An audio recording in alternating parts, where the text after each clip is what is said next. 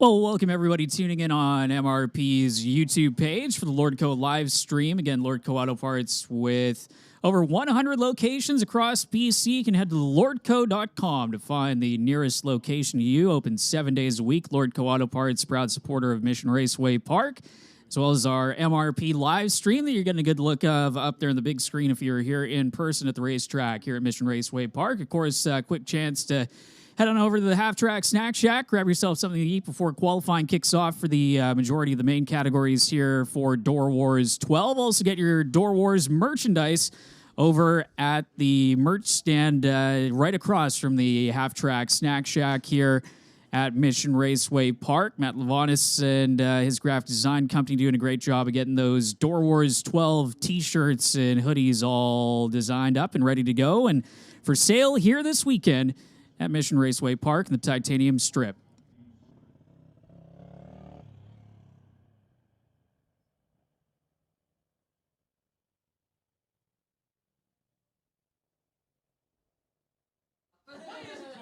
Yeah, I know since we're going to get text, we should probably correct that. It's the Pro Shop officially, but you can get your Doorwarz merchandise at the Pro Shop.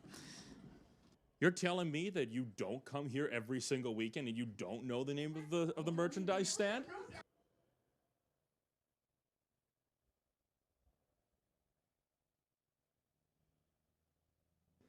So the first rounds of qualifying, we're obviously started it off with West Coast Pro Modifieds. From there, we'll be rolling into Top Comp. After that, we'll have a little bit of track prep for the radial tire classes.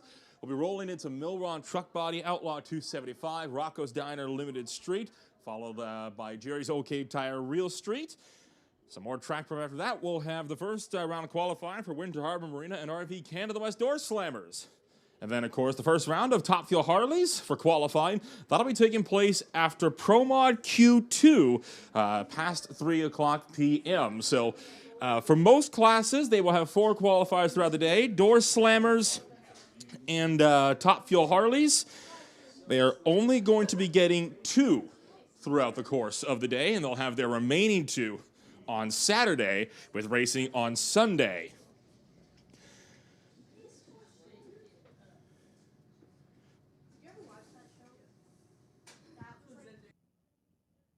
On top of that, you'll have Pro Mod Bike, which will be after Outlaw 275. They'll be up a handful of times throughout the afternoon as well, along with the Hard Knox Stunt team coming on out.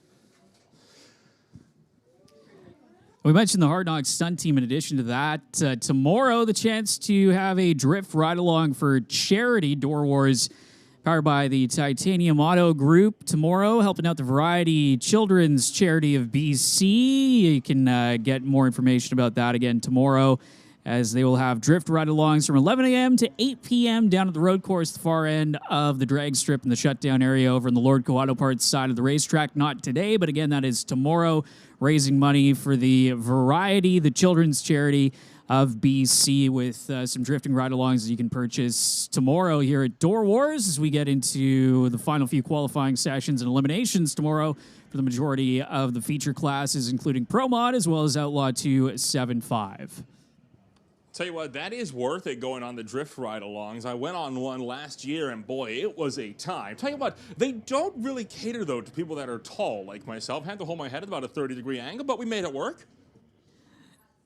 Yeah, Nolan, you're in a tough situation there, a tough spot to try and fit in one of those drift cars. But again, they will try their best to squeeze in whoever goes down there, and it's all for a good cause. So again, look for the drift ride-alongs coming up tomorrow here at Mission Raceway Park. Also helping out there, the Real Stunt Driving School, SCG Performance, as well as Rain City Motorsports, Action Tire, and the Dark Lotus Drift Team, all helping to make that come to fruition. Again, for the drift ride-alongs coming up tomorrow here at Mission Raceway Park, all part of Doorwarz 12 as track work continuing. You can see the tractors out dragging some rubber down there at the top end of the racetrack, making sure that the surface is prepped, ready to go, and we're going to get set here as I believe pretty much all the cars in the staging lanes for your West Coast Pro Modified competitors. Great field of cars here as usual for Doorwarz. Again, $10,000 on the line. Tomorrow night, going to find out who is the Doorwarz 12 champion here at Mission Raceway Park. The last count I heard for the field size was 13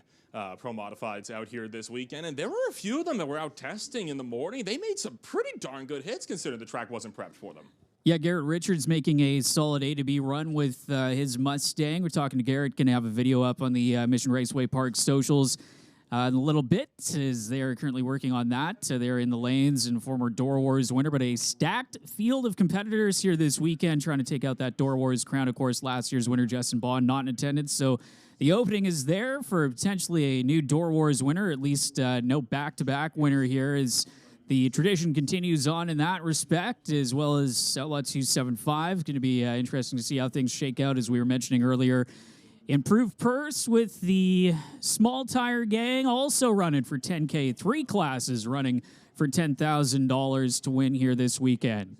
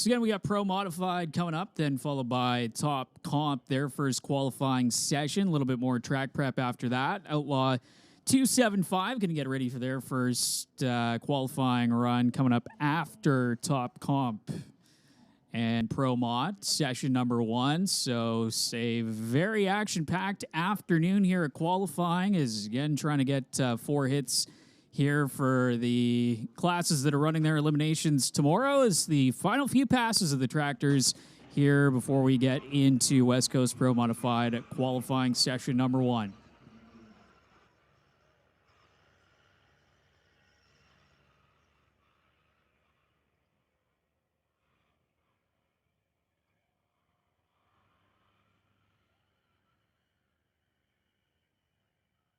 Quite a few big events coming up over the summer months.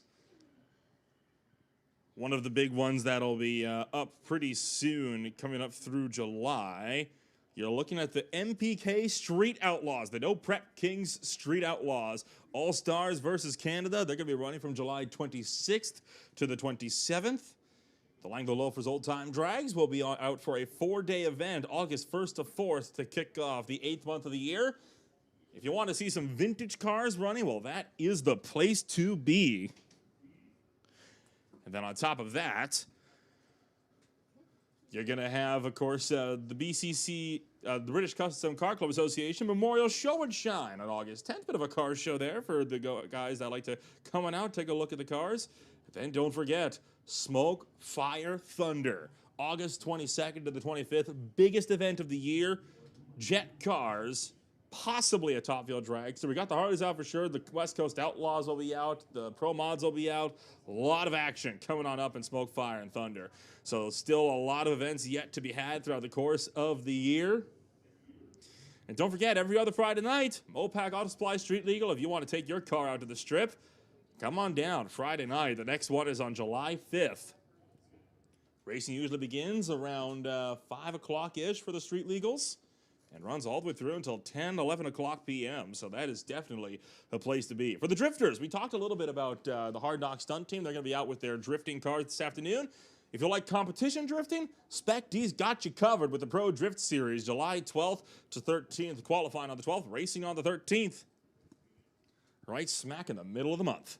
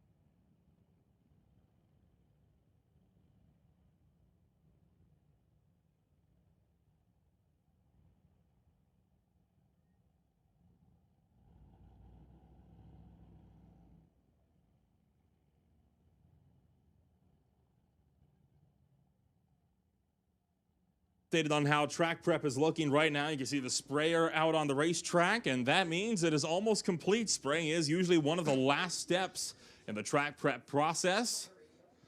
So we are just about ready to get rolling. I would start making your way back towards the grandstands or to the fence line. I think we're about to rumble.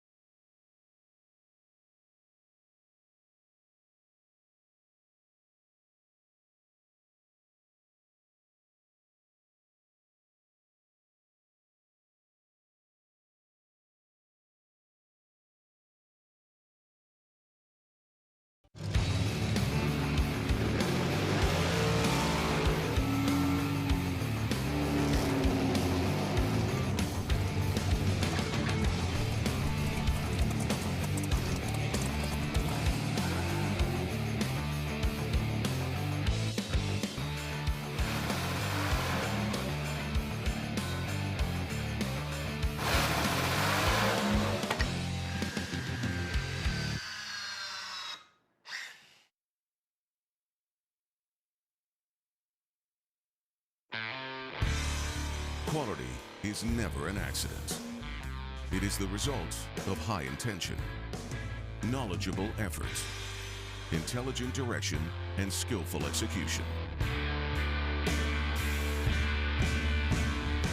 It represents the wiser choice of many alternatives. JBS Equipment. The field's the limit.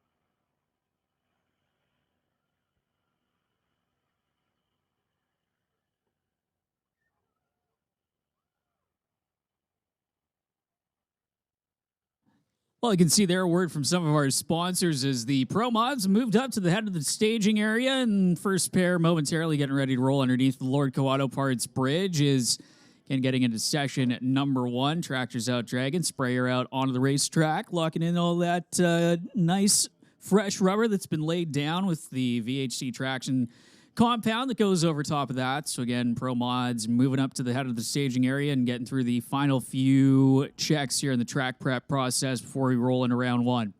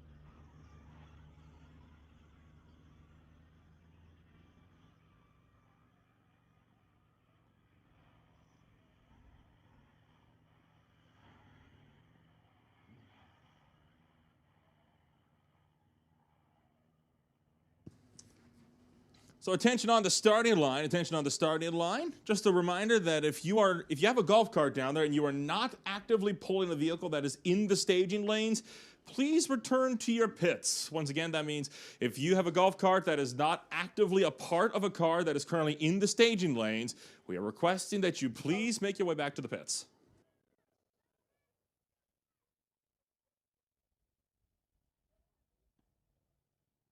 Oh, sorry, you can park them on, do not return to your pits. You can park them on the other side of the tower and then walk around to the front. That is 100% allowed. So if you're not actively pushing or towing a vehicle that is currently in the staging lanes, please move it to the other side of the tower and walk back around to the front.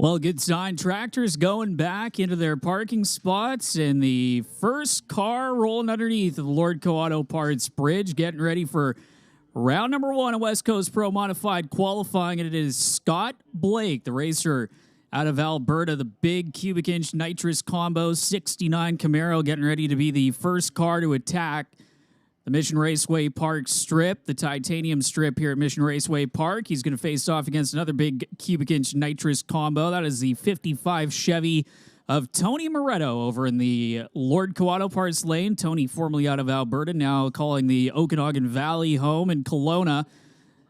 As Scott Blake, very experienced nitrous pro modified competitor, running in the PDRA formerly, and then coming back the last few years and running with the West Coast Pro Modifieds and going rounds and trying to get that West Coast Pro Modified win. And it'd be a big weekend here if you could do it for the $10,000 to win. Round of elimination coming up is getting ready to get the signal to fire him up in the water box as the race director is giving him the signal, and we'll get ready to hear these cars come to life as the first pair for West Coast Pro Modified qualifying getting ready to roll into the water box. I never get tired of the anticipation of waiting for those cars to fire up. It just gets the heart going every time.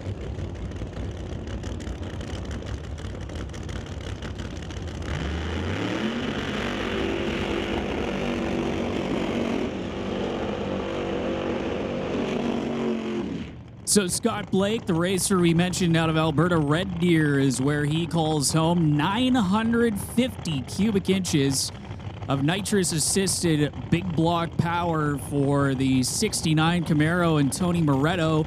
Over in the Lordco lane, 903 cubic inches of nitrous-assisted combo, as that is the previous generation of nitrous engine that flirted around that 890, 900 cubic inch territory, and now the next latest generation of nitrous contender well up in the 950 plus cubic inch area is Scott Blake, purging the nitrous system over in the TCS side of the racetrack. Tony having a little bit of trouble getting that car to back up from the burnout, now backing up into those tire tracks, and that 55 Chevy has been solidly in the 4.0s, and that is where he has kind of been stuck with the performance in that 55 Chevy Bel Air, and has been trying to get into the 3-second zone. Getting right to the 8th mile mark here at Mission Raceway Park. You can see the finish line for the Pro Modifieds right where those cones are, right at what is half track here for the full quarter mile, and getting brought into the beams right now. Scott Blake, and again, having a look around the hood scoop, a little bit of a vision obstructor if you're running in the left lane. Same thing with the supercharged competitors here in Pro Modified, with having to look around the hood scoop or the injector hat on these machines. Moretto purging the nitrous system, waiting on Tony to bring it up to the line, and Scott Blake can get guided into the beams by the crew member in front of the car there. You can see him flirting with the top bulb, just making sure the driver knows where to bring it in and trying to stage these cars as shallow as possible to rob as little ET as possible. Here in qualifying is Tony Moretto turning on the top bulb. Blake turning on the top bulb. Moretto's in. Blake is in. Tony Moretto shuts her off early, but Scott Blake 383 with a 9 at 194 miles an hour in the TCS side of the racetrack, laying down the lap to beat in that machine is Scott Blake, again going to the top out of the two cars currently qualified. Moretto off pace 578 with an 8 at 82 miles an hour for the racer out of Spruce Grove, Alberta. And again, spending some time in the Okanagan Valley here, is getting ready for the next pair to roll into the water box. And it is David Mendez out of Oregon in that 2010 Challenger in the Lordco lane. He is going to face off against the winner of the Walt Austin Legacy Race at Pacific Raceways, Ryan Hayward, 1969 Camaro. They call it the Code Blue Camaro out of Marysville, Washington, as the two Americans getting ready for the second pair.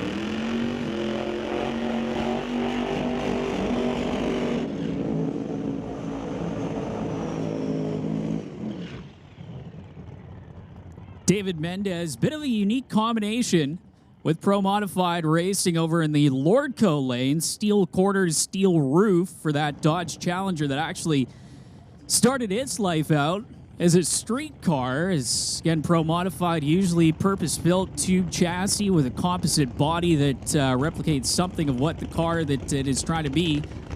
Ryan Hayward in that 69 Camaro, 959 cubic inches of nitrous-assisted power under the hood of that machine. And Ryan, again, got his first West Coast Pro Modified win just a few weekends ago, tail end of May, with the full-blown frenzy in the Walt Austin Legacy Race to kick off the season. And David Mendez, who's been trying to get the tune-up sorted on that twin turbocharged machine over in the Lordco lane. Mendez kind of targeting grudge racing and running Pro Modified to try and get a few more test laps underway with this machine and try and get it deep into the 3-second zone.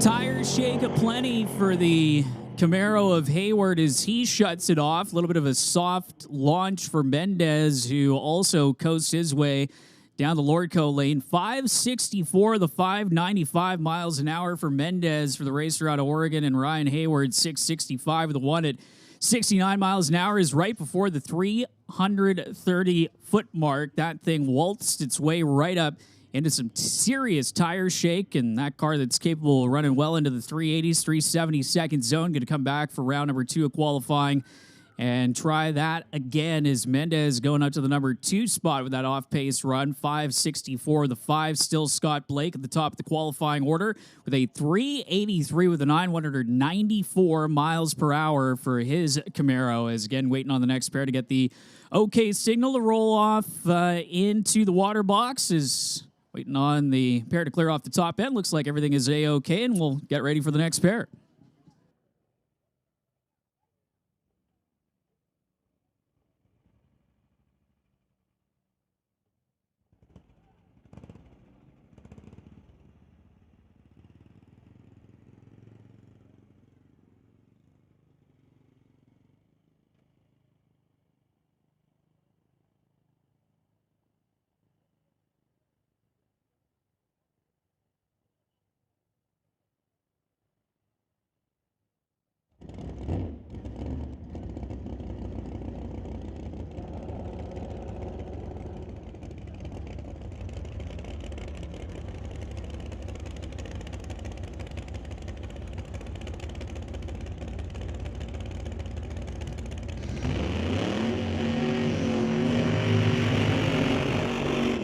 So, Cole Sorensen, we finally get to work together. I know John Tabak here is listening to you, and back up in the tower here for round number 1 of Pro Modified qualifying is Steve Goddard backing up for the burnout in that GTO. The racer, another one of the Alberta competitors, teamed up with Scott Blake. This is actually Scott's old race car as he backs up from the burnout. And John, stack field of Pro Mods here this weekend. It's going to be pretty tough for whoever wants to try and take out this $10,000 payday at the end of tomorrow night.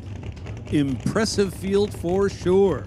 This is going to be a fantastic weekend. If you don't have plans to make it out to Mission Raceway Park either tonight or tomorrow would be better, well, you should change your plans and get that straightened out. So Steve Goddard, the purchase of the nitrous system and adjusting the wheelie bars in the back of the race car, which has become quite crucial in the tune-up of these machines. And Steve has been another solid 14 player, but really wanted to get into that 3-second zone. And with these cool conditions that we have here this weekend, laying down the power, if you're not too aggressive, shouldn't be too much of a problem when you're trying to get a more consistent tune-up for race day, as Goddard getting guided up into the staging beams.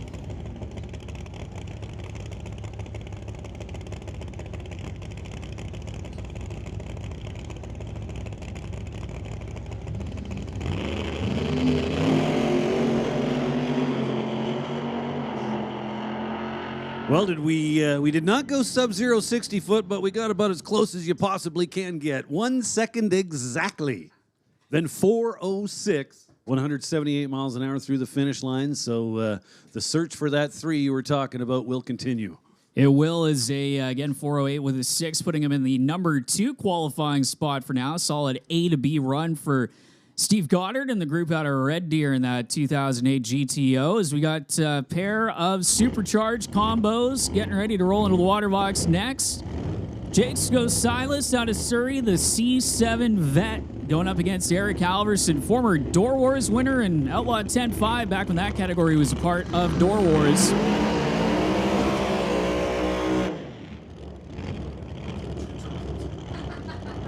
So, Cole, to the best of my knowledge, I do not believe I have seen this Corvette in the left lane before. What's the story on this car? So Jake used to be Dakota Jake, as he has moved into this machine. He's been playing with it the last few years. It's come out intermittently for some of the bigger events, as well as Doorwarz and the Smoke, Fire, and Thunder event in August, and has been a solid 3-second player. It is running small tire combo, the 10-5 tire on the back of it. And Jake has been, again, as we mentioned, kind of tuning, testing with this machine, and has found himself a little bit of a home here whenever the West Coast Pro Modifieds come to town, and putting some solid fight up against some of these bigger tire competitors. Well, he is definitely looking good down there. No, I absolutely would have equated that name to the Dakota pickup truck, which is on the property. I did see potentially that that might be for sale. Somebody could pick that thing up there from the JS Power Sports Group. Eric Halverson, the Washington State runner that is former winner with the West Coast Pro Modifieds. Small tires in the back, switching things up, put the big tires in the back of that 1970 and a half Camaro with the supercharged Hemi power plant. Again, winner here in Doorwarz competition back in 2013 with the small tire in the back of the 10-5 class, looking to become a player this weekend in West Coast Pro Modified action in the Lordco Lane.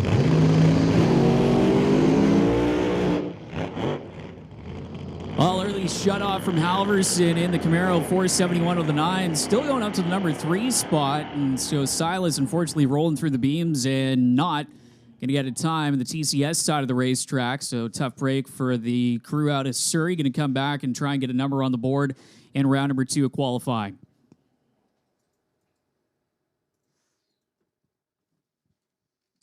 So Halverson almost getting down the track, went into tire shake rather at about 450 feet or so. So he's got some data to work with.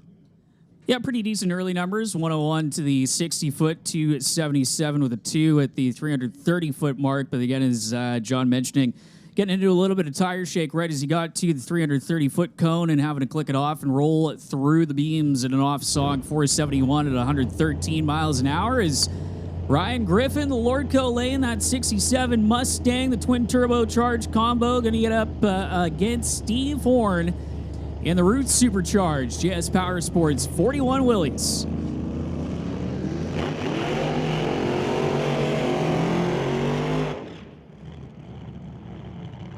John, Steve Horn, no stranger to Mission Raceway Park and a variety of different race cars here over the years, and with the JS Power Sports fleet electing to bring out the Willys here this weekend.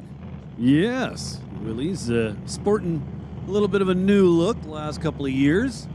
Debuted this paint job last year, or actually I'm not sure whether it's paint or a wrap or what's going on down there. I haven't been that close, but car most people are very familiar with in purple and black.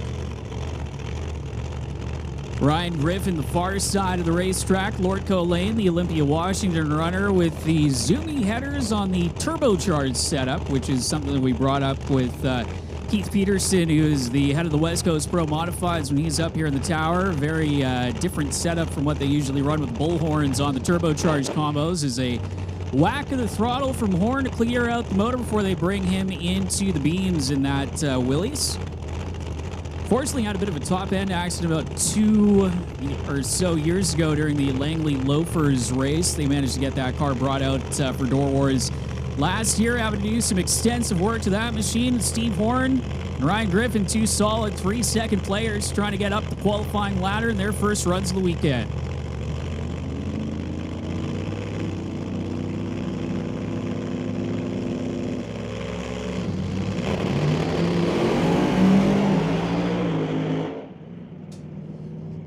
Well, it was looking good early for Steve Horn, but got a little close to the center line, forced to get off the gas. He'll have to settle for a 437. 960, 60 foot, though. That'll definitely work. Ryan Griffin in the right lane looked to be having trouble getting the car staged. I was just about ready to watch him get timed out, but he managed to get it in, and then car didn't want to go anywhere, so... Yeah, bumped it in just in time, and didn't seem like the thing built up any boost off the line either. A really lazy 60-foot, only 1.62 to the 60-foot clocks. But as you mentioned, Steve Horn, nothing to be disappointed about with the early numbers in that Willys, but it was wall to center line on the TCS side of the racetrack. Still coasts his way up to the number 3 spot with that 437 with a 5. Hey, listen up in the pits. Top comp. This is your call to the staging lanes. We'll take top comp to the lanes, please. Top comp, come on down. So a couple of blown combinations rolling into the water box. There's Dave Kowalski.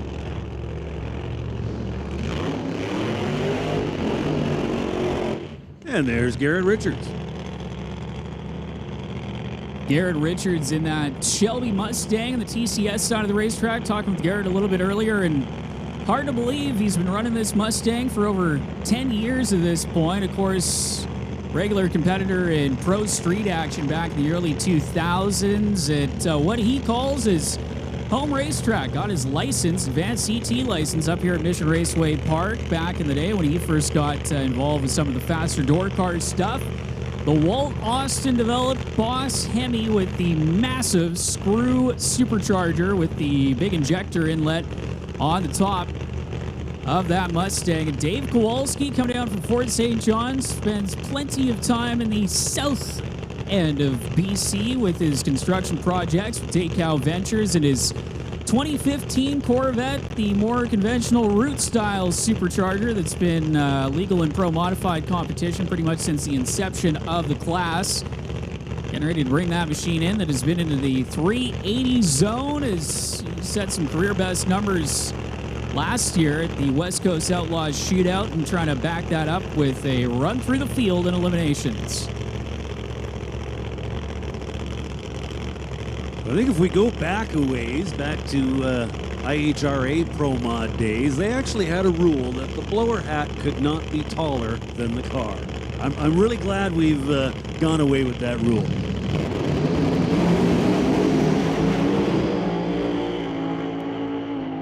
Old Richards experiencing some tire shake. You heard that thing rev to the moon just as it got to the 330-foot mark. And Dave Kowalski, 404 with a 281 miles an hour, going up to the number 2 spot. Another sub 1 second, 60-foot time, .986.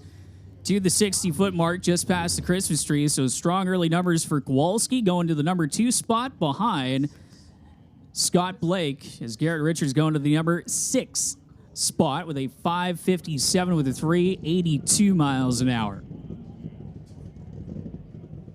So we'll make another call for top comp. Top comp. We are looking for top comp in the staging lanes. As we make our way through this opening round of qualifying for Pro Mods. Lots of door car action coming your way this evening. Schedule is chock full as pair going silent here as a quick check the racetrack in the TCS side. As you can see the crew out of the top end. Garrett Richards, who went down the TCS lane, having some problems with the Mustang and having to shut her off there. The racer out of Tacoma, Washington, to the RCD engineering machine. 2-time Doorwarz winner back in the past. And again, a racer that can solidly land that thing usually in the 380s zone, 390s. And parlays that consistency to some pretty good runs when it comes to race day and eliminations. Is Nick Duda going to be the next racer in the water box coming up after we get the AOK sign down there at the top end? Is the crew currently checking things out right now? So you were talking about Garrett Richards having quite a bit of past history in the old pro street days. One of my favorite memories of them was the original pickup truck. So the silver square body one, big block Chevy powered blown deal, and backing up from the burnout at a rather high idle. That thing had the windows of this tower like just buzzing beyond what I've ever heard before. Mike Rice was on the property that weekend. This is how long ago we're talking about. And even he said, like, he was just shaking his head, and he's like, what is up with that thing? I have never heard anything sound so nasty. And that continues with the Mustang, definitely one of the louder cars in the property with its distinct engine noise, and still shaking the windows up here at the tower and the TCS side of things here at Mission Raceway Park. And of course, the pits are open. If you got yourself a ticket, make sure to come on over across the Lord Co Auto Parts Bridge. If you are on the spectator side of things in the Lord Co Auto Parts lane, check out all the cars in action throughout this weekend. Is switching things up with the format this weekend for the West Coast Pro Modifieds. They're going to be running their qualifying rounds, all 4 rounds of qualifying tonight, going through the afternoon, finishing up tonight, and then moving to eliminations tomorrow here at Mission Raceway Park as they'll get ready to back up the Corvette of Nick Duda. And again, looking like there's a little bit of attention that needs to be done there in the TCS side of things. So a little bit of work going to get ready to go on and get that lane back in racing shape, and we'll get ready with the final few cars and final few pairs in qualifying, which actually looks like it might be one of the final pairs in qualifying here for the West Coast Pro Modifieds in round number 1.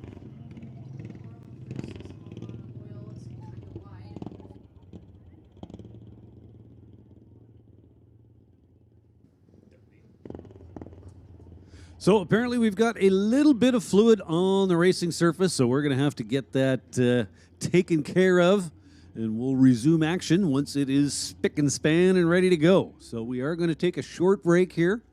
So if you have not yet done so, make sure you make your way over to the Pro Shop. There's lots of cool stuff in there, including Doorwarz merch. So I know they've got T-shirts, possibly hoodies. I can confirm, I believe they have hoodies. They have, just being told, they also have hats, so full selection of merchandise in the Pro Shop for all your Doorwarz merch. And again, Garrett Richards' car is still at the top end. They're just getting the gate open. Looks like that they have cleared the Mustang off the top end, so now just about 10 or 15 minutes or so of track prep down there at the far end of the racetrack. Is a little bit of fluid getting put down by Garrett Richards and the TCS side, and we should be ready to roll on with the final pair of cars here in West Coast Pro Modified qualifying session, round number 1 here for Doorwarz 12.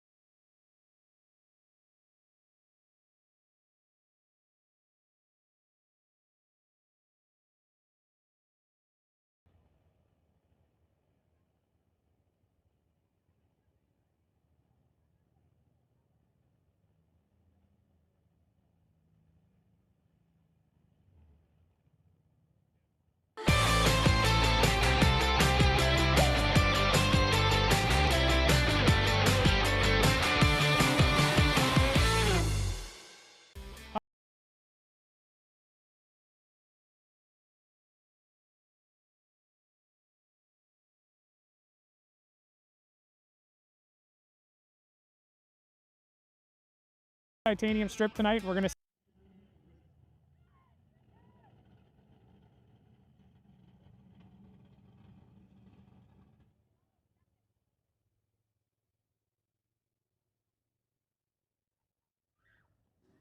Well, we got about midway through the Mustang ad, but you can see it in the winner's circle behind the TCS side grandstands. If you scan the QR code on the Mustang, you can get yourself entered in to win the Mustang from the Titanium Auto Group. Of course, big supporter of racing out here at Mission Raceway Park. The Titanium Auto Group sales and lease. You can get approved now with good, bad, and even ugly credit. Head to titaniumautogroup.ca for more info. And again, you can scan the QR code on that Mustang GT behind the TCS side, the pit side grandstands here, and find out how you can enter in to win that car here at the end of the season at Mission Raceway Park.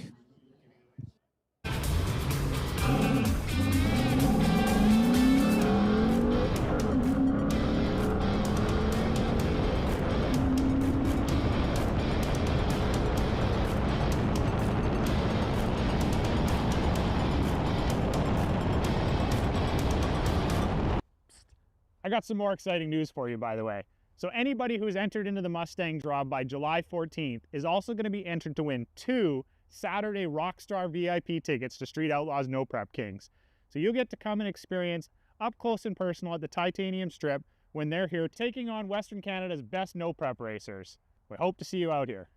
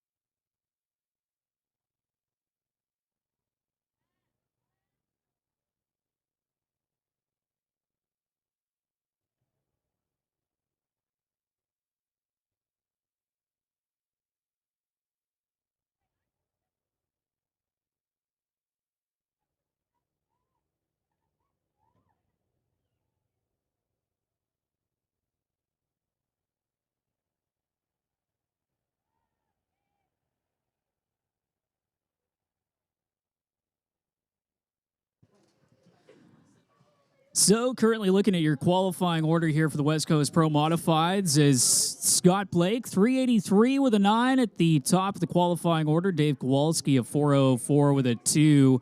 Currently the number 2 spot, 408 with a 6 for Steve Goddard, putting him in the number 3 slot. Steve Horn in 4th in the qualifying order with a 437 with a 5. Eric Halverson in the 5th qualifying spot, 471 with a 9. Garrett Richards with that aborted pass, 557 with a 3. David Melendez in the Challenger with a 564 with a 5. Tony Moretto rounding out the top 8 in qualifying with 578 with a 6. Is again the final pair by the looks of things in the water box. Getting ready to roll into the water box rather underneath the Lordco Auto Parts Bridge. Going to be Eric Horvath in the Firebird over in the Lordco lane, going to face off against Nick Duda in the battle of the turbocharge combinations. As soon as we get the AOK from the top end of the racetrack, that we are good to go back racing. As again, a little bit of fluid being laid down on the TCS side of the racetrack, with Garrett Richards having some problems in the Shelby Mustang, and cleanup currently underway as they've got that car cleared off of the top end.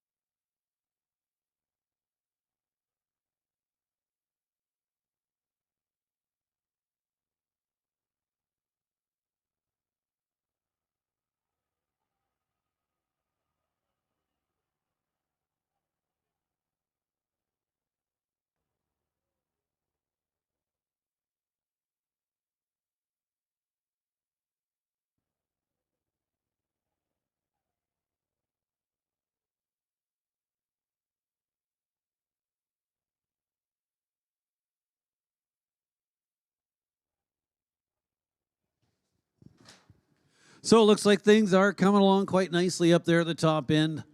Should not be much more than just a couple more minutes before we complete this opening round of qualifying for West Coast Pro Mods here at Doorwarz 12.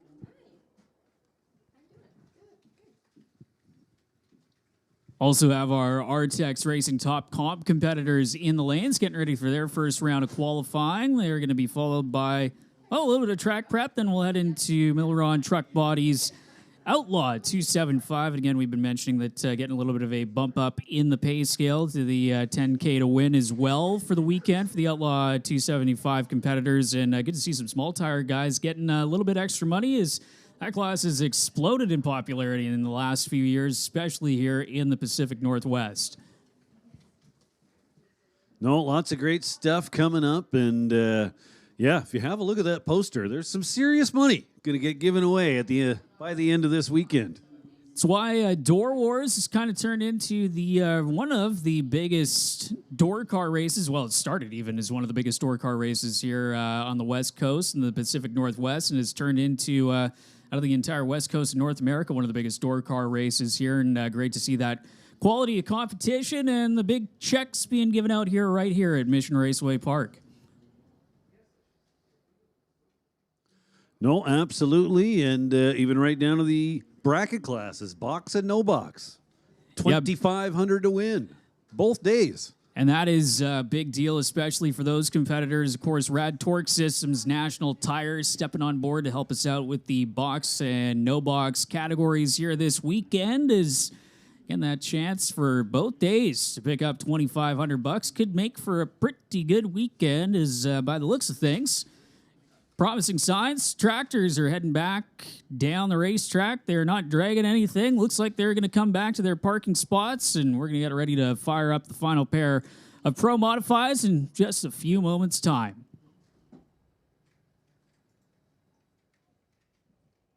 So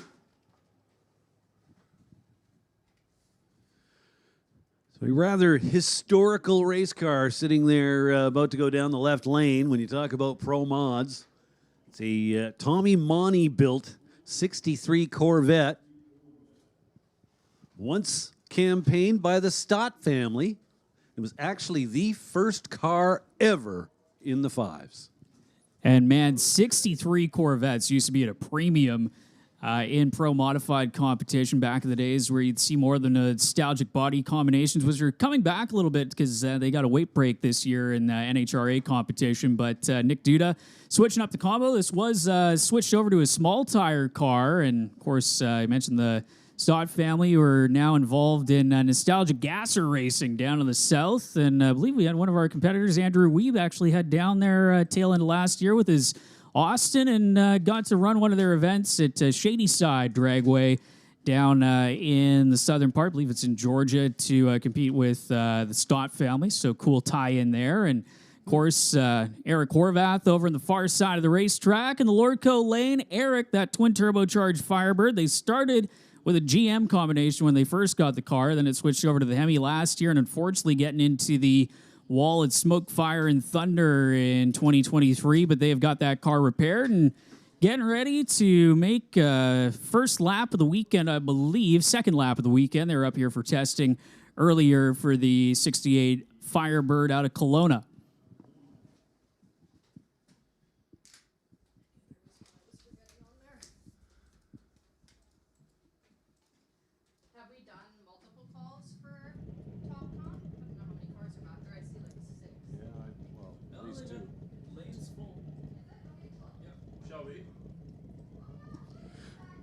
So we will make, one more call for Top Comp. Looks like there's a whole bunch of people back there, but if you are planning to run and you're not there yet, it's where you need to be.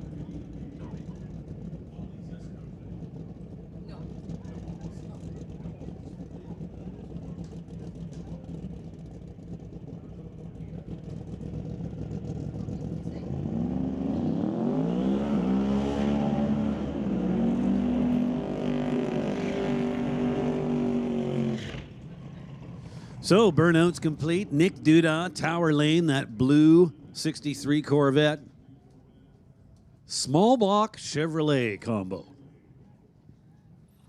Nick, your 2021 Doorwarz winner with that mouse-motored Corvette backing up from the Burnout TCS side and ran that thing in Outlaw 10.5, and that class kind of went away here in the Pacific Northwest, putting the big tires on it. The last few years been playing with the tune-up, and Eric Horvath, again, getting that Firebird a little bit more dialed in than they had been in the past, really working on the tune-up, both suspension and power-wise for that machine, and had it as a solid 3-second player, but again, a little bit of the unknowns here with only a few laps on the cars since they managed to get that machine repaired after, again, having an incident here last year at Mission Raceway Park. But again, the crew going to get that Tommy Gunn's Barbershop machine brought into the beams and building up the boost to pair with turbo cars in either side of the racetrack. Again, the Hemi Power for Horvath and the small block Chevy combo for Nick Duda and the TCS side of the racetrack. So Nick Duda sporting just 393 cubic inches. There are cars in this class with over twice that. Yeah, 950 plus cubic inches to give you the size comparison. Of course, the turbocharger helping out in the power department. Both drivers in, getting ready.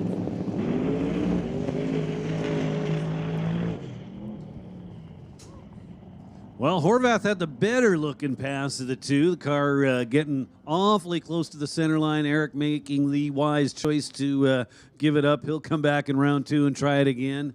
Duda had less success. He was instantly up in tire smoke. I don't think he got a revolution out of the rear wheels before there was smoke coming off him. So he's another one. He'll have to come back in round number 2 and give it another try. It was pretty much shake and shut off for Duda as Eric Horvath's going to go up to the number 4 qualifying spot. That early shut off, 436 with a 4. How about a .94760 foot? Strong early numbers for Eric Horvath. I believe that's going to finish things off for West Coast Pro Modified action. So Scott Blake still your fast qualifier at the top of the qualifying order with that 383 with a 9. Dave Kowalski, the number 2 spot with a 404 with a 2. Steve Goddard, 408 with a 6. Slots himself in the number 3 spot. Eric Horvath, a 436 with a 4 in the number 4 position. And Steve Horn with a 437 with a 5. Rounding out the top 5 in qualifying is test hit for the S10. Unfortunately, going to get backed out off of the line, so problems with that machine. And as soon as that is wrapped up and make sure that the racetrack is A-OK, we're going to roll into round 1 of qualifying for Artex Racing. Top comp. Again, you got to run quicker than a 999 with a 9 to get into that qualifying field. Adam DeYoung going to be the next one up into the box here, and he's going to pull it with him and altered into the stage beams as well. This is not a car I was expecting to see in Top Comp here, John. Well, it's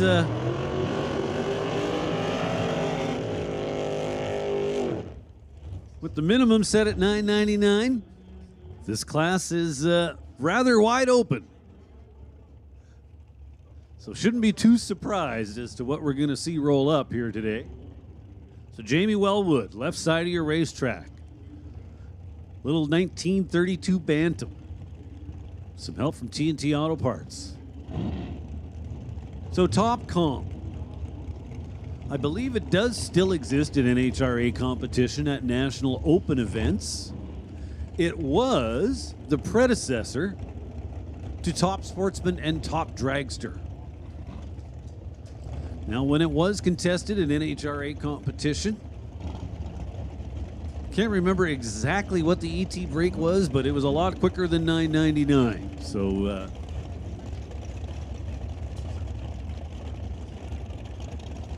essentially, it'll be a dial what you think you can run class. It's just got to dial at least $9.99. All electronics are allowed.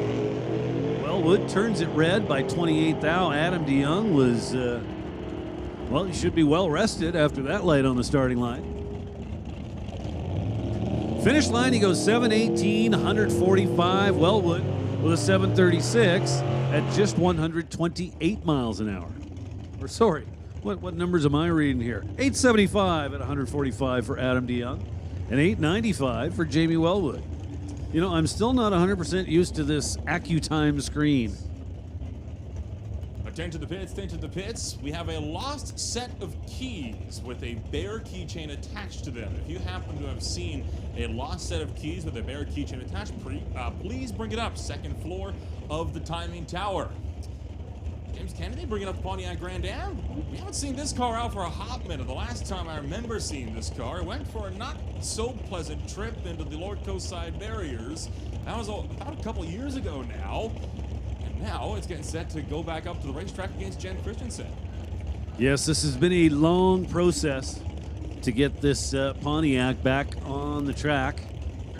I know there were engine issues. I don't know if he was stepping up with a new combo, but I believe that originally this car should have been back last year at some point, but the motor didn't make it off the dyno. Never made it to the frame rails. So that was a major setback, but James Kennedy and team have overcome all of it to be here this weekend. Lined up beside Jan Christensen. Christensen running Justin Bond's Super Pro car. So Kennedy turns it red by 2 thou. Then goes 448 at a $157 to the 8th mile and is off the gas shortly thereafter.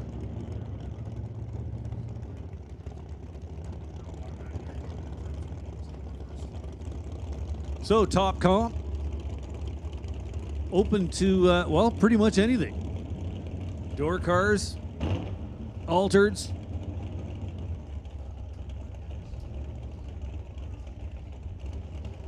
even dragsters, as we see. Emily Gerard, left side of your racetrack. Rad Torque Systems, going to be taking on Brian Ritchie. Ritchie, a regular runner with the Doorslammers. Going to be putting some miles on the Chevelle tonight. Brian Ritchie in the right lane. 4 bulbs lit. Here we go. Emily with an 035 light. Brian Ritchie 046 at the finish line. Emily 753, 178 miles an hour in the dragster. Brian Ritchie off the gas and coasting at the finish line with an 853.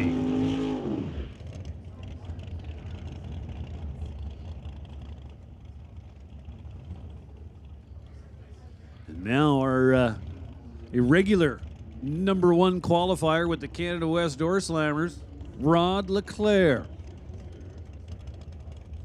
Pretty sure Leclerc's able to run 999 or quicker.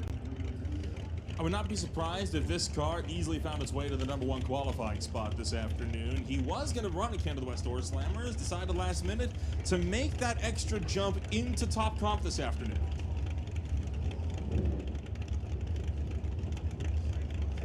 So Dale Phillips in the right lane, 67 Mustang. From a little north of here, Chetwynd, BC.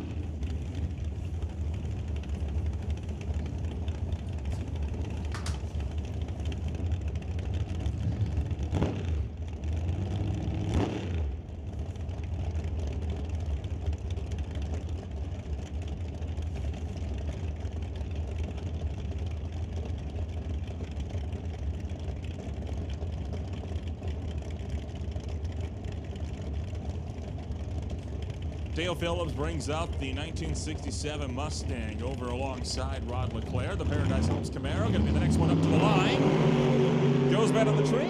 That's all fine in qualifying. Leclerc, 688, 200 miles an hour, almost dead on. Dale Phillips goes 772 at 176. And that will propel Rod Leclerc easily to the number 1 qualifying spot by almost a full second.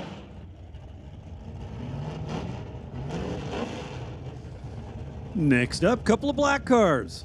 Well, one of them's a truck, but close enough. So we were talking about Jake Skasilis, and now he was kind of known for running a Dodge Dakota pickup. Well, there is said pickup in the right-hand lane. Jay Severston behind the wheel for JS Power Sports. Gonna line up beside Chris Stone. Stone, tower side. So Jay's off the gas in the Dodge Dakota pickup truck. Well, not completely. He's just kind of out there for a cruise right now. Goes 11:55 at 101 miles an hour. Chris Stone gets on the sheet. 9:78, 134 miles an hour for the Stone Cold Racing 68 Dart.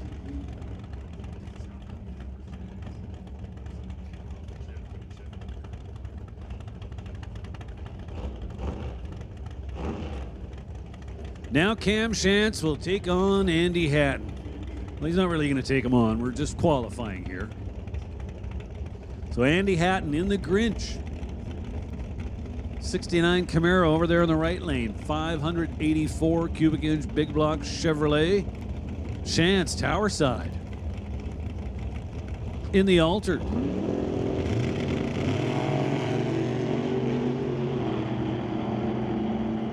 Couple of red lights, but that's all right. Get those out of your system. Cam Shantz with an 885, 147 miles an hour. Andy Hatton goes 825, 162 miles an hour.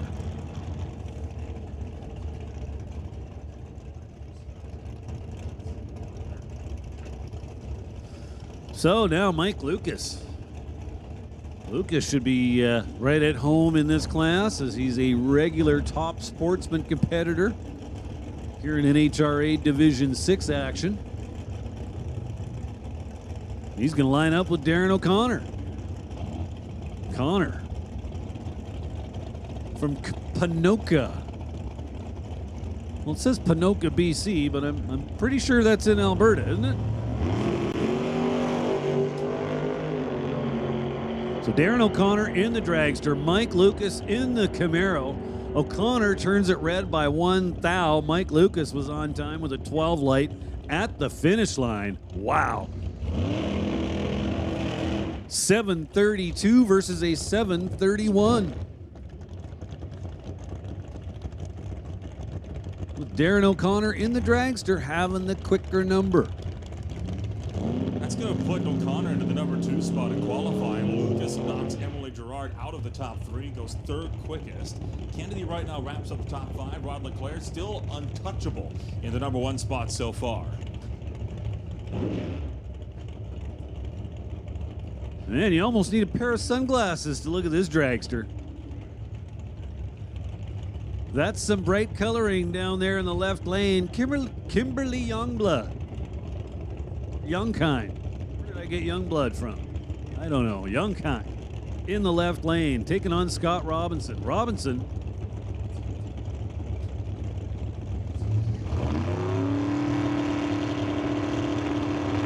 Well, Cole just pointed out I was talking about the paint scheme, and then it came up with Youngblood. Must have been thinking about Kenny. So Scott Robinson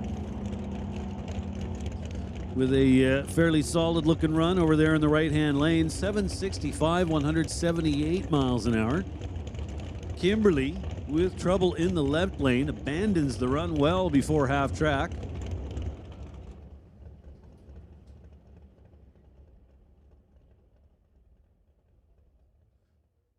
So I believe they are going to take just a quick peek at the surface before we continue.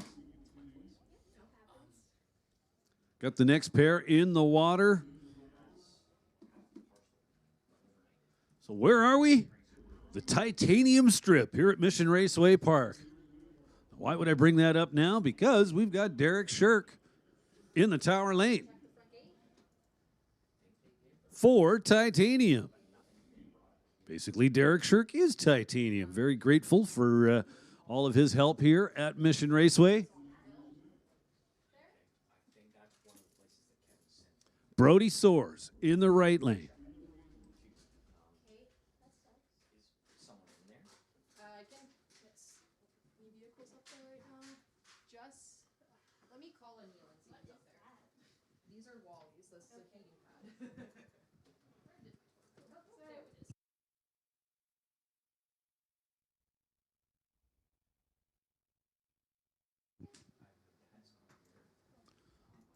So if you've just recently arrived or if you're just joining us online on Lordco TV, want to welcome you to Doorwarz 12 here at the Titanium Strip at Mission Raceway Park. This Doorwarz event now in its 12th year and still picking up steam. Got a number of great fields of cars here this weekend.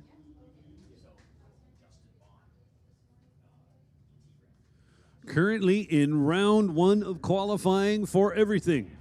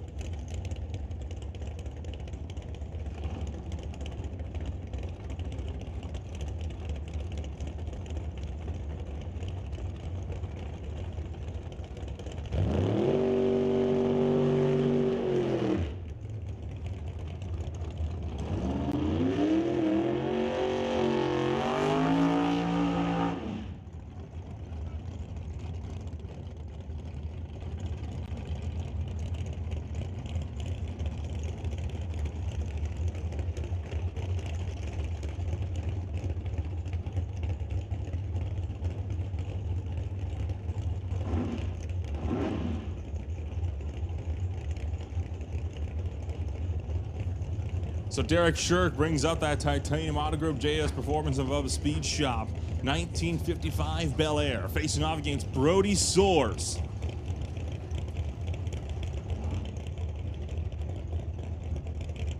Shirk, one of the other drivers that runs in Canada West Doorslammers quite frequently.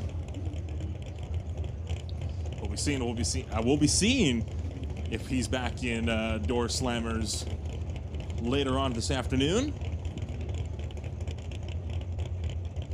Soares alongside. Both drivers away on green lights.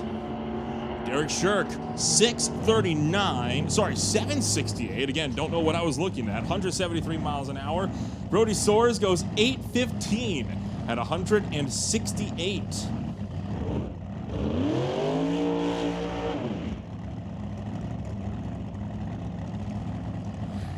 Attention the pits, attention the pits. Outlaw 275 along with Limited Street. Once again, Outlaw 275 and Limited Street. This is your standby call. Please get ready to go. Once again, Outlaw 275 and Limited Street. Standby call. That brings up Dane Lachette. LeCelt for the Highway 97's transmissions. LeCelt, the dragster, racing against Jeremy Soares for Quick Tech race cars. Pair of dragsters coming at you down the quarter-mile mark. There is a few of them still sitting around in the staging lanes.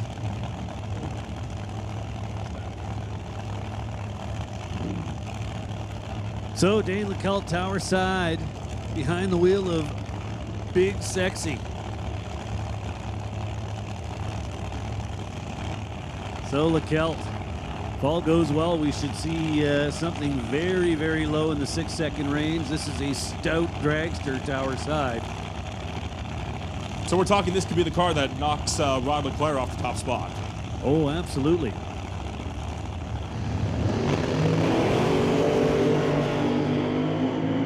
LeCelt's looking good, left side of the racetrack. Nope, off the gas early, coasts through to a 661. That ain't maybe even good enough to do it. It is. He grabs the number one spot off the gas at 1,000 feet, doing just a $1.62 through the finish line. Jeremy Soares, meanwhile, had a pretty decent looking run over there in the Lordco lane. Went 742 at 180 miles an hour.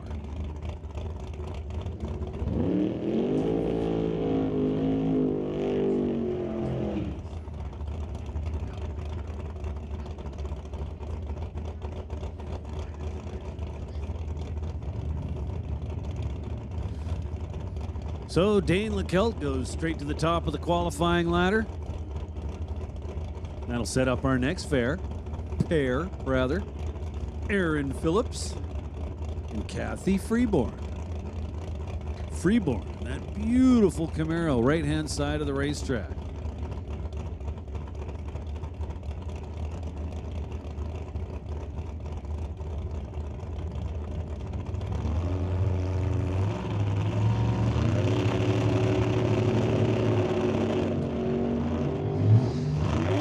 Well, that's not ideal for Aaron Phillips. Kathy Freeborn also on the brakes at about half track.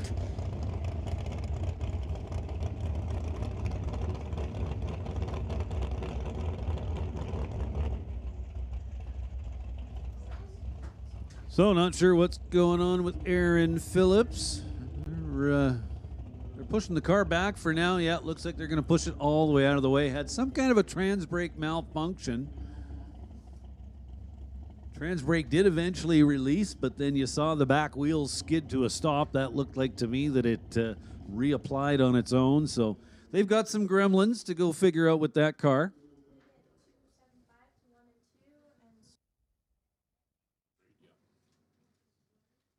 Hey, listen up in the pits. 275. This is your call to lanes 1 and 2. We'll make the call now for X275 to lanes 1 and 2. We'll also make a call for Limited Street. Limited Street will take you in lanes 3 and 4. Limited Street to lanes 3 and 4. So one more time. Outlaw 275 to lanes 1 and 2. Limited Street to lanes 3 and 4. We're going to tag on Pro Mod Bike into lane 5 at that one. As you see Aaron Phillips being chased down the return road by the tow car. And that will bring up Colton Morin. Now, Morin, of course, still licensing that dragster. He was going to have his final testing hit, his final licensing hit in the middle of that morning test and tune session. Didn't quite go his way.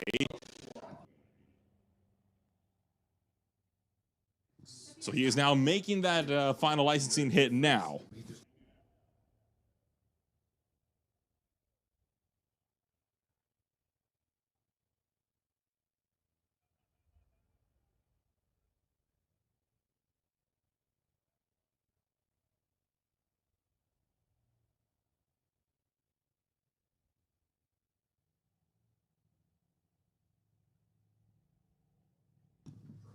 Warren will be the last driver to try and take a hit before we roll into Milron Truck Body. Outlaw 275. As the West Coast Outlaws get set to kick off their first batch of qualifying hits.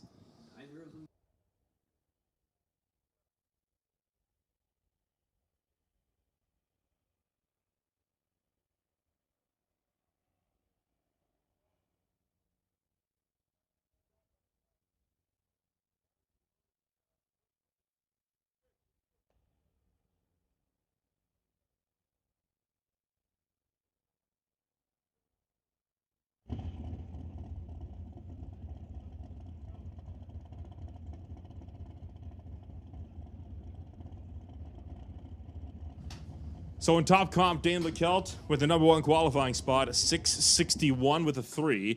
Rod Leclerc at a 688 for number 2. Those are the only 2 6-second cars that we've got so far on the racetrack in top comp. Darren O'Connor for number 3, Mike Lucas for number 4, and Jeremy Soares in his tracks that brings up the 5th spot.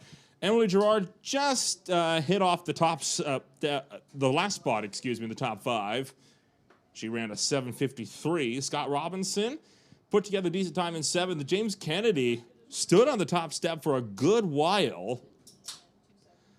He, of course, ran a 7:65. Derek Shirk with a 7:68. Dale Phillips to round out the top 10 of first round qualifying for top comp was the final 7-second run. Went 7:72 with an 8. And right now, Jay Siverston, Kathy Freeborn, Kimberly Johnkind, and Aaron Phillips will all be looking to be making their next hits. 22 cars, it looks like, attempted to qualify for this rotation of top comp.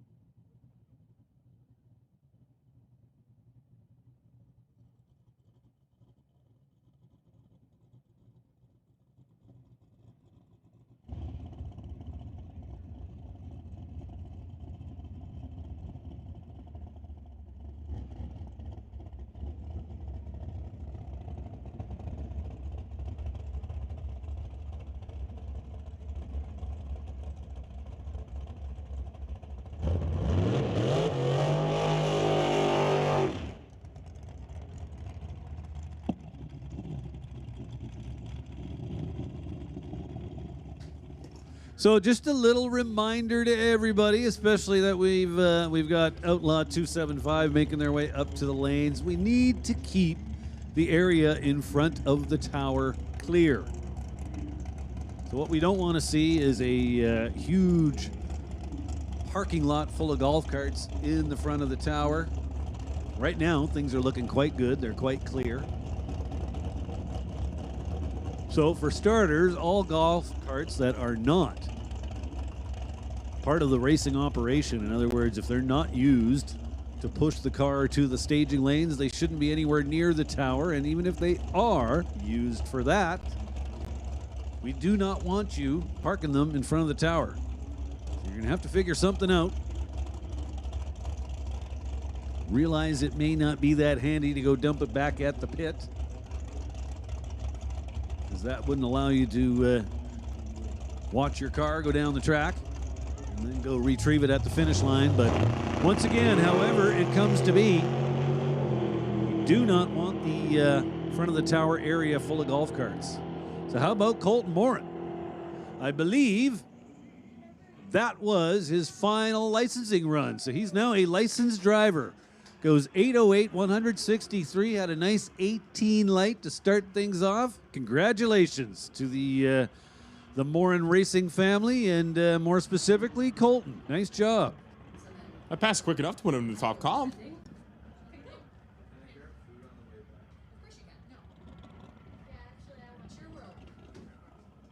Well, considering where he ran, I think that might have even counted. I know there was talk earlier that his final licensing pass would actually be a qualifying run. So I literally just weighed myself. Can we confirm that that was also...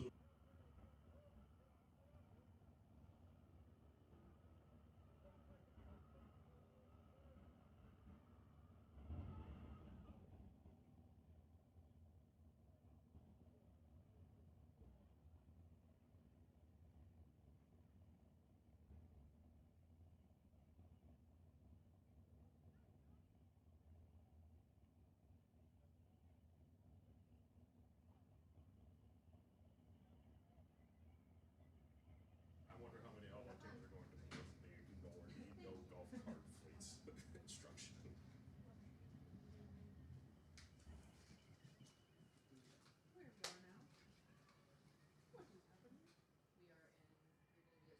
So safety out there, just doing a little touch up on the racing surface.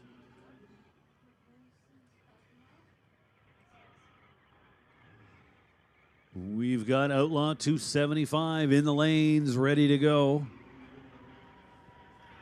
Now, I'm sure that most people in the stands today or tuned in on the World Wide Web would be well aware of what this class is all about. But for those of you that are not overly aware, I'll give you a brief explanation. So these are pretty much full-on race cars. However, they do have steel roofs and steel quarter panels, unless they're a Corvette, in which case it would be fiberglass. But in other words, you can't show up with a carbon fiber race car body on a full chromoly chassis and say, I want to race an Outlaw 275. So from there, pretty much unlimited as to how much power you can put between the frame rails, but be careful with what choice you make, because you're going to have to transfer all that power through to the track, through a 275/60/15 radial. So basically a 10-inch wide racing slick that is of radial construction. So it's not some big, huge, floppy, meaty tire. That'll allow you to transfer power through the track. These guys are doing it on a small tire, hence we call it small tire racing. So Outlaw 275 qualifying round number 1 coming up. So Nolan, who's bringing us Outlaw 275 this weekend? That would be Milron Truck Body.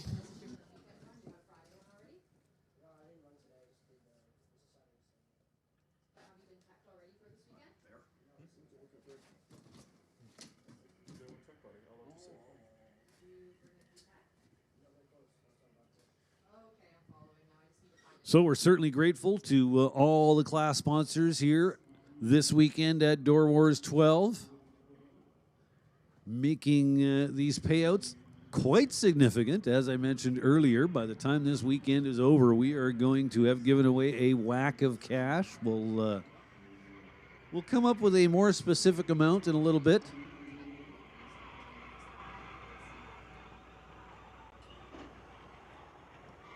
And a big thanks once again to everybody watching along on MRP Lordco TV. 24 currently watching on Facebook. 170 on the YouTube feed currently. So wherever you happen to be watching us, well, we hope you're enjoying the show thus far. It's been a good day.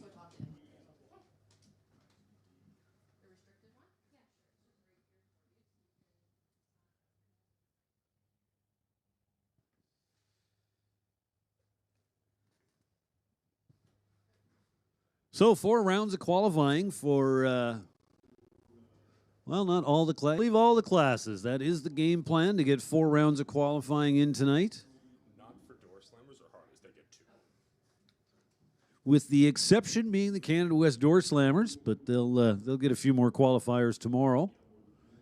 And Top Fuel Harley being another exception. We will see them twice tonight.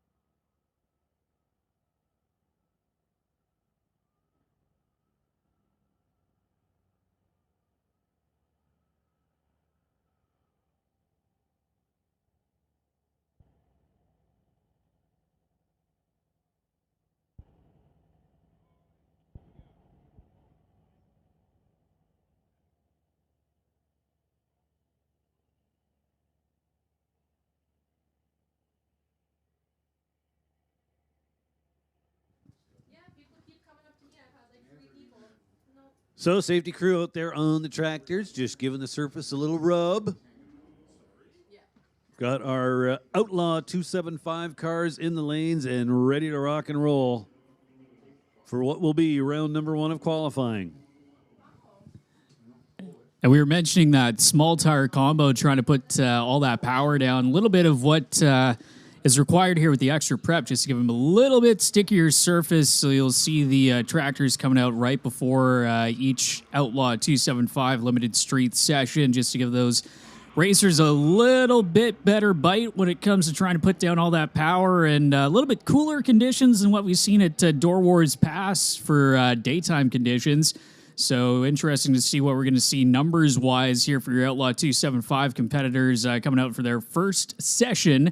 Usually we'd say in the deep heat of summer, but even now we'll take the 20-ish degree temperatures with sunshine, because I know here at MRP it's been a little bit of a struggle to get through the season so far. Yes, the weatherman has not been kind to Mission Raceway Park this year.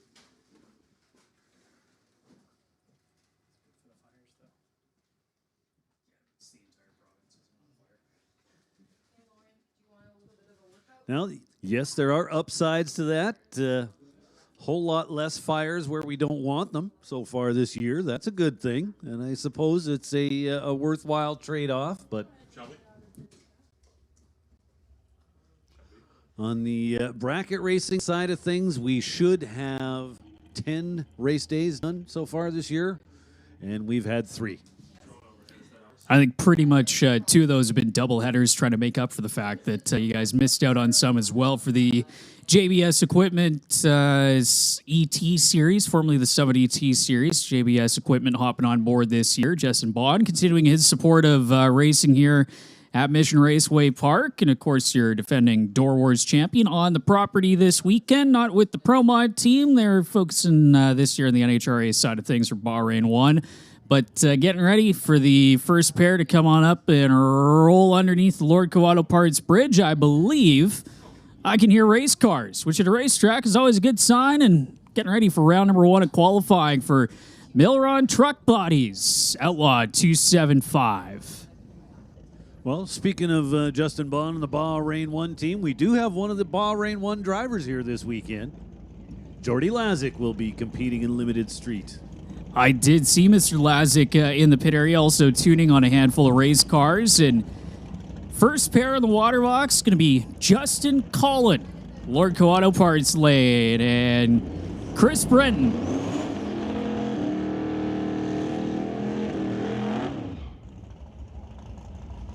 Brenton, the Nick Duda-tuned turbocharged combination for the 63 Chevy 2, getting backed up from the burnout for the racer out of Vancouver, Washington. And Justin Collin out of Airdrie, Alberta, the big block Chevy-powered Fox-bodied Mustang. And fortunately, Justin missed out on last year an Outlaw 275 competition, rebuilding this car. Unfortunately, had a bit of an incident with it at Smoke, Fire, and Thunder, the 2022 edition. Good to see this race car back out and still bearing the scars of that contact with the Lord Auto Parts concrete and the left rear quarter panel of that Mustang that he's had since high school. So as soon as it got a little bit of damage, it was paramount that car got rebuilt and getting ready to make its first few hits here. They're out with a test and tune pass earlier on as Chris Brenton. First time we've seen him as well since 2022 at Doorwarz. Missed out on last year, but heavily involved with the West Coast Outlaws Series and West Coast Garage. Very, very cool car in the left lane, in my opinion. Real patina. Rocks.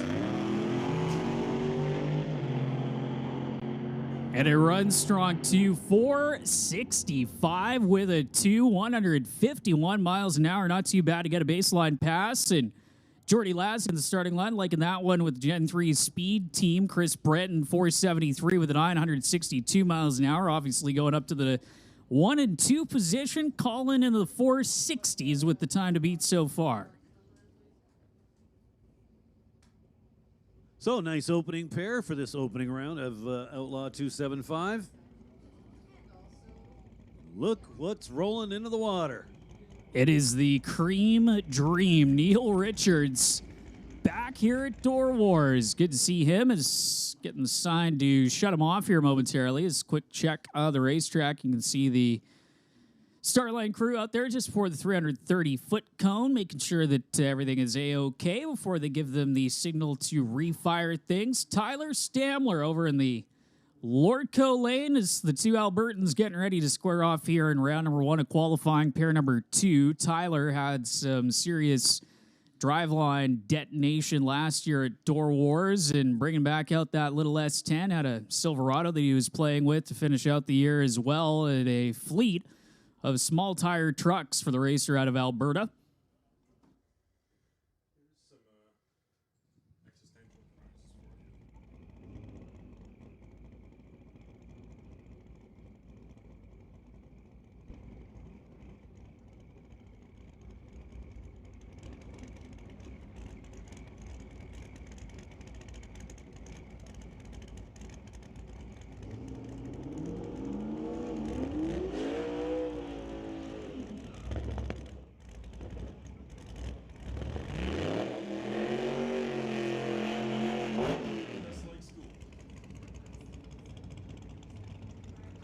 So the Cream Dream in the left lane had a little chat with Neil earlier, and, well, they've already suffered some damage this week. He says, so it is together, but I have no spare parts. He says, I've used everything I own to have this thing in one piece. So if they break, they're done.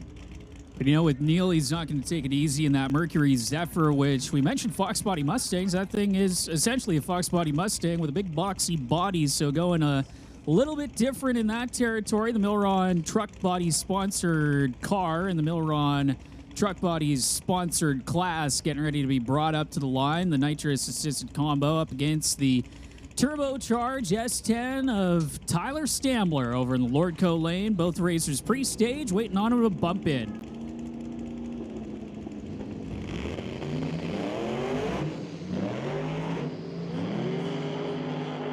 Neil Richards pedaling it about 3 or 4 times, trying to get her down the TCS side of the racetrack. 544 with the 248 miles an hour.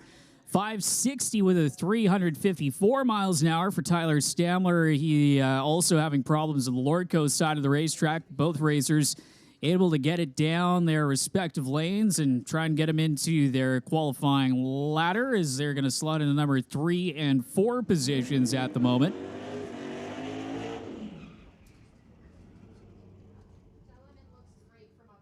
That'll bring up Justin Gallant. Gallant, Tower Side, the little Fox Body Mustang. Small block Ford. This is another one of those cars that just makes you go, huh? How are they doing that? But once again, hats off to Nick Duda. Former Streetcar Super Nationals winner. He's been a little bit snake bitten when it comes to Doorwarz, though. He made it to the final round, which I believe was split because they ran out of time to run it. As the dew setting in at that point, trying to get the Doorwarz title solely to himself here for the first time in 2024 is Justin Gallant getting ready to make a trip down the TCS side of the racetrack. Reaction time, don't worry about it. Build up the boost. Back into that Mustang, just stands up and hooks to the track. How about 448, 168 miles an hour? They're going to be happy with that. That is not too shabby, especially with the heat of the day going up to the number 1 spot. 448 with a 168 miles an hour, pretty much right off the trailer for Justin Gallant. And man, that is going to be a happy man, as pretty much it's just going to be back into test and tune mode through the rest of the qualifying runs that they have here tonight, as they are already solidly into the show.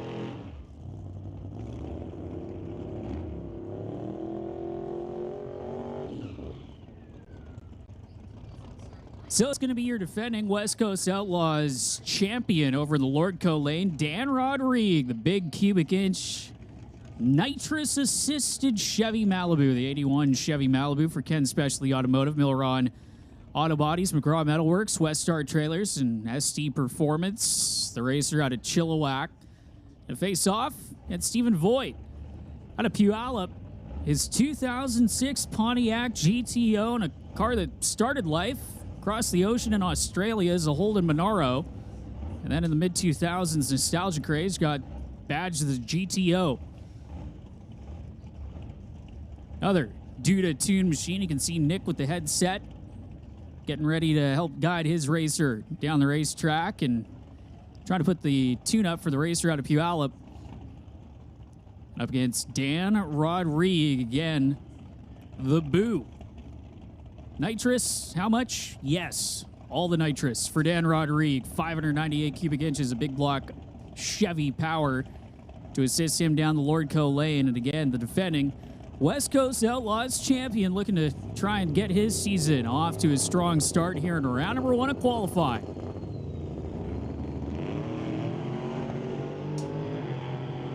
Well, the go, get a timeout. 4:57 with a 356 miles an hour. Solid pass for Dan Rodrigue, going to put him into the number 2 qualifying spot. Steve Voigt, problems for the GTO, and problem was, well, didn't turn on that bottom bulb in time. Got timed out by the starters, so having to come back and try and get a pass on the board here in round number 2 of qualifying as he'll enter that session. Currently not qualified with no time in the GTO. A nice 111 60-foot. Pretty sure that was carted with the rear wheels of the Boo.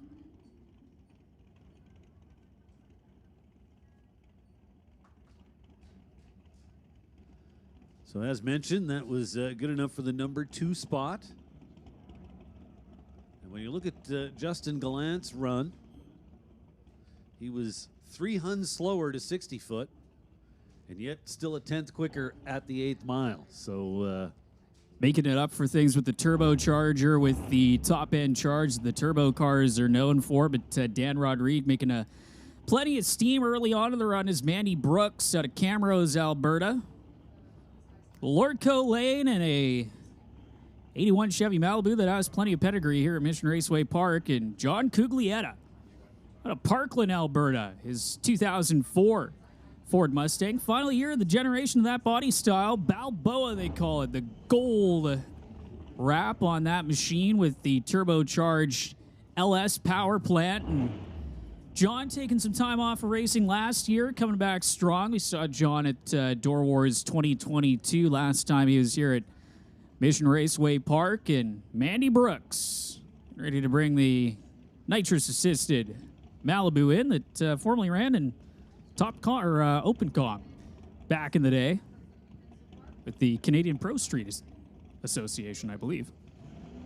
man, the sun bounces off that wrap quite nicely. Cuglietta, tower side of the racetrack. Oh,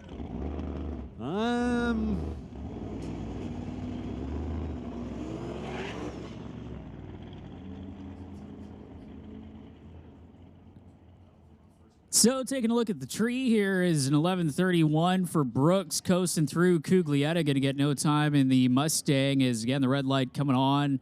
Looks like he timed out there in the TCS side of the racetrack. So quick check up here in the tower. Is the next pair already rolling into their burnouts?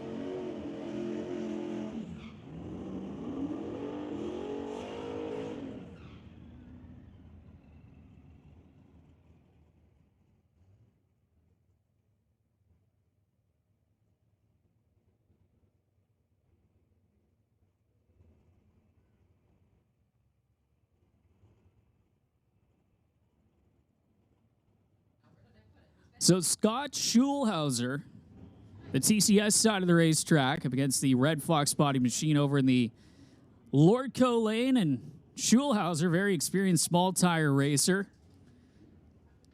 Back when Outlaw 275 was running in the quarter mile, took out Doorwarz win. This is 1994 Mustang. And that machine getting ready to bring it into the beams, and driver to be determined. In the Red Fox body over in the far lane, one of our American competitors coming up from Washington State, turning on the top bulb as here the boost build in both lanes. Is Schulhauser's pre-stage waiting on him to bump on that bottom bulb.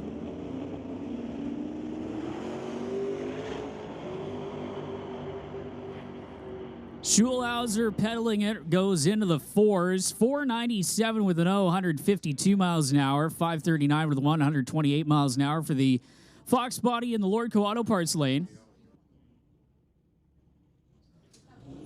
So going up to the number 5 and 6 qualifying spots. So it'll be Chris Gould and Parm Jawanda.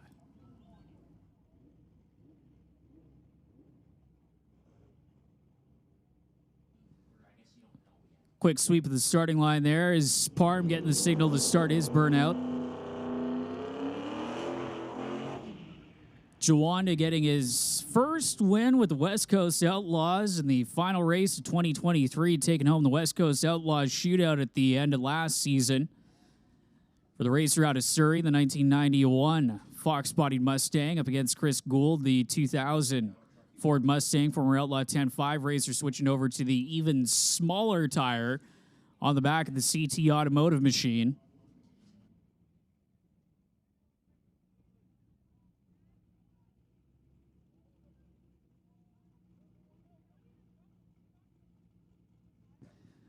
And again, 2 turbocharged mounts, 2 turbocharged Mustangs and 2 generations of Mustangs in either lane, the TCS side of the racetrack. Jawanda and the Fox body machine up against Gould.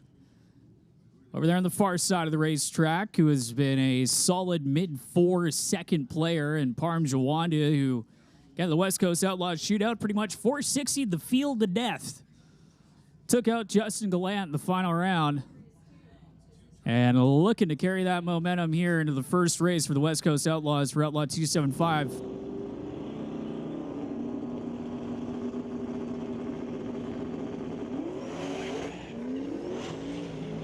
Both racers spinning it up on either side of the racetrack. 552 with a 2 for Chris Gould over in the Lordco lane, and Parm Jawanda also waltzing right up into tire smoke. 663 with an 827 miles an hour for Parm Jawanda.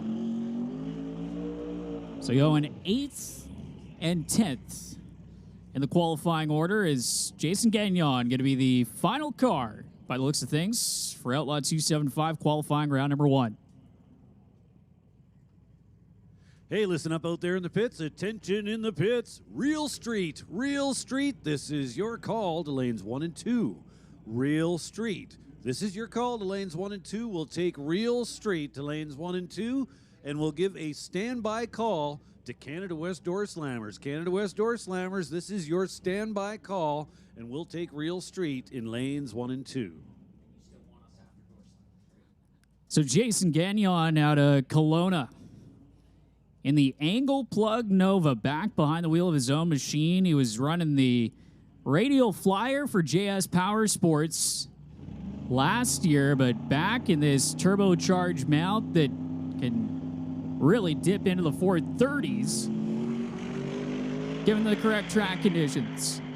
478 with a 159 miles an hour. Not too shabby in the 60-foot department. Not quite as good as what we've seen from the top half of the qualifying field. He will go into the top half of the qualifying field, however, in the number 5 qualifying spot. 127 with a 0 to 60 foot. 323 with a 3 to the 330 foot mark. 478 with a 1 at 159 miles an hour. Going to put him into the number 5 spot as we get ready for a little Pro Mod bike action.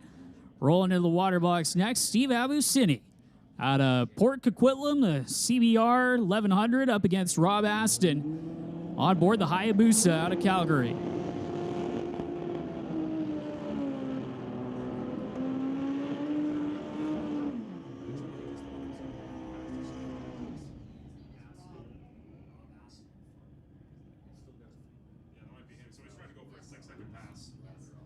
So Rob Aston, the Lordco Auto Parts lane with the street tire in the back of the Hayabusa, has been 714 at almost 200 miles an hour on a street-tired motorcycle up against Steve Abusini in the second iteration of his motorcycle that is now sporting the slick in the rear of the CBR 1100 for PRP Automotive for the racer out of Poco. Already got that Top light lit, waiting on Rob Aston to bump in. Abyssini's ready. Here comes Rob for the racer out of Calgary over in the Lordco lane and lighting up the rear tire. Abyssini carrying the front end and gets to the stripe first with an 850 with an 887 miles an hour. Both riders having to get on and off the throttle repeatedly. A 930 with a 9 at 175 miles an hour for Rob Aston as Steve Abyssini. That wild machine for Steve, carrying the front end, picking it up at least 3 or 4 times as we roll into limited street action coming up next.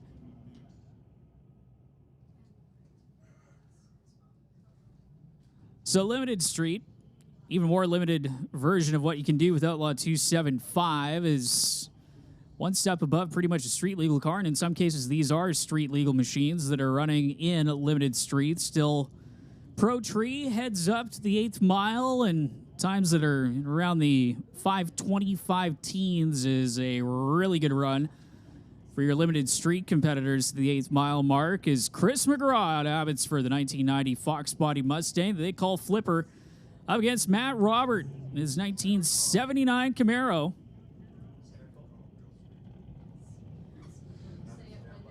So we'll make another call for Real Street. Real Street, we need Real Street in lanes 1 and 2. Real Street, we need you in lanes 1 and 2. Canada West Doorslammers, be ready to go. You are on standby. So McGraw making the move up from Real Street to Limited Street then. Yeah, making the step up here as they have been playing with this Camaro and Camaro over in the far side of the racetrack, Fox Body Mustang. In the TCS side of the racetrack, Matt Robert keeping the front end planted this time, and unfortunately having to bail out of it as Chris McGraw going to get to the top end with a 580 with an 823 miles an hour. And Matt Robert out of Airdrie, Alberta, who got some serious airtime last year at Doorwarz. Oil pan crunching airtime. In the Camaro, keeping the front end planted and coasting his way to a 691 with a 978 miles an hour is Pat Hearn out of Surrey. The Angry Bird, Fox Body Mustang. Dennis Drummond out of Crossfield, Alberta. Saw Dennis tail end of last year coming out for the West Coast Outlaw Shootout. 2003 Ford Mustang, the Cobra edition for the Legacy Autogroup. True North Trucks.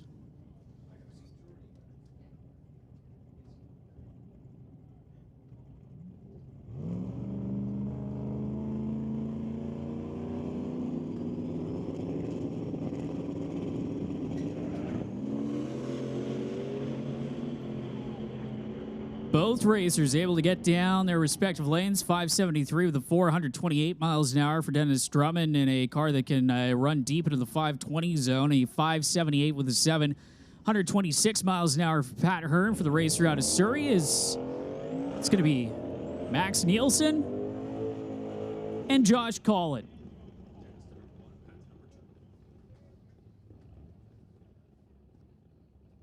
So I'm not sure exactly what happened to bring this on, but somehow station wagons have become the coolest thing on the face of the earth.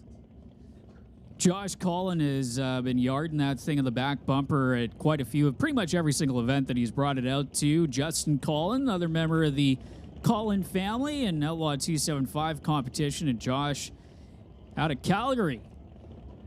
The Mercury Wagon.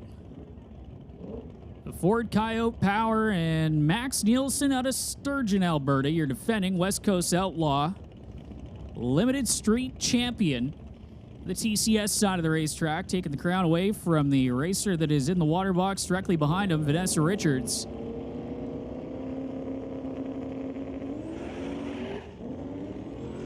Max Nielsen having to give it a quick pedal and coast through the top end with a 596 with the 399 miles an hour, 647 with a 424 miles an hour for Josh Collin. Both racers getting time up on the board. Putting them in the ladder is Vanessa Richards, the Hawaii 5.0 Fox-bodied Mustang, the 1989 Fox-body machine.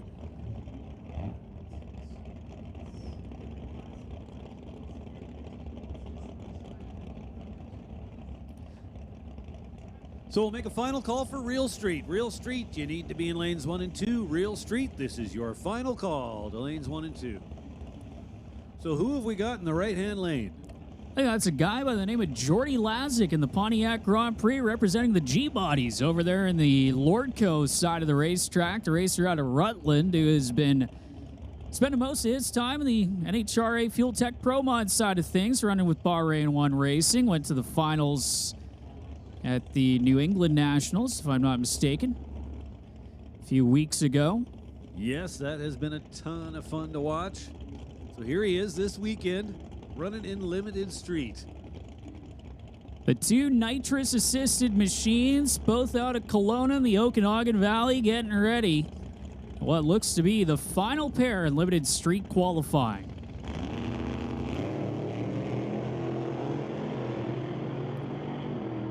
No problems for Vanessa Richards. She's going to get to the top end with a 5:57 with a 4 going up to the number 2 spot, 121.46 miles an hour. And a 5:99 with a 6 at 120 miles an hour. Jordy Lazick going up to the number 6 qualifying spot.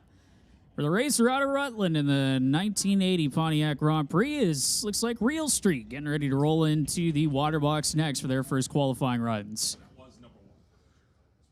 So we'll make a call now for the Canada West Doorslammers. Canada West Doorslammers, this is your call to the lanes. We'll take Doorslammers to lanes 3, 4, 5, and 6. One more time, Canada West Doorslammers, this is your call to the lanes. Canada West Doorslammers to lanes 3 through 6. And a little shout out to Winter Harbor Marina and RV for bringing us the Doorslammer action this weekend here at Doorwarz 12.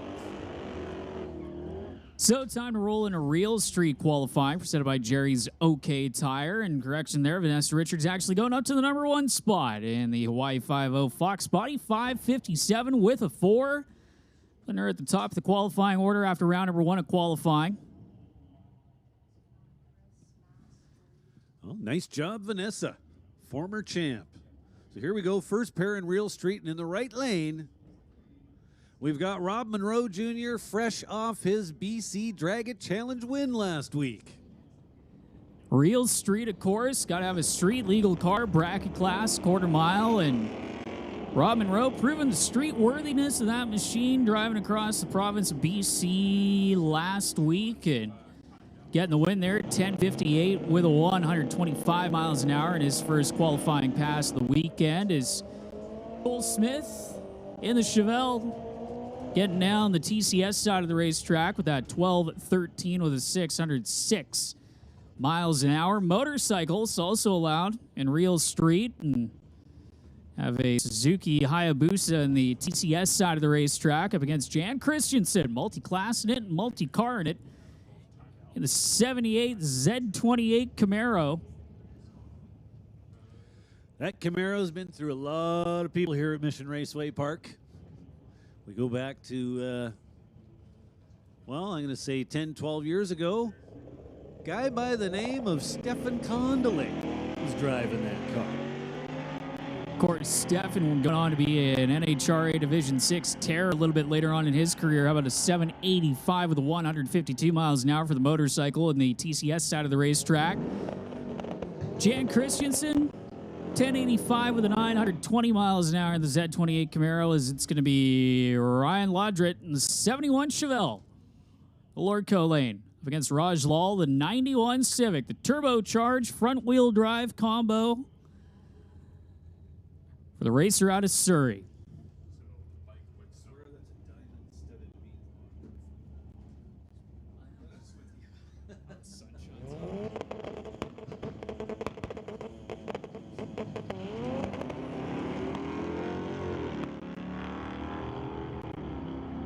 So Raj Lal rolling through the gears as the Chevelle going to get there first with an 11:39 with a 916 miles an hour. Raj losing out in the fight for traction with the front-wheel drive machine, 13:08 with an 802 miles per hour.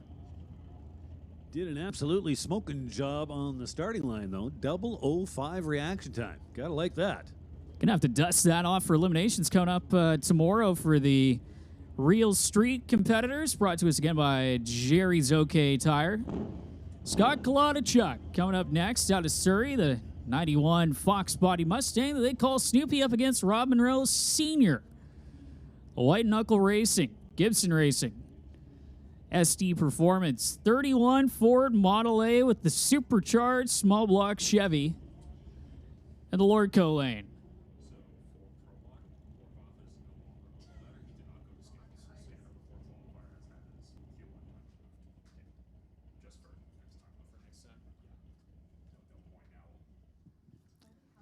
Well, it looks like a quick look at the TCS side of the racetrack is making sure nothing being laid down in the groove, is waiting to give the signal to the next pair to get things fired up, as Scott Kolodachuk and Robin Rose Sr. are the next pair in question for Jerry's OK Tire Real Street. One of the quarter mile categories here this weekend is getting ready. Then the next few pairs here, I believe Canada West Doorslammers been called to the lanes, so you can already see a few of our Doorslammer competitors rolling in, is getting the call to get things fired up and getting on with the next pair in Jerry's OK Tire Real Street.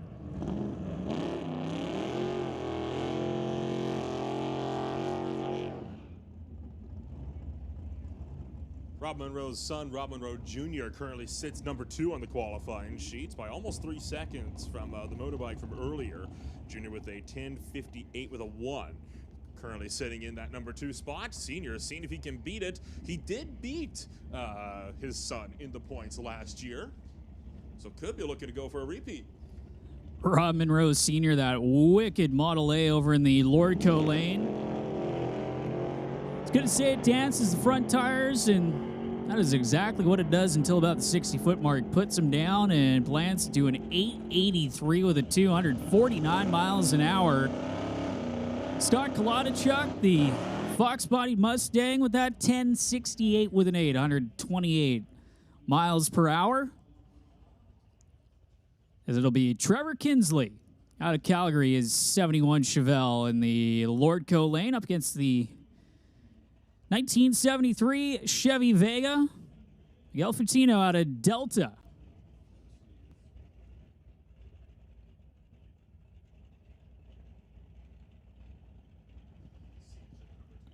This looks like might be brother-in-law Daryl behind the wheel, because as me and John have deducted, that looks like Miguel outside of the car. So Daryl going to get ready to take the Vega down the TCS side.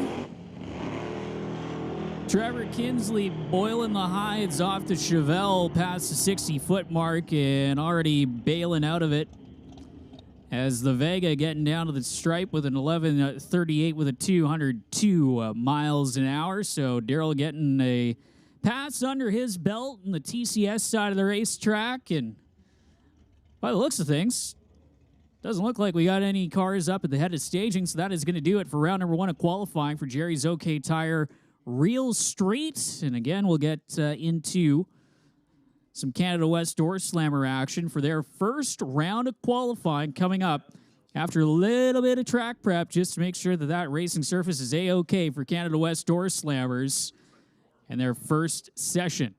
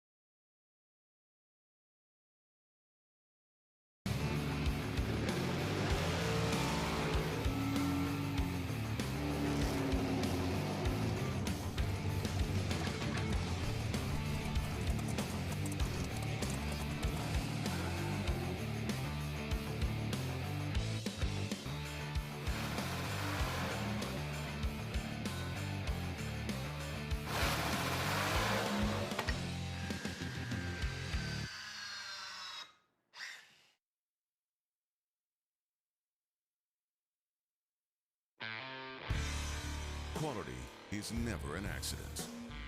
It is the result of high intention, knowledgeable effort, intelligent direction, and skillful execution. It represents the wiser choice of many alternatives. JBS Equipment. The field's the limit.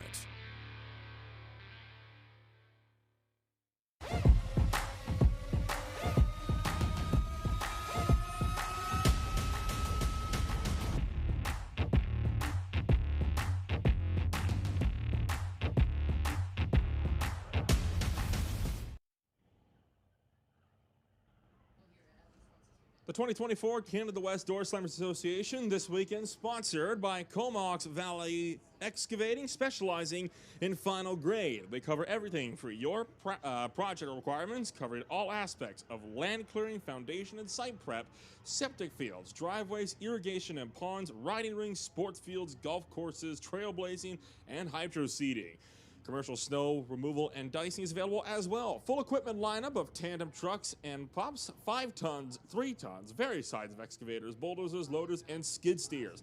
All equipped with a vast array of attachments, including fully automatic laser grader, rock pickers, soil conditioners, power rakes, compact rollers, and forestry cutters. Give Poe and Kathy Freeborn a call at Comox Valley Excavating. Wishing all racers and fans a fun and safe race weekend. As well as that this weekend, brought to you by Paradise Homes Construction and Development. Paradise Homes was founded in 2001 by 2 local businessmen. At the time, they both had full-time careers, but had a strong desire to build quality homes. So, they created Paradise Homes Limited, complementing each other well. They have been building exceptional housing ever since. Rob LeClaire, one of the principals of the company, has worked for decades in the construction industry and has a remarkable eye for details and organization.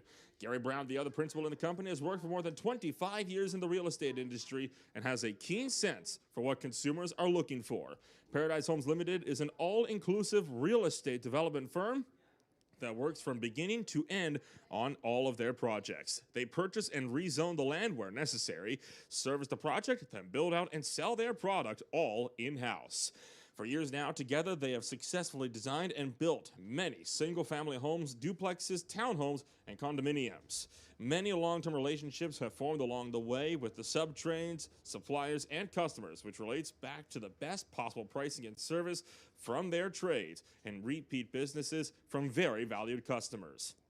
It is their desire to continue to provide innovative housing, well-built and designed for current housing needs.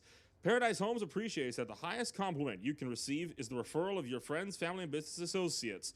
Thank you for your trust. Other sponsors of the Winter Harbor Marina and RV Canada West Doorslammers Association 2024 include Artex Racing, Greenlight Auto Sales and Financing, Alpine Backhoe, Associated Tire and Auto, TCS Performance Products, Titanium Autogroup, NC Engines, and Traveland RV. Looking to be an absolutely monster field of Doorslammers this weekend at Doorwarz 12. Last season, they hit the record of, I believe it was 43, and looking like they may very well be surpassing that record this afternoon. You heard John was saying close to 50 cars. We'll see what the exact number will be in just a few short moments. I can see those Doorslammers starting to pull around the tower. This could be one of the biggest bracket classes we'll be having of the weekend. Usually that honor goes to National Tire Non-Electronics. Could the Doorslammers have them beat? Confirmation on that number. 45 Doorslammer cars will be qualifying this afternoon.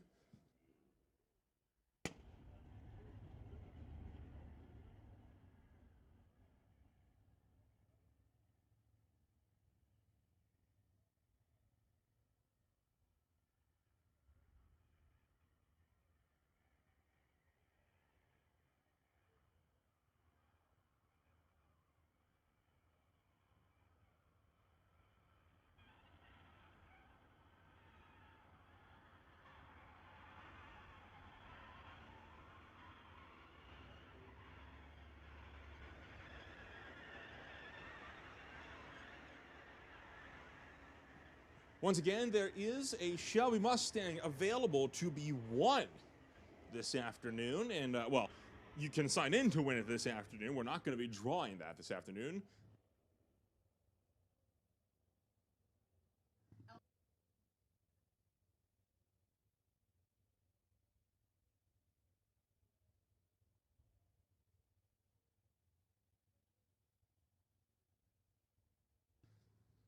That Mustang will be given away at Smoke, Fire, and Thunder. If you want to enter, you can either enter on the website, missionraceway.com, or even easier, all you got to do is go on down and scan the QR code. It's plastered all over the car.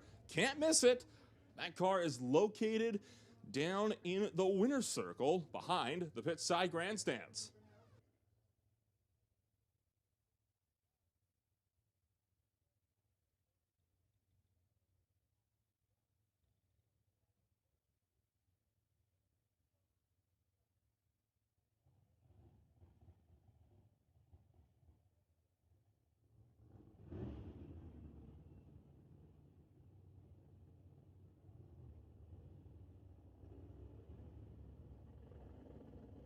All right, first pair rolling into the water box of Winter Harbor Marina and RV, Canada West Doorslammers.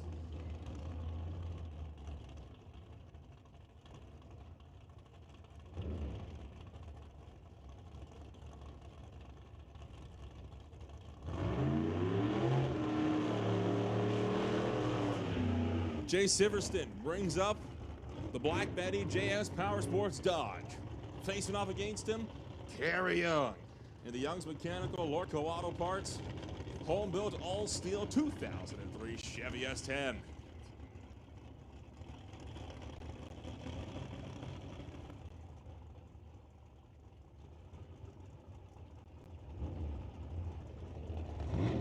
As I have been corrected, a twin turbocharged can't sell for Siverston.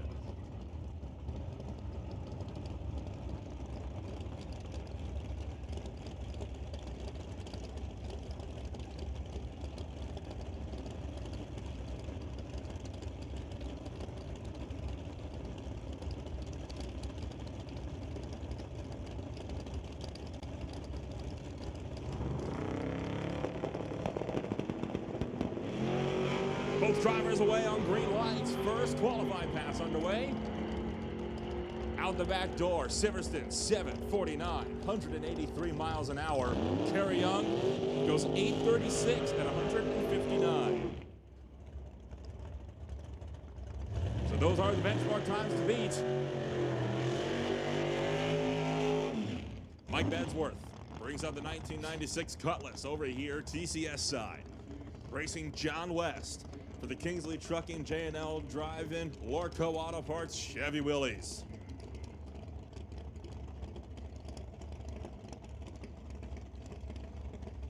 So the Bel Air back it up past the staging beams. Bedsworth parking that Cutlass firmly in the middle of the groove.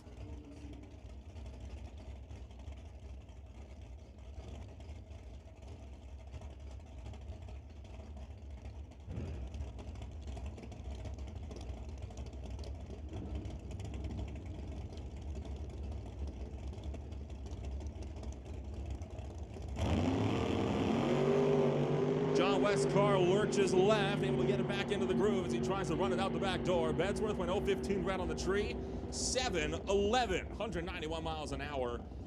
So put Mike Bedsworth to the #1 qualifying spot. Hot in his heels, John West goes to #2, 736, 183 miles an hour. And that'll bring up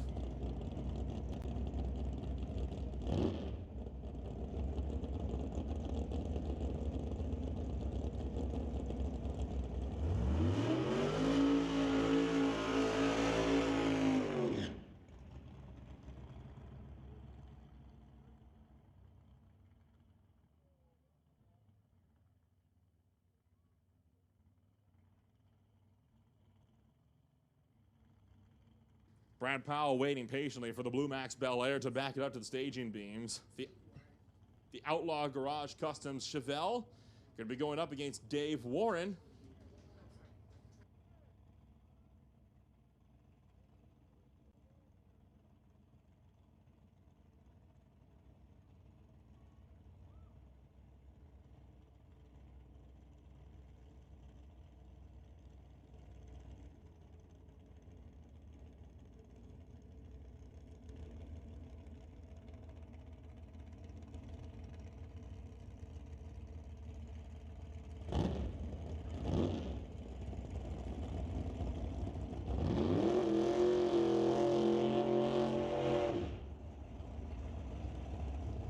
Brad Powell with a lot of discipline on the brakes there, bringing it to a stop just shy of the staging beams.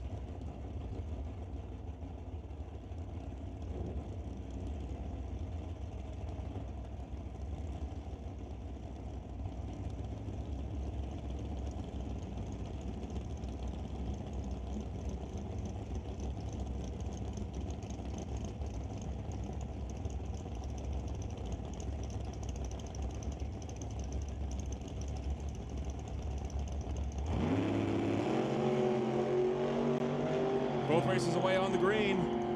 Dave Warren out in front. Powell in hot pursuit. Warren gets there first. 790 with the 9. 174 miles an hour. Powell goes 845 with a 6. 158.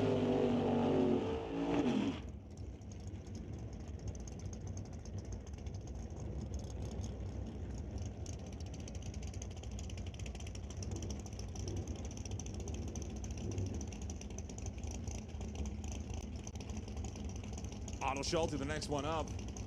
In the Georgia straight line collision, next gen hearing, still cruising Cavalier. As well as Associated Tire and Auto, Lordco Auto Parts, Autogroup, Quality Designs, and Rondex. Mike Kenworthy, meanwhile, brings out the Illusion Motorsports Speed Mart Firebird from 1992.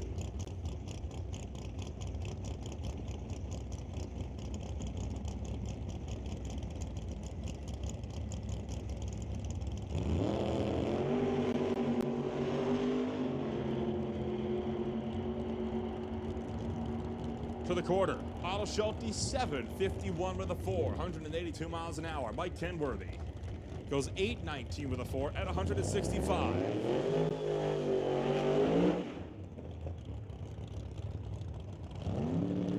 Otto Schulte goes to the number 4 qualifying spot.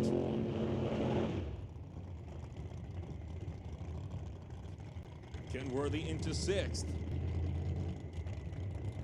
Bring up Dallas Wagner with the 2010 PT Cruiser. He'll face off against Scott Robinson for AFD Petroleum, Titanium Autogroup, Rad Torque Systems, AccuCut Lasers, JS Power Sports, and Postma Farms in the 1994 Beretta.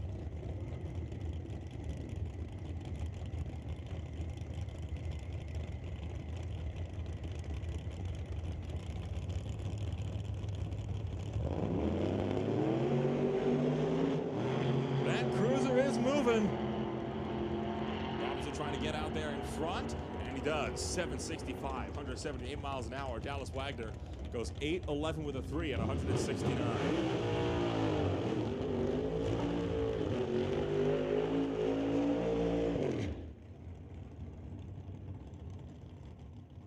Bring up Ray Rusiani for the Dexy Paws Online Pet Supplies, 1966 Chevy 2.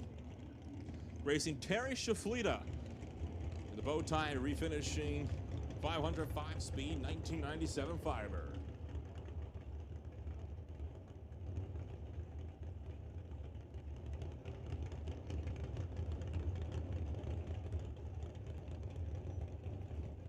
Scott Robertson takes up the number 5 spot in qualifying. Dallas Wagner goes to number 7 with that last pair of passes. Robinson breaking into the top 5. We'll see if he can stay there. There is still a good, healthy handful of cars to go, though.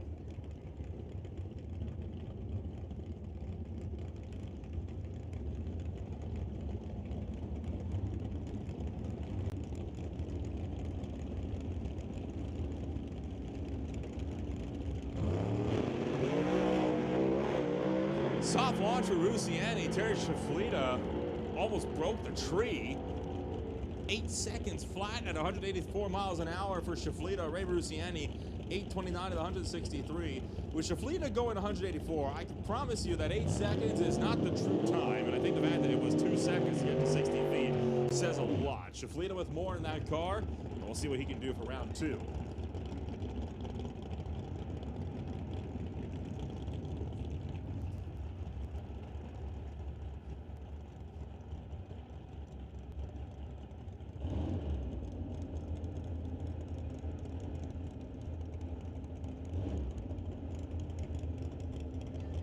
Bruciani just barely breaking into the top 10.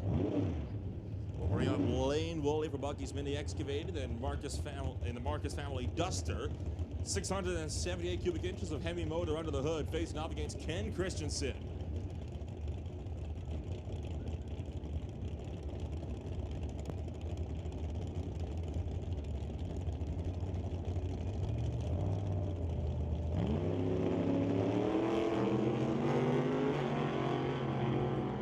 The Duster out in front and will look to stay there.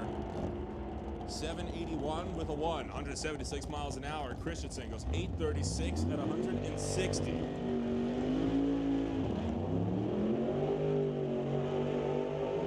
So that should put Lane Woolley into the 6th spot for qualifying. Bring up Howie Winklehorse for Howie's Equipment Service in the Bel Air, racing Jason Field. Richard Racing Engines, Greenlight Auto Sales, Induction Solutions, and Hutch Transmissions Chevy Nova with a 632 cubic inch pump gas motor under the hood.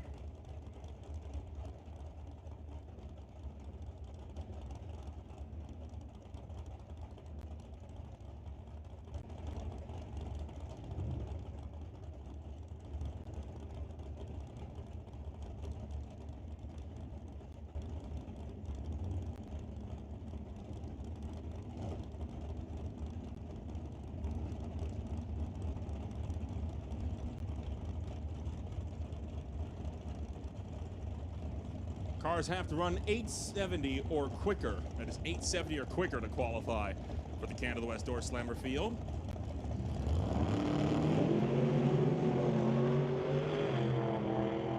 Howie Winklehorse had the whole shot, but Jason Field quickly driving around him. Field lifts early though, only goes 786 and 129 miles an hour. Winklehorse 831 and 161. That'll still be good enough to put Jason Field, though, into 7th.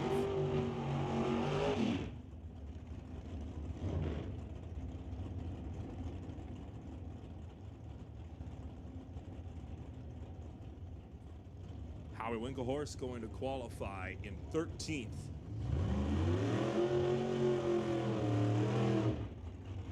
Darren Buick runs the Evans Excavating Chevy 2 to face off against Paul Stretch. Mid-Island Racing Cavalier. Your champion from 2 seasons ago, 2022. Attention to the pits, attention to the pits. Attention to the pits.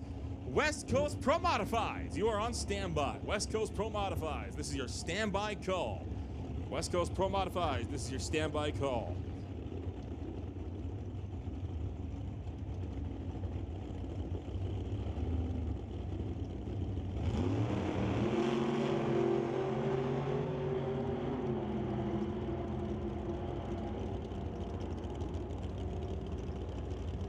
Paul Stretch goes 730 with a 6, 188 miles an hour. Darren Buick goes 866 at 155. So a solid run there for Paul Stretch. And Start Line Crew is going to shut things down just to take a quick look-see and see what's up with the track.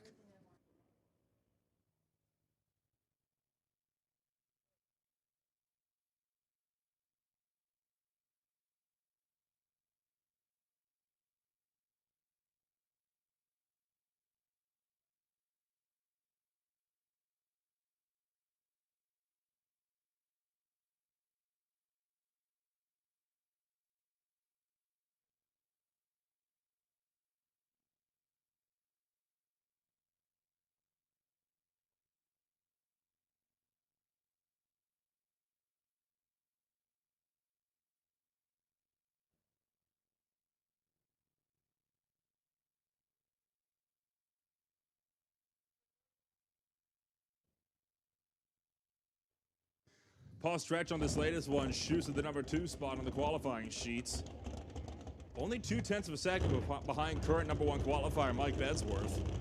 Darren Buick, right now bottom of the charts, 18th on the sheet so far. We'll bring up Cam Shantz.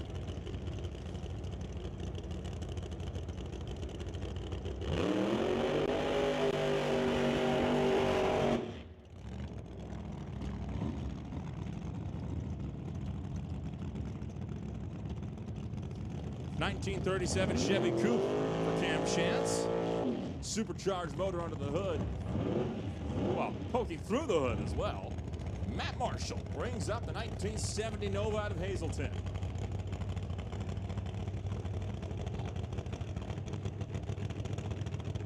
Currently about a 1.5 second spread from top to bottom in your Doorslammer field. Bedsworth, Stretch, West, Siverston, and Schulte bring up the top 5 as we get set to lock out your 19th and 20th qualifying spots.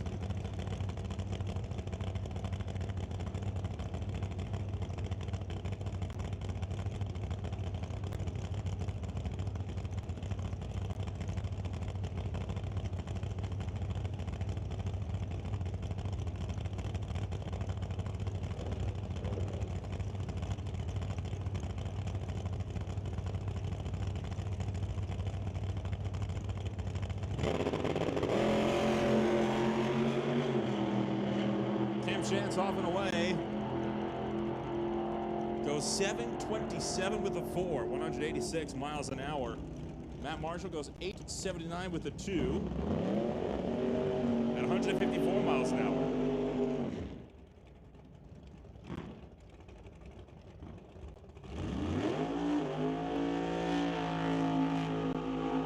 Cam Chance with that run able to punch himself into the number 2 qualifying spot.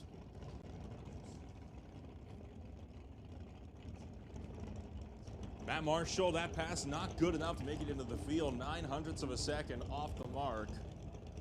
Has to run 8:70 or quicker.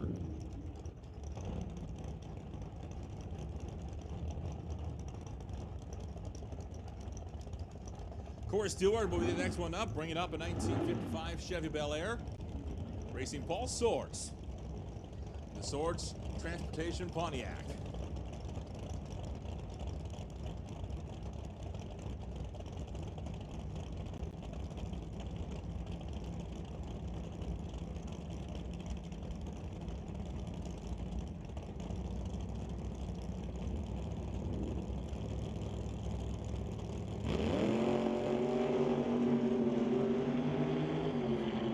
Both drivers away on green lights.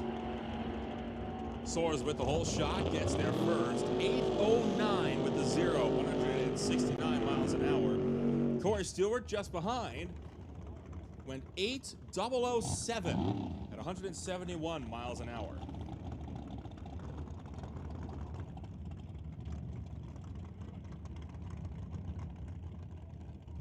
Kathy Freeborn and Grant Howell will be the next pair up. The Comox Valley Bobcat and excavated 1970 Camaro. Sporting 589 cubic inches of bid block Chevy motor under the hood, racing against Grant Howell's Willys.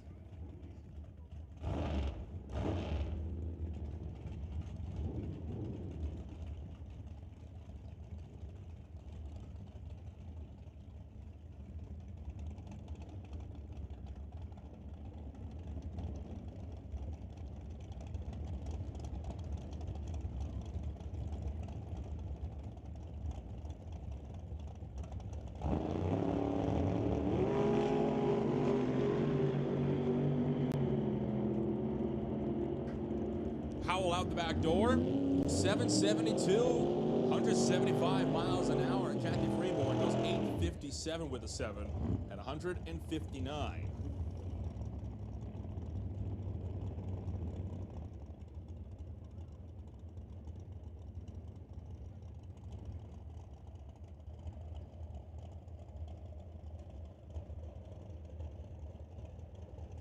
Attention in the pits, attention in the pits. If you're looking to collect yourself a Doorwarz 12 souvenir shirt at the pro shop, there is a very limited supply. They are almost gone. Doorwarz 12 shirts at the pro shop are almost gone. If you want to get one, you need to get down there ASAP.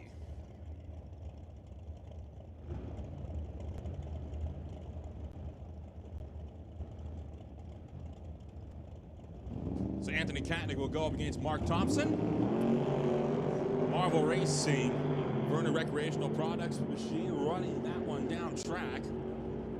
7:51 with an 8 for Mark Thompson. 182 miles an hour. Anthony Katnick goes 864 with a 5. 158 miles an hour.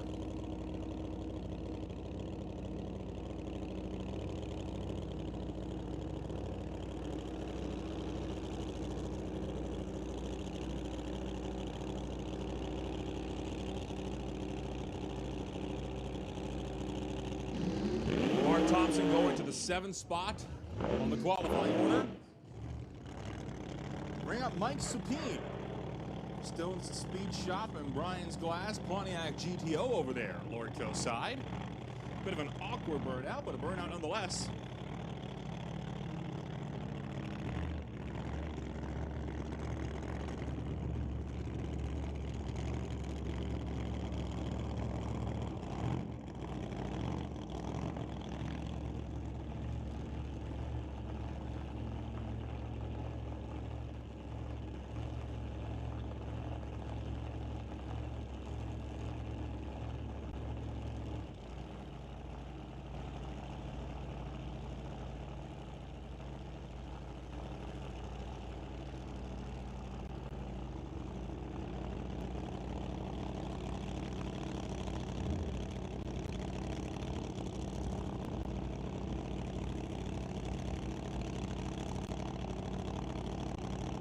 Single pass here for Supine.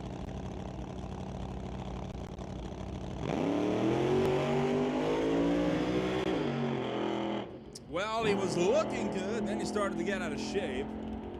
Goes through anyway. How about that? Despite lifting out of it, goes 775 with a 4. 180 miles an hour. More than enough to get him in the show.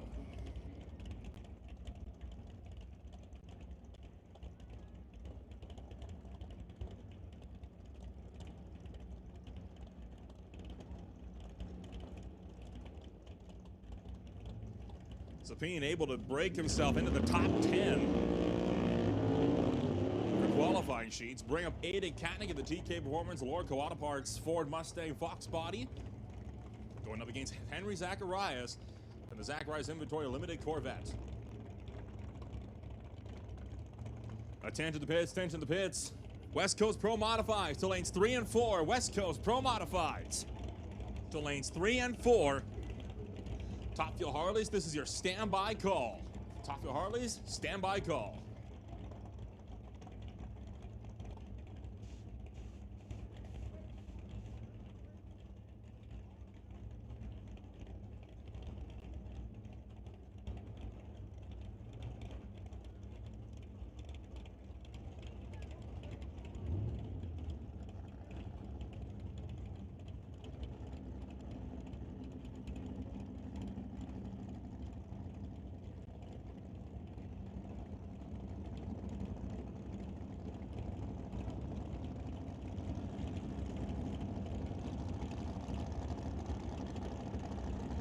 Henry Zacharias, one of the senior members of the Winter Harbor Marina and RV Canada West Doorslammers Association.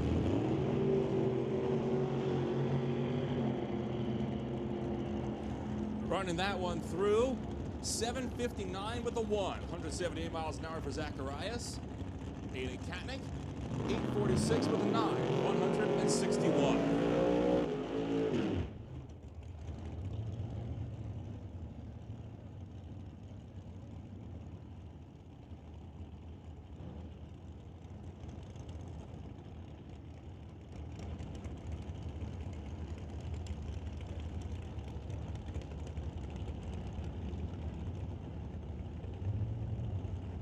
Brian Ritchie brings up the Greenlight Auto Sales Ritchie Racing Engines Chevelle racing Dale Jansen in the 1966 Canso.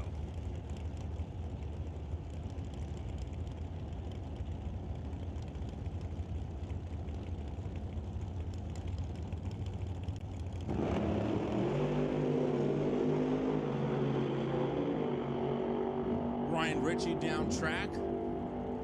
790 with a 1, 171 miles an hour. Dale Jansen goes 794 with a 6 at 172.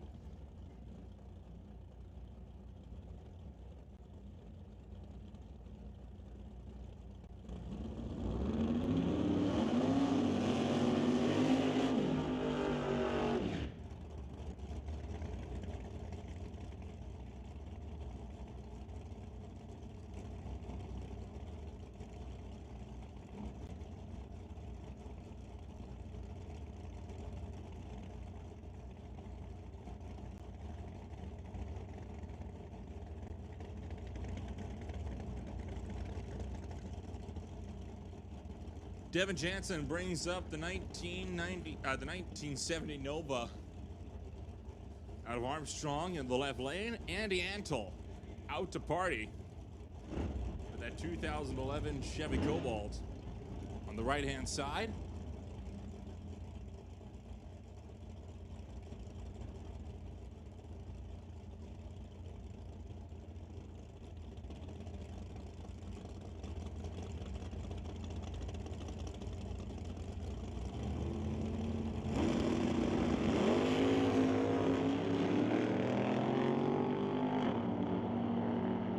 Lordco Lane closing in on the TCS side, can't make the pass. Devin Jansen goes 844, 155 miles an hour. Andy Antle goes 810 with a 1 and 173. Still quite a few door slammers around the corner that we have yet to run.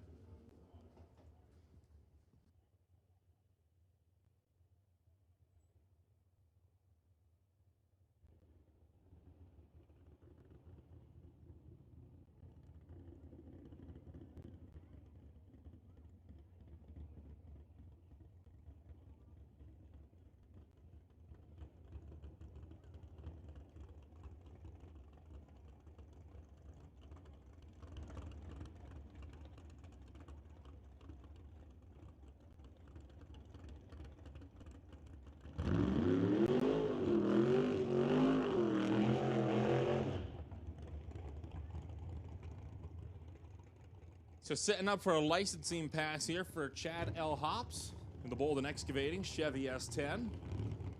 505 cubic inches of big block Chevy motor under the hood. This is just a licensing pass.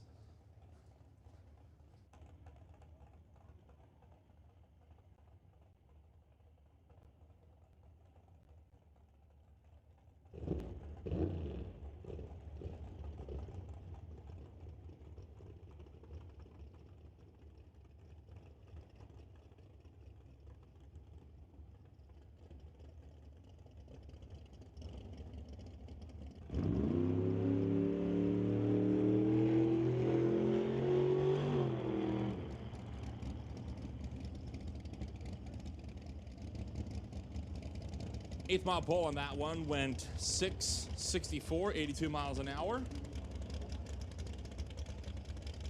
that takes us back to Doorslammers.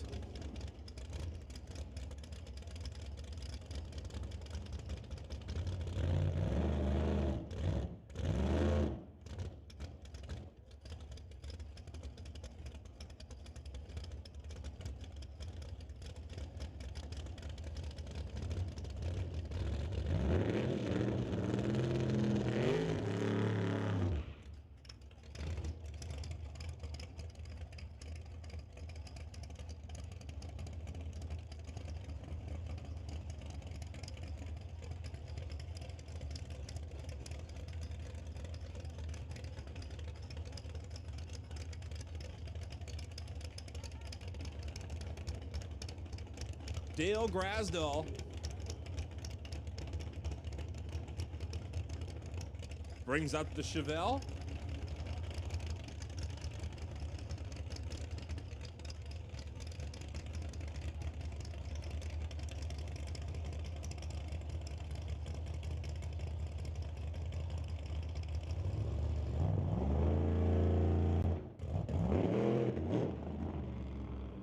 Well, that wasn't ideal, putting it mildly.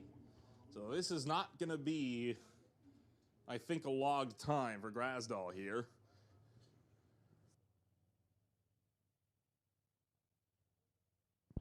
Coasting down track and not going to be able to put a time in that'll make the program. Ends up going 24.212. We'll be looking for more in Q2 later on this afternoon.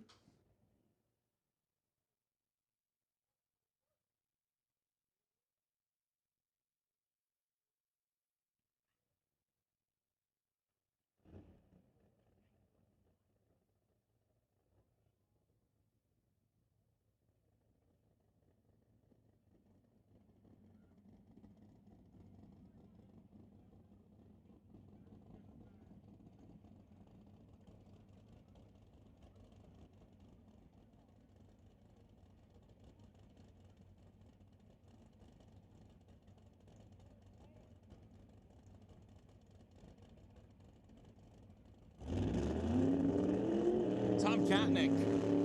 The next door slammer bringing Camaro to bear goes going in the 1968 Chevy Camaro for Lord Kawada Bartz and TK Performance.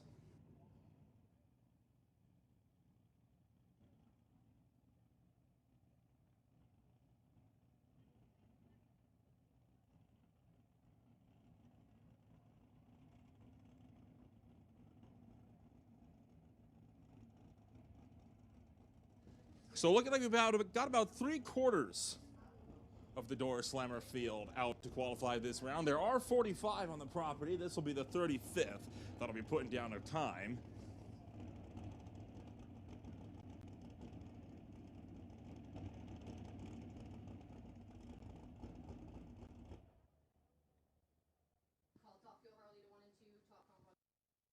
Attention to the pits, attention to the pits. West Coast Pro Modifieds, West Coast Pro Modifieds. This is your final call. Pro Mod, this is your final call to the lanes.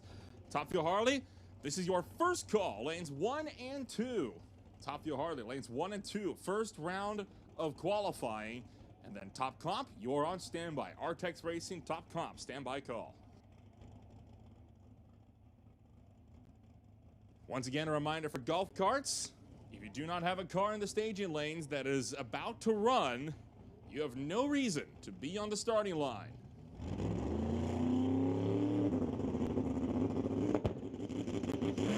Whoa, boy, tire shake, big time for Tom Katnick on that one. Shuts it off, and wisely so.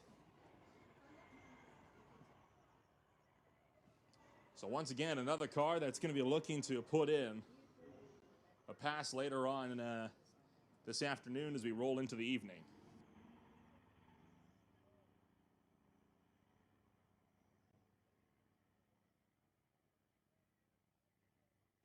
So Mike Bedsworth remains in the #1 qualifying spot with a 7:11 with the 0.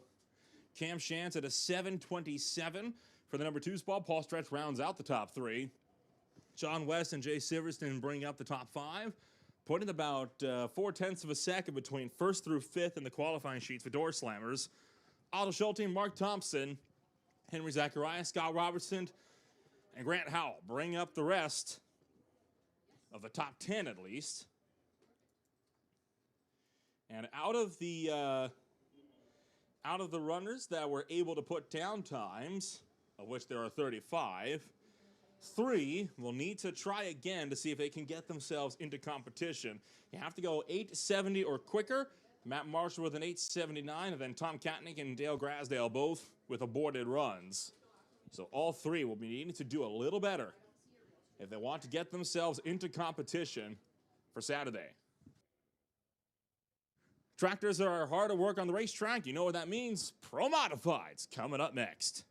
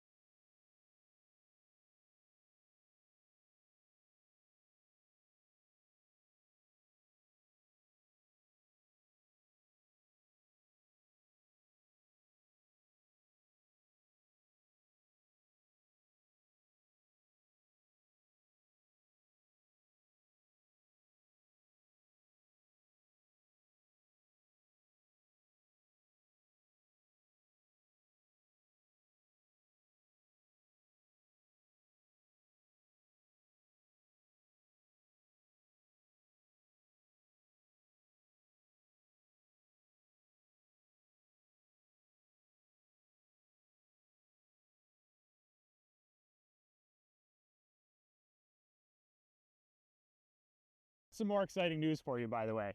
So anybody who's entered into the Mustang draw by July 14th is also going to be entered to win 2 Saturday Rockstar VIP tickets to Street Outlaws No Prep Kings. So you'll get to come and experience up close and personal at the Titanium Strip when they're here taking on Western Canada's best no prep racers. We hope to see you out here.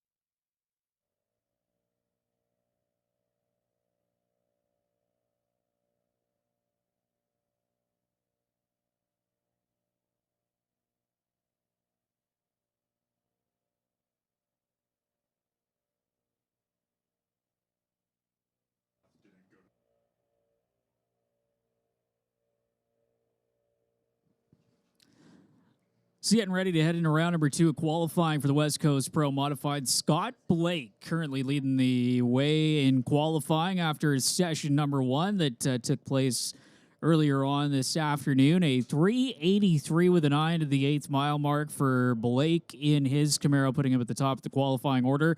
Dave Kowalski currently in the number 2 spot with a 404 with a 2. Steve Goddard in his GTO in the number 3 qualifying position with a 408 with a 6. Steve Horn in the number 4 qualifying spot with an aborted 437 with a 5. Eric Calvers in a 471 with a 9 up into the number 5 spot. Garrett Richards also having a click off early in his Mustang, a 557 with a 3 in the number 6 qualifying position. 7th, David Mendez in his Dodge Challenger, a 564 with a 5. Eric Horvath, who was in the top half of the qualifying field, did not go over the scales in his Pontiac Firebird to make sure that he made the minimum weight requirement for the West Coast Pro Modifieds, and so his time was disallowed from the first session, so he'll be looking to try and get a time on the board. Jake Skoskilis in the C7 Vet also running through the beams and not getting a time in that machine, so 2 racers looking to get on the qualifying ladder. In round number 2 qualifying, can already see Top Fuel Harley in lanes 1 and 2. They're getting lined up and ready to go after this Pro Modified session. And again, working our way through the program here on day number 1 at Doorwarz for 2024, the 12th edition. And still some Doorwarz merchandise left at the Pro Shop. It is going rather quickly, though, so make sure to get your Doorwarz merchandise while supplies last over at the Pro Shop. Right across from the Half Track Snack Shack as we get ready for session number 2 of West Coast Pro Modified qualifying.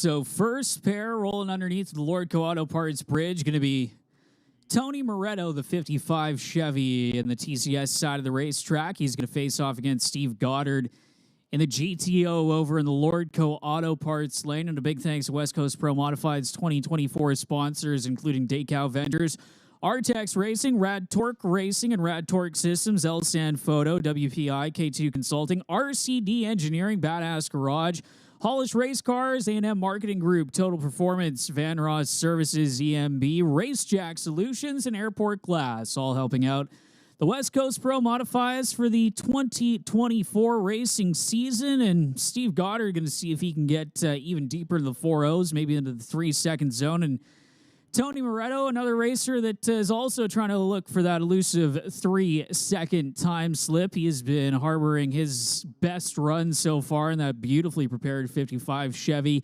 down to the 4.0 territory, low 4.0 second zone in the nitrous-assisted 55 Chevy Bel Air. Took some time out of racing over the last few years and came back last season in that 55 Chevy in full force with the West Coast Pro Modifieds and looking to get a representative pass on the board here. Had some problems in round number 1 of qualifying. Had to shut that machine off early. Steve Goddard, no problems in his first qualifying pass of the weekend.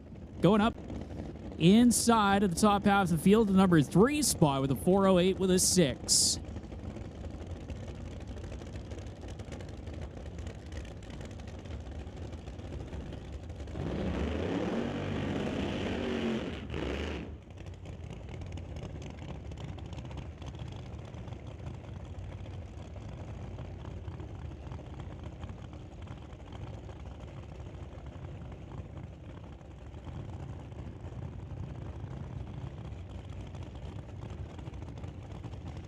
So Steve Goddard going for the short burnout, already backed up in the GTO as crew members going to adjust the wheelie bars on that machine in the Lordco lane. And Tony Moretto back and ready to go from his burnout. The Jerry Bickle Race Cars built 55 Chevy Bel Air that is nicknamed the Mistress for the racer out of Spruce Grove, Alberta, and his 55 Chevy 903 cubic inches of nitrous-assisted power. Big cubic inch nitrous setup as well for Steve Goddard in a car that started out its life in top sportsman competition before moving into pro modified, and really a modified top sportsman car trying to fit into the pro mod category. They have been slowly picking away at the tune-up of that machine, and when we first saw Steve bring this car out, it was in the 430 zone. Now it's deep into the 4.0s and flirting with the 390 territory, trying to get there in round number 2.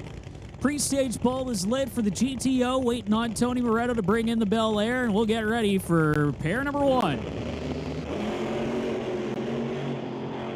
Moretto having to shut it off early for 12 with a 676 miles an hour for Steve Goddard. Going to reside on round number 1 as his quicker of 2 qualifying passes, still keeping him in the number 3 spot for the moment with that 4.08 with a 6. As Tony Moretto clicking it off early, coasts his way to a 5.47 with a 6 at 89 miles an hour. And it's actually going to be an improvement going up to the number 6 spot, improving from session number 1 where Tony had to click it off early again, ran a 4.78 with an 8. So Moretto going up to the number 6 position from the number 9 spot, even after having to click it off early in the TCS side of the racetrack. It comes your second pair. It's going to be the battle of the Washington State Racers with Ryan Griffin out of Olympia. And in the twin turbocharged 67 Mustang up against Ryan Hayward out of Marysville, Washington, is 69 Camaro.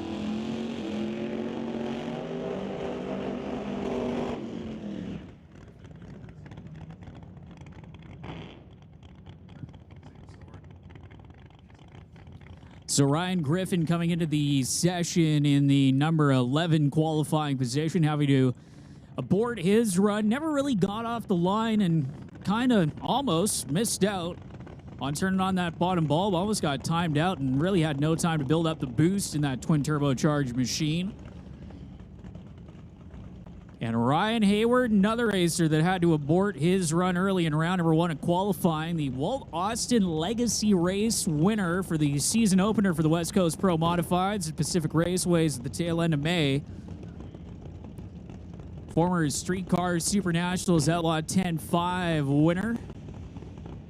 And now a Big Tire Pro Modified player as they're purging the nitrous system. And final checks on the wheelie bar height on the back of Ryan Griffin's Mustang as the crew getting that to his liking where they want it for the tune-up. You can see the measuring device at the back of the race car as well, as Ryan Griffin will get ready to bring the Mustang up to the ready line. And Ryan Hayward in a 370 capable car on the Lordco Auto Parts side of the racetrack, yet to show its full potential this weekend in the Code Blue Chevy Camaro.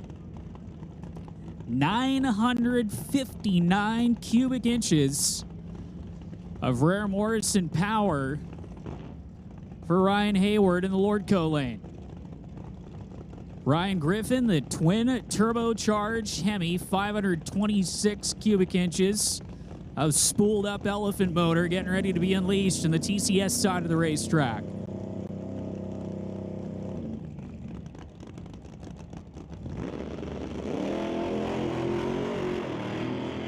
Ryan Hayward, no problems down the Lordco lane, gets himself solidly into the field in the number 2 spot. Second car into the 3-second zone, 398 with a 787 miles an hour. And Ryan Griffin problems off the line again for the Mustang, 1275 with a 2. A 12-13 with a 4. Unfortunately, Ryan's quickest run of the weekend up until that point, but you saw that Ryan again struggling to hold that car in the trans brake, not even really getting up and building up the boost in that machine, and fortunately having to coast his way down the TCS side of the racetrack to yet another unrepresentative run in what is still a relatively new combination. They built that car originally with small tire competition, Outlaw 10-5 in mind, and with that class kind of drying up here on the West Coast, switched things over, put the big tires in the back of that machine, and fortunately having some trouble on that last pass.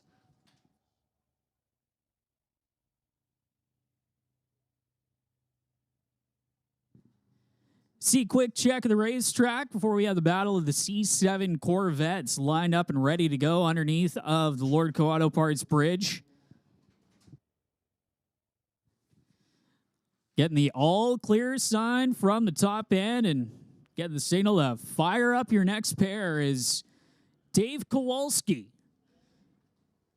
Going to be in the TCS side of the racetrack, his 2015 C7 Vet.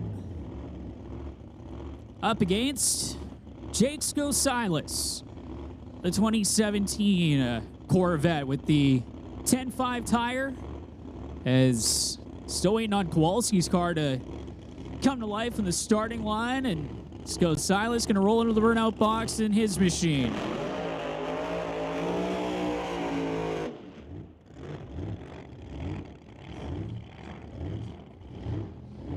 So Kowalski's car finally barking to life, gonna have to rush the burnout and starting line procedure a little bit, as Silas already backing up from the burnout.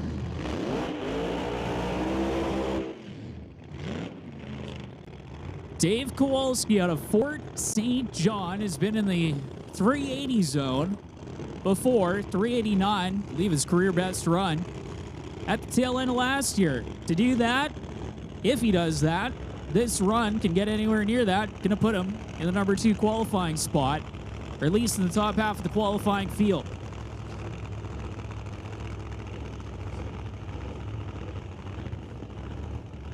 Dave Kowalski coming in the number 3 qualifying spot at the moment, was number 2 coming into the session. 404 with a 2 for the Roots Blown Corvette, and another Roots Blown C7 Vet. And the Lordco lane with the 10-5 tire in the back for Jake Silas, having to put the power down through a smaller tire combo. Same amount of power, though, that Kowalski's making. Supercharged Hemis a pair. Of course, Roots versus Screw all the way down to the supercharger rotors and the actual shape of them. And 2 Screw, Roots Blown traditional combos, pre-staged and ready to go.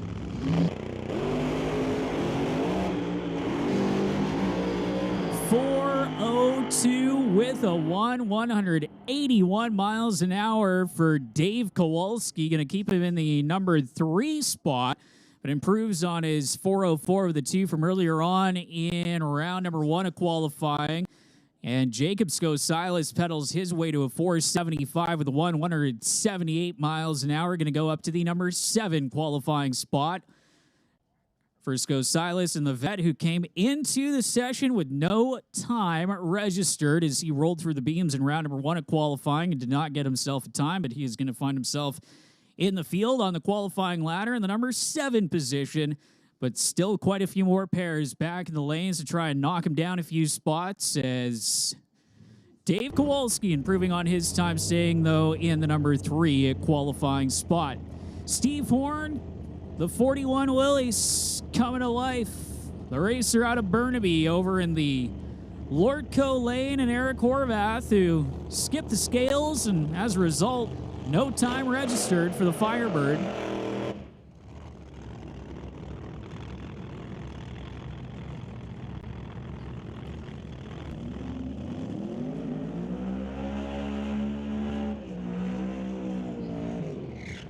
Eric Horvath with that high winding burnout in the twin turbocharged Pontiac Firebird, the racer out of Kelowna.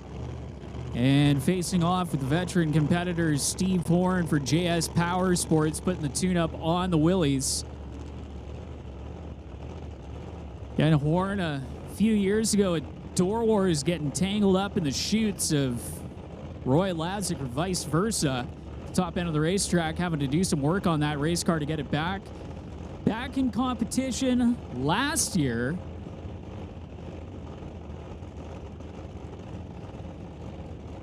And Steve Horn, who can dip this thing into the 3, is so far only 2 cars into the 3-second zone. Hayward and Blake, the 2 nitrous-assisted 69 Camaros, as Eric Horvath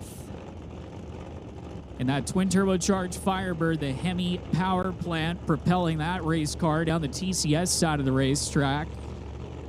Another car that made some contact with the wall here last season. Smoke, Fire, and Thunder able to get the rebuild in the offseason. Good to see Eric and the gang back out as we get ready for the 3rd pair in Pro Mod qualifying.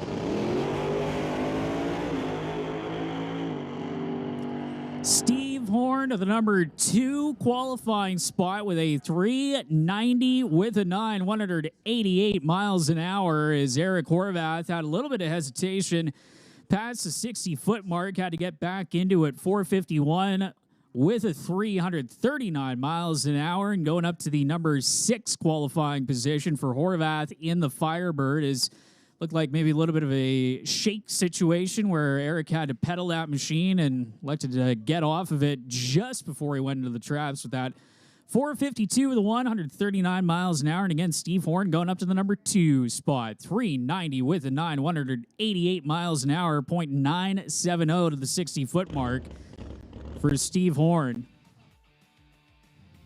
Tension in the pits, top comp. We need you guys to lanes 3 and 4. Top comp to lanes 3 and 4 as you get a look up on the big screen of the Lucas Oil Instant Replay.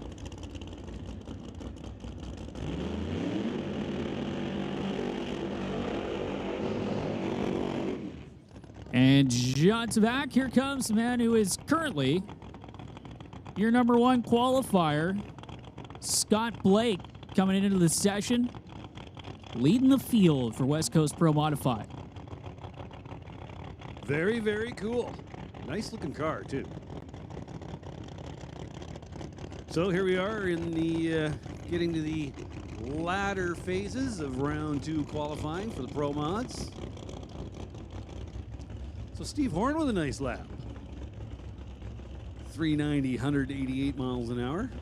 Where did that put him in the field? That'll put him in the number 2 spot right now in front of Ryan Hayward, who also went in the 390 zone. And Scott Blake, though, the only one in the 380s so far, 383 with a 9, currently heading up the field for the racer with some PDRA experience pre-pandemic. And fortunately, I had a bit of an incident at US 131 Motorsports Park. Took some time out of racing, came back with this beautifully constructed 69 Camaro last year, and A racer out of Red Deer, Alberta. Currently heading up your Doorwarz qualifying order and trying to go into the 370s potentially if everything goes well. Looking good so far. How about 381, 194 miles an hour? That is trucking at the 8th mile. 194, wow. Improving from his 383 with a 9, 381 with a 6, 60-foot time, 0.952 to the 60-foot. 045 light, not too bad for a Pro Mod either, so pretty solid package for Scott Blake is laying him down, picking him up, laying him down, and almost getting into that 370 zone. 381 with a 694 miles an hour. Of course, the track record for Pro Modifies into the 360 zone. Justin Bond getting that territory, I believe a 368 after checking with Keith Peterson. 205 miles an hour around the roundabout the speed mark set by Jordan Lazick. Last year at Doorwarz is Nick Duda in the water box for the 63 vet out of Langley.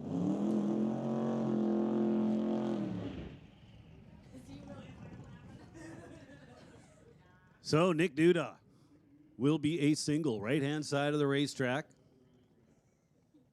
in that 63 Corvette, just 393 cubic inches. Small block Chevrolet combination. Who does that? Well, just to give you some reference, everybody else that's running a turbocharged combination this weekend is doing so with 2 turbos as well as Hemi under the hood with the turbochargers on it. And that's about like 520 cubic inches, 526 cubic inches once they bore it all out. So Nick giving up around about, 150-ish or so cubic inches in that department. A little mouse-motored Corvette over in the Lordco lane. No, and he, over the years, has been picking away at that thing. You know, every time you make one aspect of it stronger, that'll just expose the next weakest link. Then they work on that, get that to where it's strong enough. That just exposes the next weakest link. But that thing's probably got the strongest small block Chevy main bearing caps in the world. Many of the parts on it are one-offs. So the car moved well initially. Not fantastic, but 101 to the 60-foot. I think he was probably just in the midst of getting out of the gas for the first time at that point. We'll make another call for Top Comp. Top Comp, we need Top Comp to the lanes, please. Top Comp, come on down. So Nick Duda going up to the number 7 spot, and Miller on truck bodies. Outlaw 275, you guys are on standby. Outlaw 275, this is your standby call. Looks like we got our final pair of Pro Modifies getting ready to roll into the water box next. As Nick Duda was a giant killer back in 2021. I think the first Doorwarz we could have after COVID, managed to get the Doorwarz win with that Corvette and made it to the final round against Jordy Lazick, and Lazick having some problems firing, and Duda able to get the win. No, that is definitely an overperforming small block Chevy. Very, very cool. Well, check this out.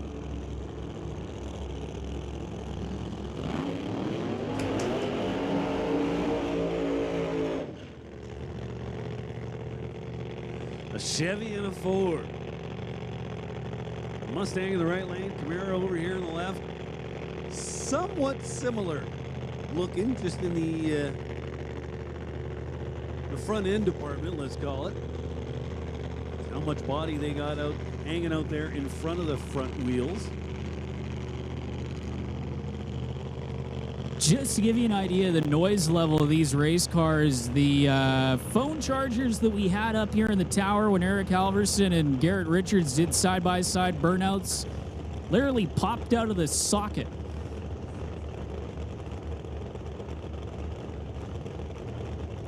Halverson, the Washington State racer, up against the Washington State racer.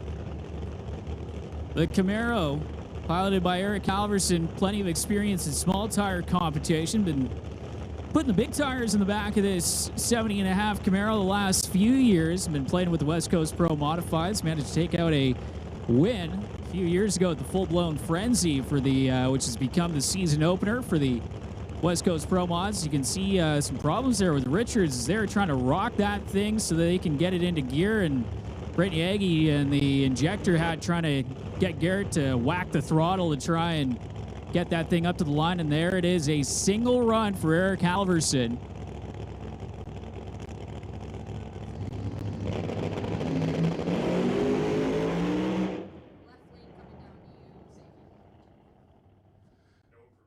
So the frustration level is evident over there in the right lane for the TPR boys.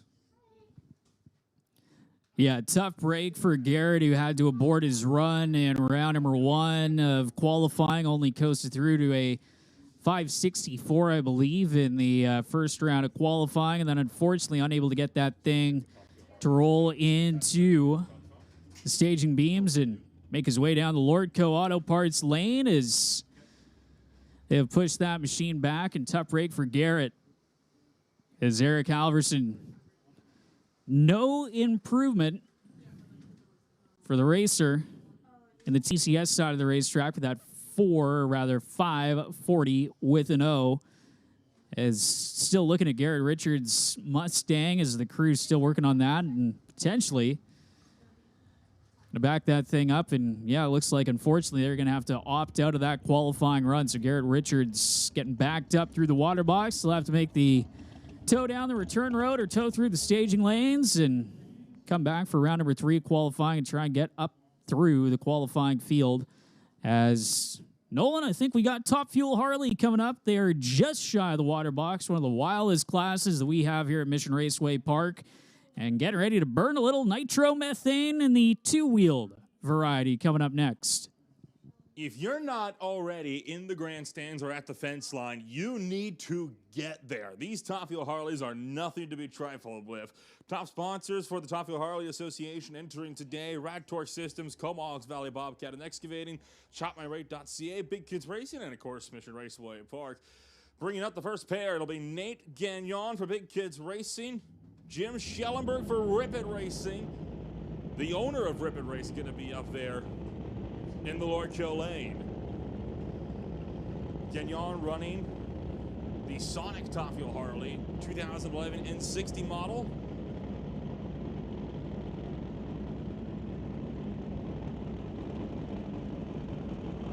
These things have got nothing but pure power and insanity running underneath the riders. Certainly not everybody's cup of tea to hop aboard one of these things. I would personally respectfully decline if offered the opportunity. And there's a lot of vehicles that I would more than happily take a ride along in or on. This falls steadily into the top 5. I'm not going to get even near that. You got to have a different pair underneath you if you want to take a ride on one of these. And tell you what, these guys showing none of that fear when they pull it up to the staging beams. So Nate's in, as is Jim. Here we go. Oh boy, Nate getting all sorts of out of shape, and Jim Schellenberg using a lot of body English to keep that one off the center line. Schellenberg goes 786, 176 miles an hour. Again, Gagnon aborts entirely. So Schellenberg's bike slowly making its way to the left, forcing him to get out of the throttle for at least a little bit in the middle of the track. Still managed somewhat of a decent run, 786, 176 miles an hour.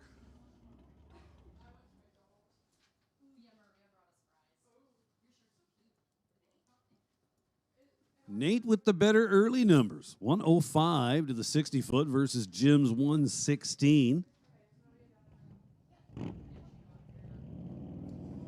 So we got an updated qualifying sheet for Pro Mods. So after 2 rounds, this is what it looks like. Scott Blake remains in the number 1 position. Well, I'm just going to stop right there. Because Ryan Hayward definitely improved, and you've got him on here as a 398. He ran, I believe, 383, so there's some data missing. Austin Christopher, the next one up for Fast Lane Racing. He's going up alongside Damian Cowden. Damian Cowden, of course, the team owner and rider of Damian Cowden Racing. Also sponsored by Parker Johnson, Maxim Machine. His current record is 624 at 231 miles an hour. 3 times CMDRA championship, along with a WHRA champion. And looking like Christopher cannot find life in the bike. Cowden going to be on a solo.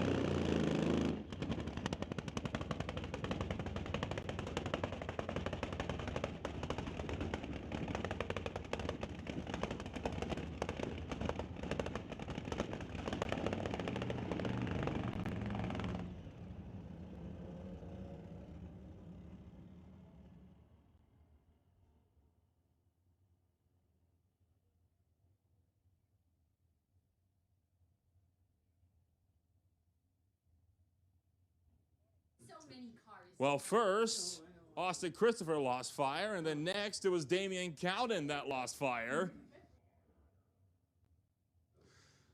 So Cowden trying to get those issues sorted up here on the starting line as time keeps ticking away. So as it turns out, there was no problem with the ladder.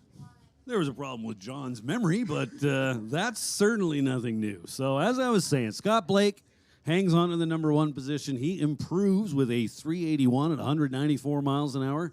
Steve Horn with a nice lap takes over the number 2 spot, going 390 at 188. Ryan Hayward, number 3, with a 398 at 187 miles an hour. Dave Kowalski in at number 4 with a 402 at a $181. And rounding out the top 5, Steve Goddard, 406 at 178 miles an hour. 13 cars on the sheet.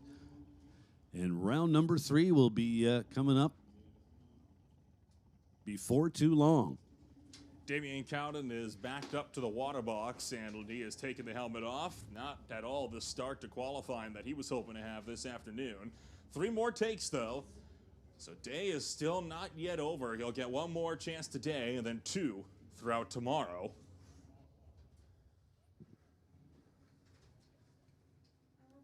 Track crews, well, pit crews, still hard at work, trying to quickly diagnose the issue.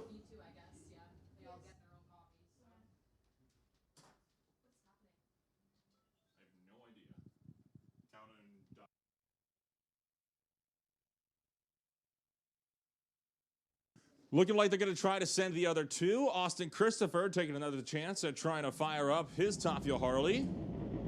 This time looking like they've got some life in it. He'll go up against the Radtor Systems, Comox Valley Bobcat, ShopMyRate.ca, Harley out on the Nymo for Pete Wall. Pete Wall, one of the riders for Big Kids Racing. So Cowden's team will continue to try to diagnose on the side of the track while qualifying resumes.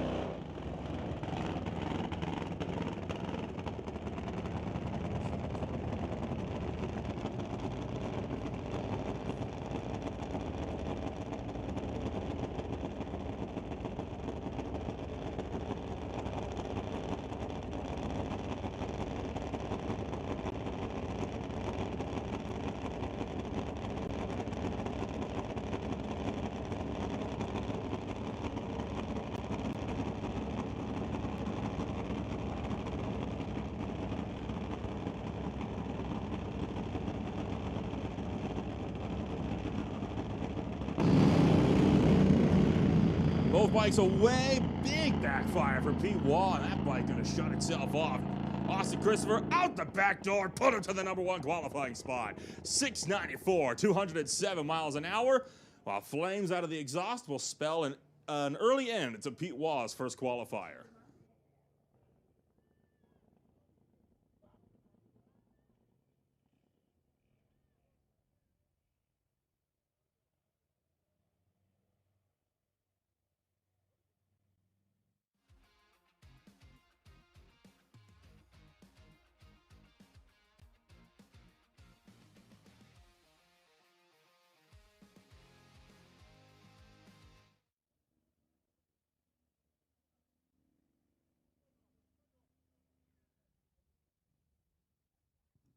No incremental, not qualifying.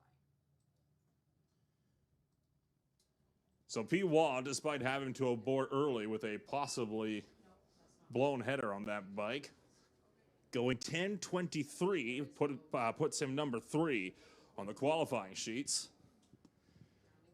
Damian Cowden and his crew still hard at work, seeing that they can't figure out a prompt solution. Christopher stands as the #1 qualifier. Jim Schellenberg, so far the only other bike to come close to putting down a full pull, went 786, even though he had to shut it off a little early as well when his bike got close to the center line at about 1,000 feet. Pete Wall and Nate Gagnon bring up 3rd and 4th.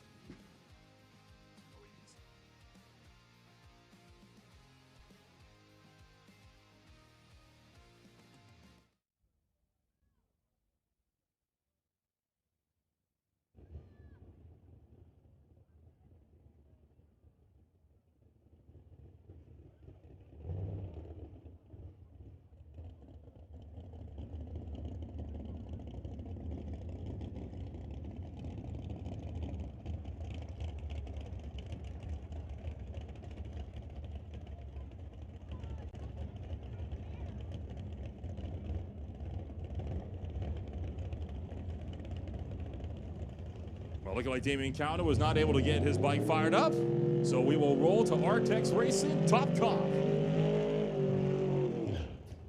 So Top Comp, pretty much anything that can run 999 or quicker is good to go. So first pair will be Jan Christensen and Chris Stone.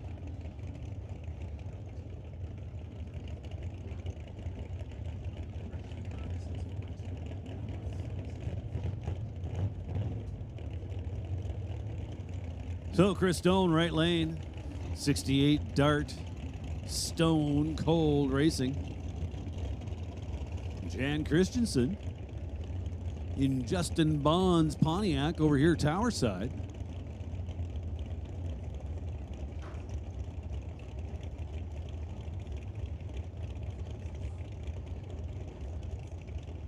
So Top Comp used to be the class that was Top Sportsman and Top Dragster combined prior to the split.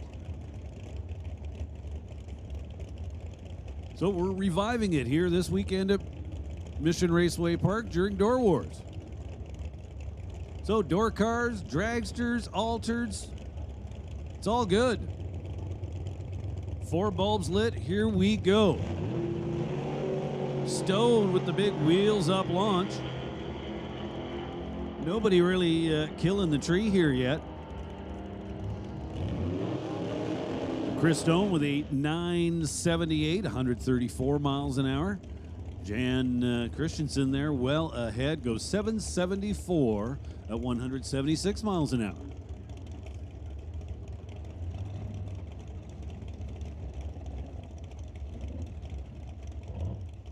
So Christensen moves up the ladder a little bit. Qualifying in this class is by ET. So in that sense, it is a performance-based class. However, once we get into eliminations, it'll be dial it up and go. So now Jay Saverston and Emily Gerard. Emily Gerard, right-hand lane, the Rad Torque Systems dragster.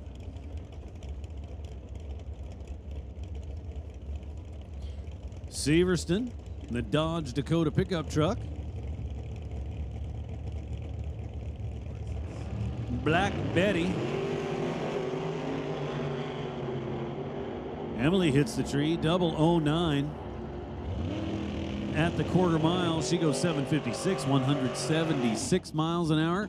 Severston was 0:32 on the tree, then 7:88 at a $1.69 through the top end.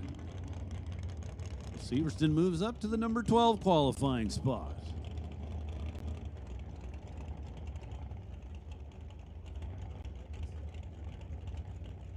Now Kim Youngkind and Jamie Wellwood.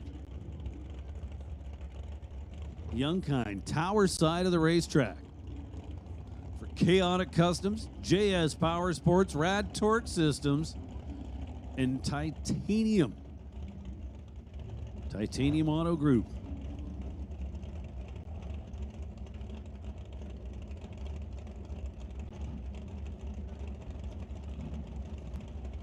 Wellwood for TNT Auto Parts over in the Lordco lane, right-hand side of the racetrack.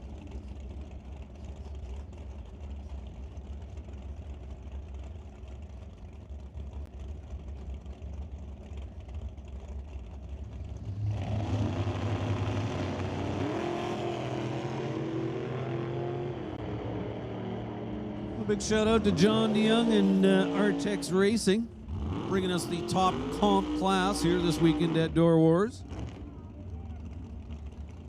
9 seconds flat for Jamie Wellwood. 131 miles an hour. Kim's off the gas at the finish line, coats through at 94 miles an hour. That will bring up Dale Phillips along with Jeremy Soares. Jeremy, regular runner here this year at Mission. In the Super Pro class. You can only imagine he'll be running the box class tomorrow in addition to Top Comp.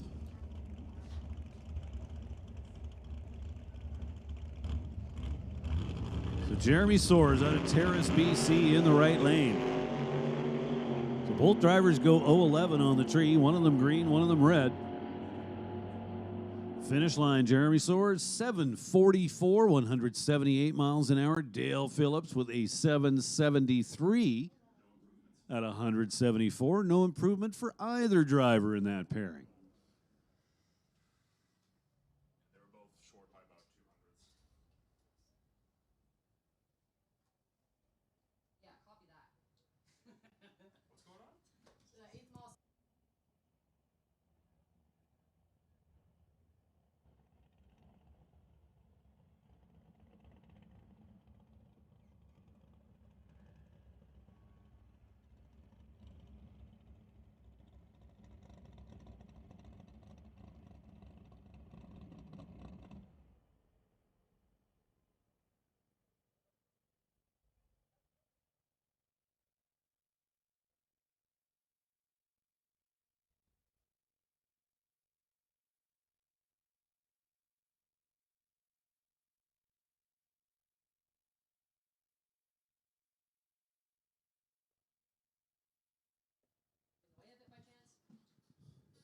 So safety up there having a look at the 8th mile sensor, just having a little issue there. Get that sorted out and we'll resume qualifying momentarily.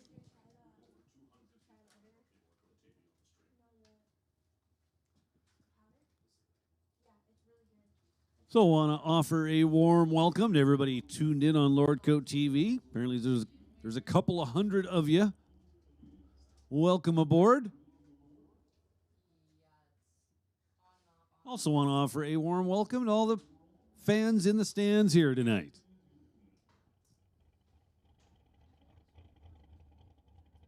Now, we're not exactly looking at a packed house, but there's a nice little spattering of you. Thanks for coming out to Mission Raceway Park. We certainly appreciate having you.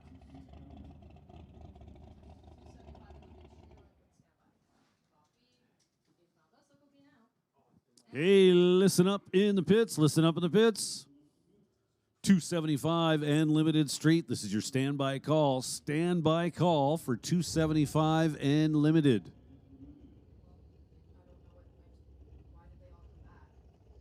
So we've got the sensor issue sorted out.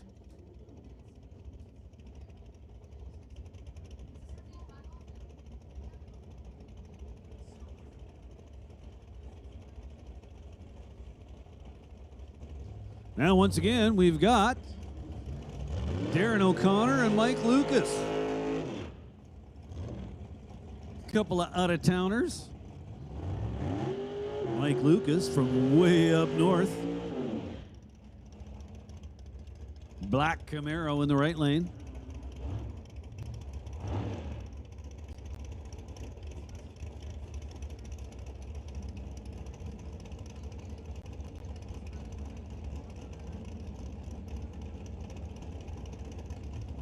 So Darren O'Connor, tower side of the racetrack out of Ponoka, Alberta.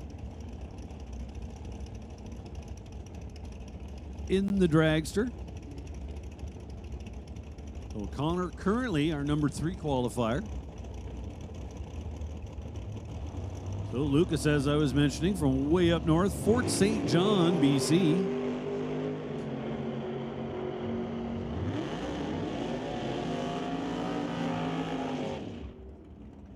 .733 for Darren O'Connor gets him there just ahead as he picked up a little bit of an advantage on the starting line. Mike Lucas actually cards the quicker ET in the right lane with a 732.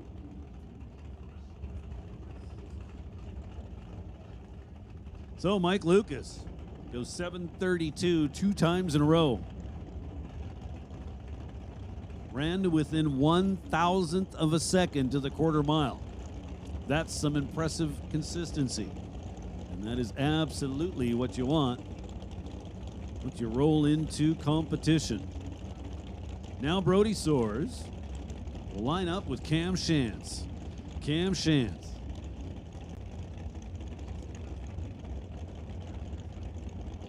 So my screen tells me that's a Roadster over there. It looks like center steer to me, so I'd call it an altered, but that's just me. Brody Soares turns it red by 23. Cam Shantz was 47 on the tree. At the finish line, Cam Shantz goes 884, while Brody Soares was 813. Now a couple of regular runners with the Canada West Doorslammers.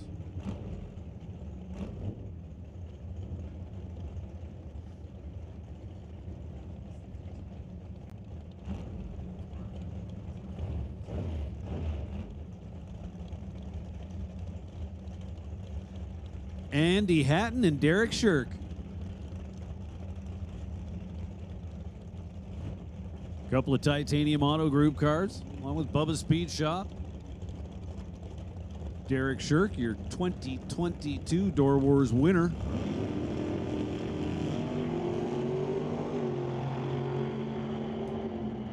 Shirk in the beautiful Bel Air right-hand side of the racetrack. 779, 169 miles an hour. Andy Hatton. How about an 821, 163 miles an hour?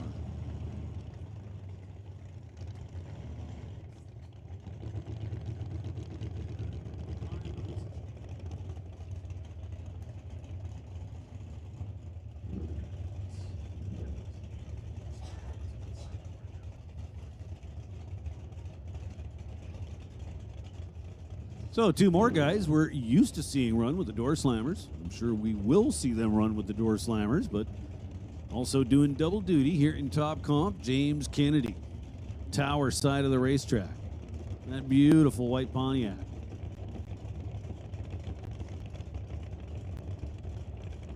Fresh, fresh, fresh from front to back.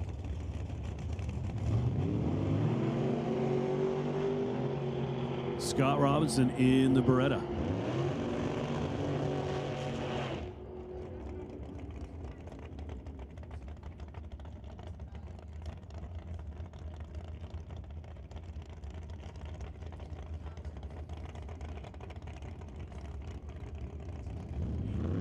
So Kennedy with a nice 707 takes a nice jump up the ladder, was sitting 8th, now sits number 3. Just Scott Robinson with a nice 766 at 177 miles an hour.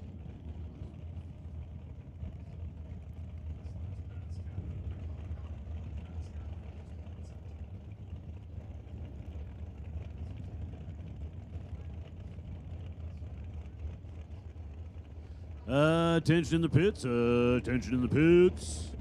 Outlaw 275. Come on down to lanes 3 and 4. Outlaw 275. Please make your way to lanes 3 and 4. Limited Street. Limited Street will take Limited Street in lanes 5, 0, and 6. Limited Street to lanes 5 and 6. So both these drivers are going to improve drastically. Aaron Phillips red by 6/10,000ths of a second. Oh, man. Off the gas at the finish line, 10:01. So that's not a respective run for that dragster. Kathy Freeborn in the Camaro with an 8:54 at 159 miles an hour. So that'll put her in the 16th position. Did not get down the track on the first attempt.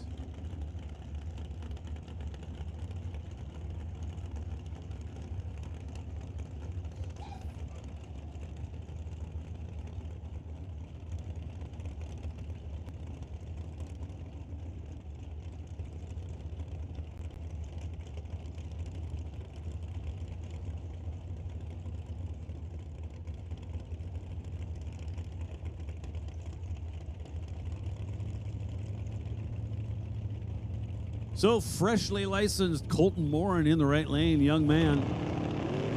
This will be his first race weekend behind the wheel of that dragster. Goes 0.15 on the tree, not bad.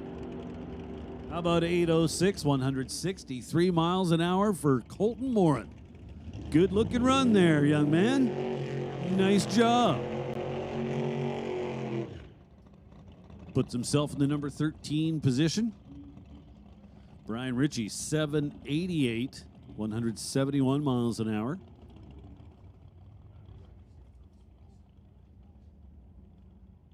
Believe that should move him up the ladder.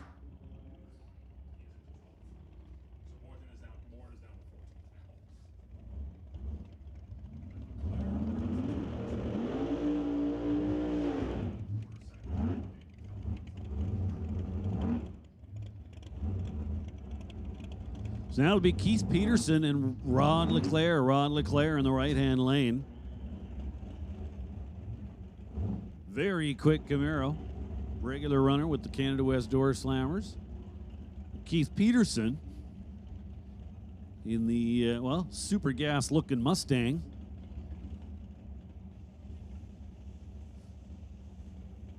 Making an appearance here at Mission Raceway Park, all the way from Grand Prairie, Alberta.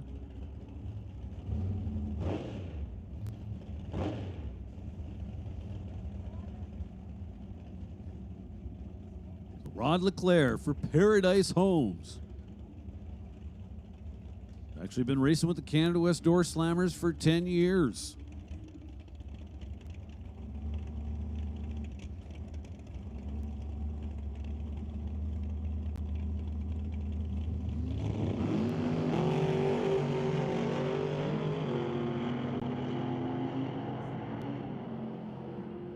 Leclerc, 686, 200 miles an hour exactly. Nice looking run over there in the right lane. Keith Peterson, as you saw, making use of the throttle stop. Goes 1095 at 86 miles an hour. I'm not really sure what happened there, whether he was purposely off the gas or...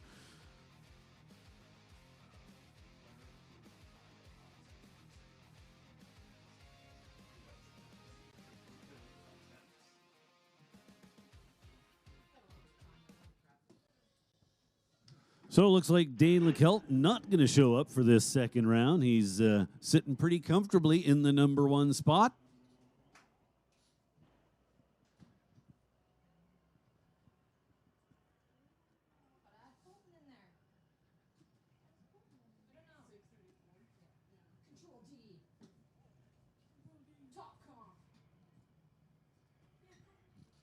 So we have made the call for our Outlaw 275 cars. We need you guys in lanes 3 and 4 if you're not there already. Limited Street. You've also been called to the lanes. Limited Street. We're looking for you guys in lanes 5 and 6.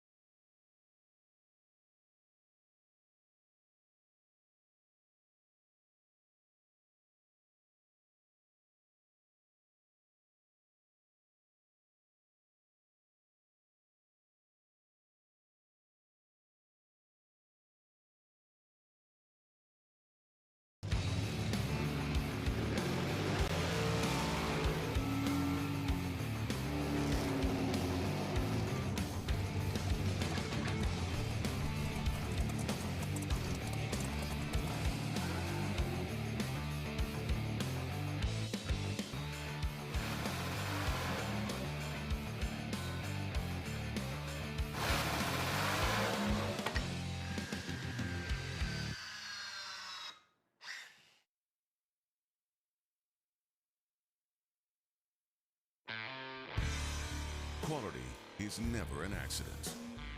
It is the result of high intention, knowledgeable effort, intelligent direction, and skillful execution.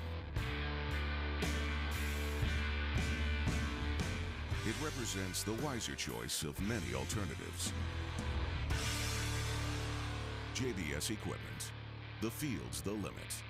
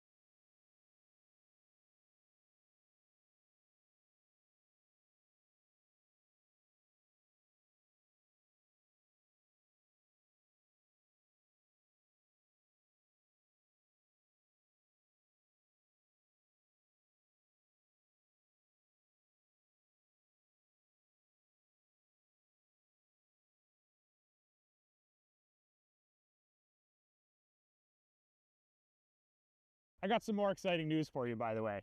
So anybody who's entered into the Mustang draw by July 14th is also going to be entered to win 2 Saturday Rockstar VIP tickets to Street Outlaws No Prep Kings. So you'll get to come and experience up close and personal at the Titanium Strip when they're here taking on Western Canada's best no prep racers. We hope to see you out here.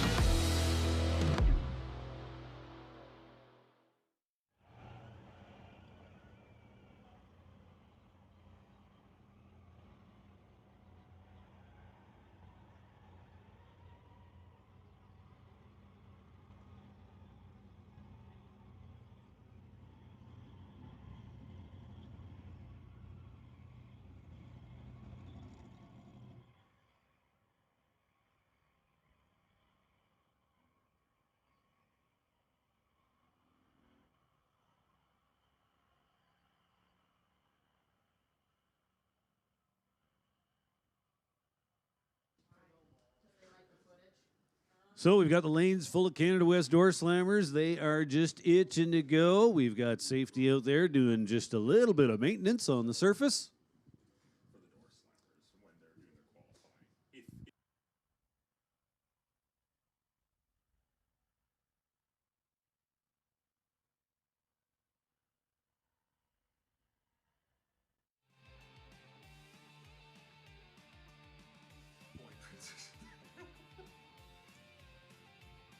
So as I was mentioning, Barry and Shelley with us this weekend.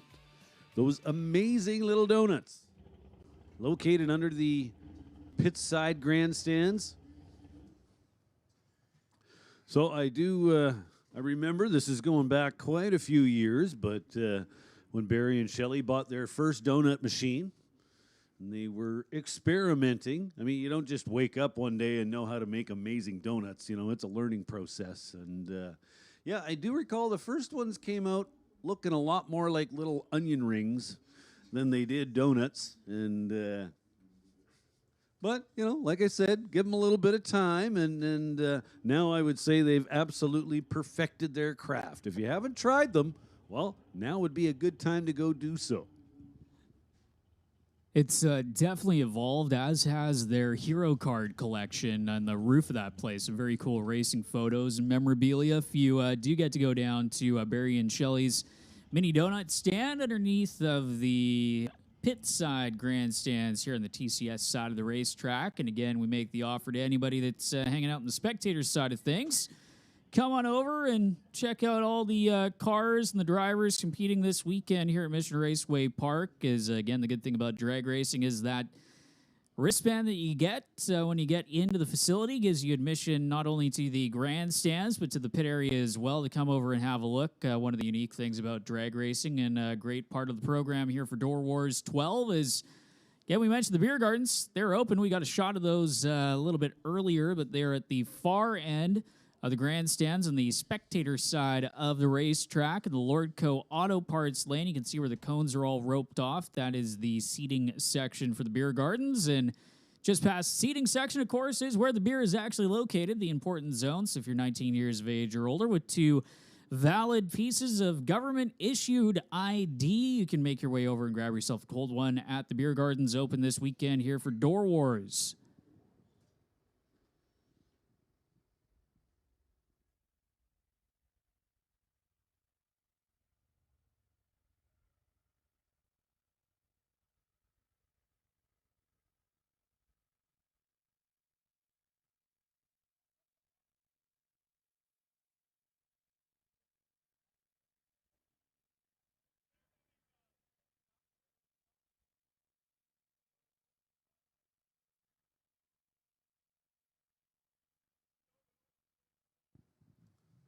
So as mentioned, next class coming up would be the Canada West Doorslammers. This weekend's event regarding the Canada West Doorslammers brought to us by Paradise Homes Construction and Development. Paradise Homes was founded in 2001 by two local businessmen. At the time, they both had full-time careers but had a strong desire to build quality houses, and so they created Paradise Homes Limited. Complementing each other well, they have been building exceptional housing ever since. Rod Leclerc, one of the principals of the company, has worked for decades in the construction industry and has a remarkable eye for details and organization. Gary Brown, the other principal in the company, has worked for more than 25 years in the real estate industry and has a keen sense for what consumers are looking for. So once again, big shout out going out to Paradise Homes, who, along with Comox Valley Excavating, bringing us this weekend's event. Comox Valley Excavating, specializing in final grade. They cover everything for your project requirements, covering all aspects of land clearing, foundation, and site prep. Septic fields, driveways, irrigation, and ponds. Riding rings, sport fields, golf courses, trail building, hydro seeding, commercial snow removal, and de-icing. Wow. Check all that out at Comox Valley Excavating. You know, I've been looking for somebody to build me a golf course. And you can find that exact person at Comox Valley Excavating. Not giving Poe and Kathy any ideas, though. I don't think maybe they don't have the resources or the time here. I think they're a little bit busy with some other projects, but maybe a fun side project is the first pair for Canada West Doorslammers is in the water box. Here we go. Looks like Kerry Young and Jay Severston. In the right lane, keeps the burnout short, comes to a stop before the starting line. Kerry Young getting the Young's Mechanical Lordco sponsored S10 backed up to the starting line. Severston enters this qualifying round 5th on the boards with a 7:49 for his first qualifying head. Not a bad opener for a Doorslammer qualifying.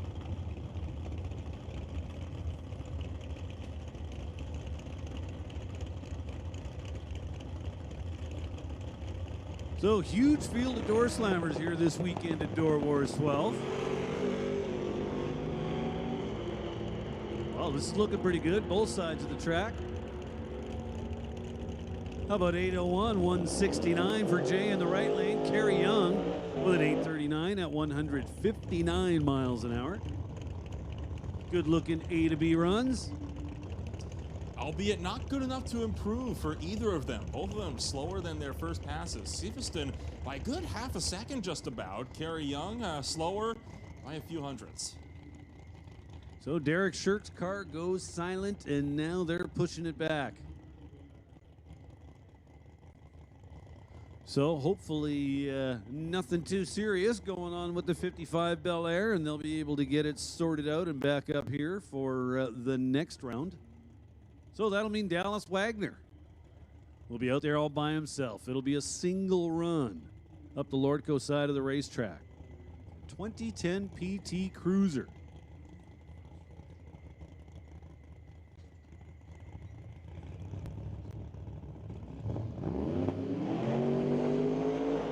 Screen tells me it's got a 347 cubic inch Dodge power plant. I'm kind of doubting that.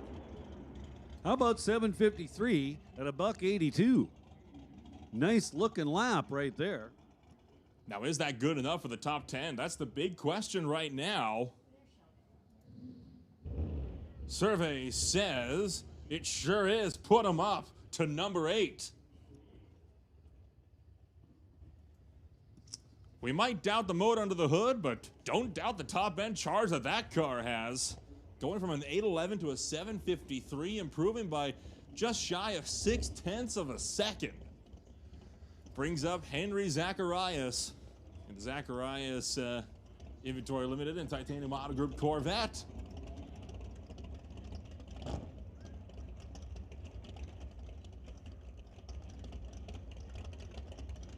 going up against Matt Marshall.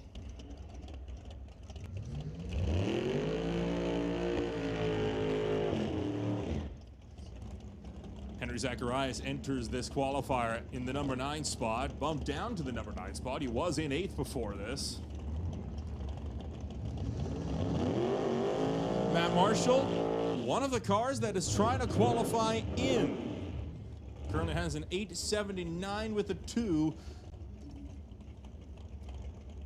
Currently sitting at a 900th shy on being able to make it in.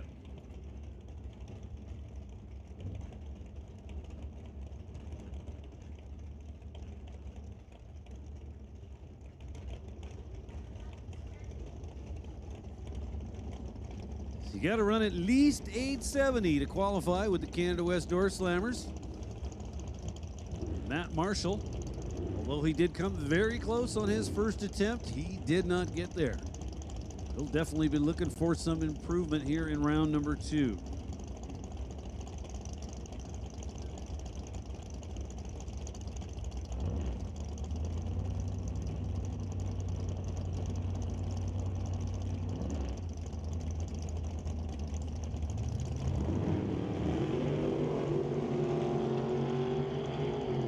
Zacharias, no surprises here, gets out in front.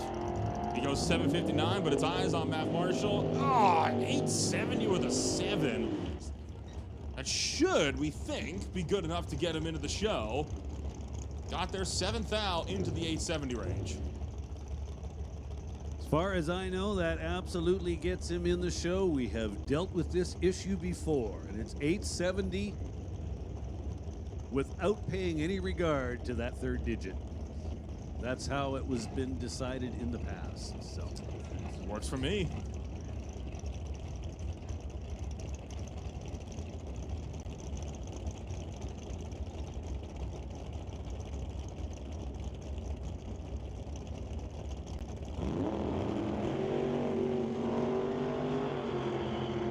Howie Winklehorst and Otto Schulte at the finish line. It is Schulte getting there first. Starts off with an 022 light.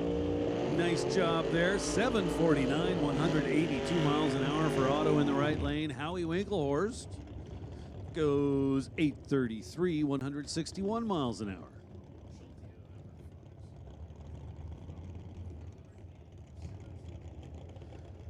So Otto Schulte bumps up the ladder a couple of spots with that run from number 7 to number 5. That'll bring up Ray Rusiani along with Grant Howell. Rusiani from Kelowna wants to thank Dexy Paws Online Pet Supplies. Grant Howell from Victoria, BC, in that beautiful 37 Chevrolet. This guy is a Doorslammers veteran.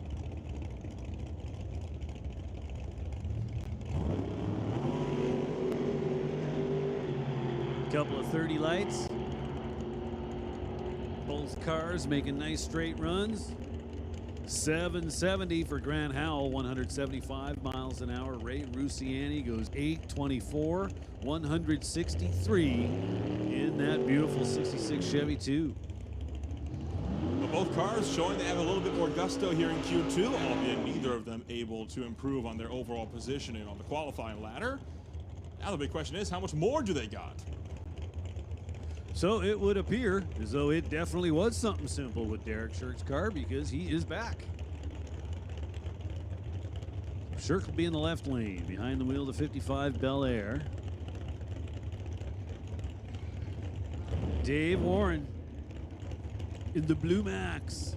Lord Coast side of the racetrack, another Doorslammer veteran.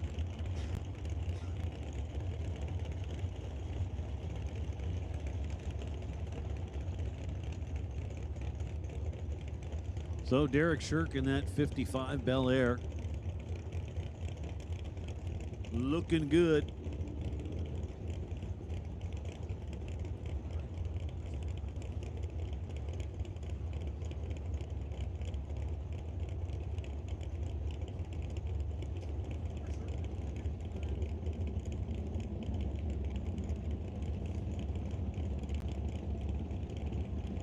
Shirk left side's got the pre-stage bulb lit, waiting for Warren. There he is. 3 bulbs lit now. 4 bulbs lit. Here we go.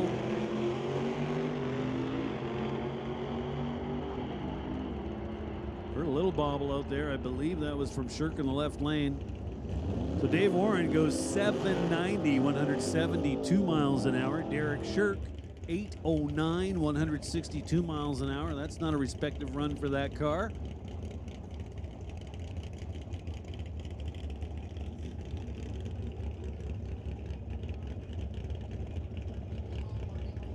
That'll take up Ken Christensen in that chaotic custom Chevy pickup facing off against Anthony Katnick. And his Lordco Racing Dart. You don't have to see a Dart in the Doorslammer category all that often. So we got Pro Mods here this weekend, and as far as the Pro Mod world goes, there's quite a bit of history there in the left lane right now. Ken Christensen's pickup was at one time, many, many years ago, Joe Delahay's Pro Mod. Back when most people didn't even know what Pro Mod was.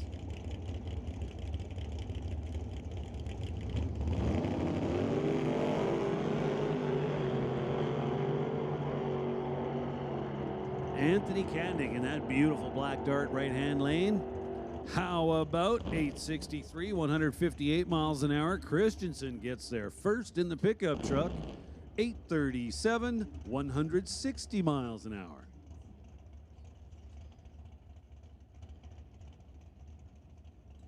Ken Christensen not improving on his Q1 time. Next pairing up, it was going to be Mike Kenworthy and Corey Stewart.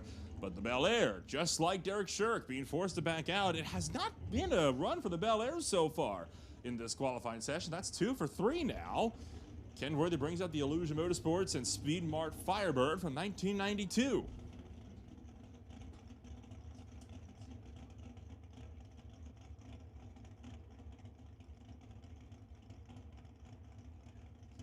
Kenworthy enters 23rd.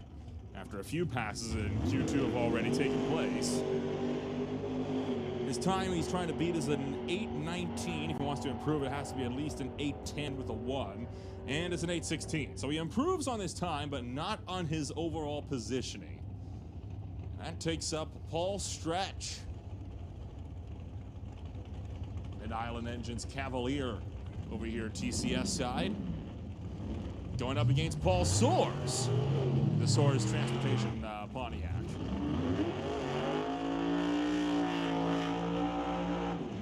Paul Soares, 20th overall in qualifying so far. Paul Stretch, good bit further up the field.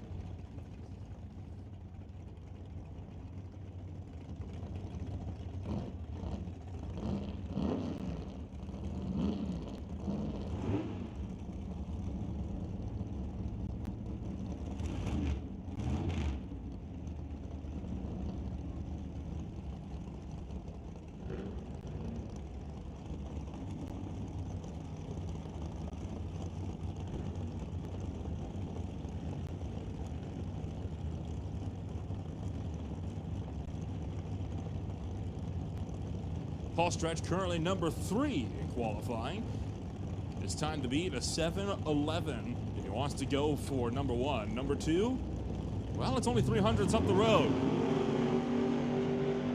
Both drivers away. Paul Stretch seeing if he can't run that one out the back door and get himself to the number 2 spot.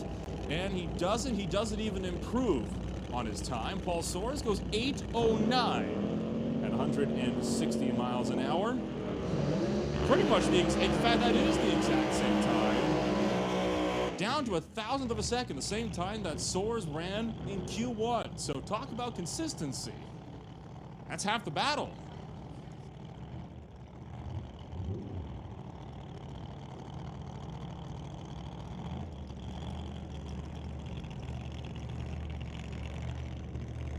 Corey Stewart getting the Bel Air fired back up. Very reminiscent of Derek Shirk.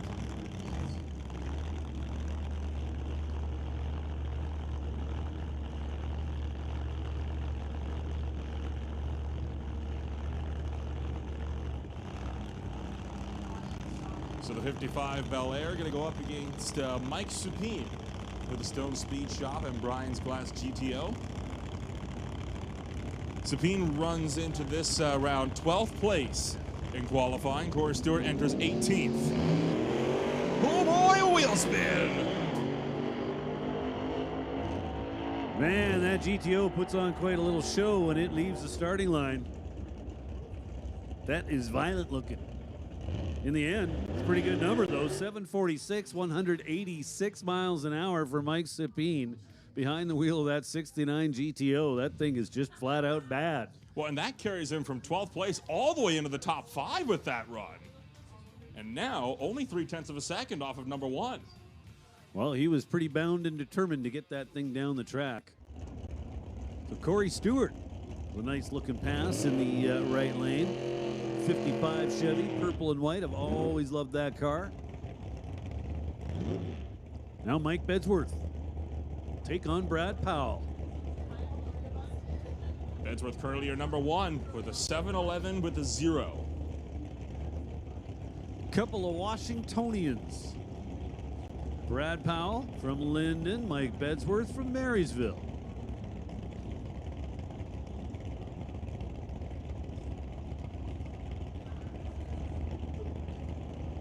Bedsworth, multi-time former champion with the Canada West Doorslammers.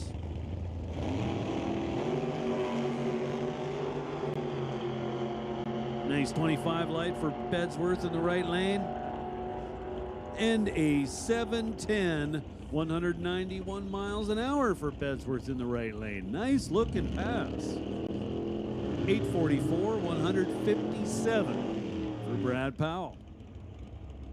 Bedsworth extends his lead in the qualifying sheets with a 710 with an 8, going about 100th of a second quicker than his original number 1 time from Q1. Bringing up Aiden Katnick in the Mustang Fox body for TK Performance and Lordco Auto Parts, facing off against the Evans Excavating Chevy 2, headed up by Darren Buick.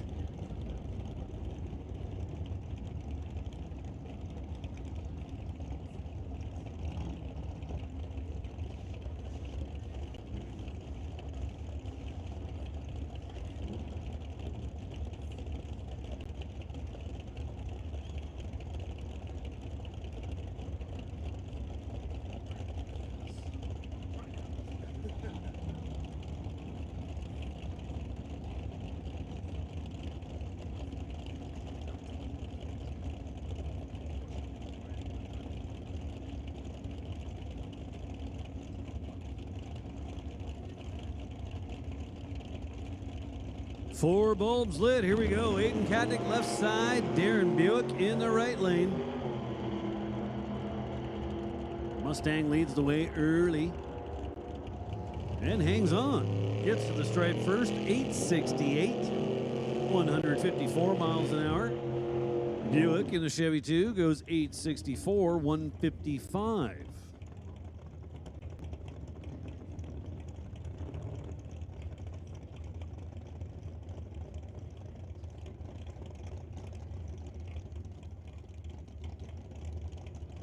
Next pair got the burnouts done. It'll be Brody Shirk, tower side of your racetrack in the TCS lane, and Lane Woolley. Woolley behind the wheel of the Duster. 678-inch Hemi under the hood.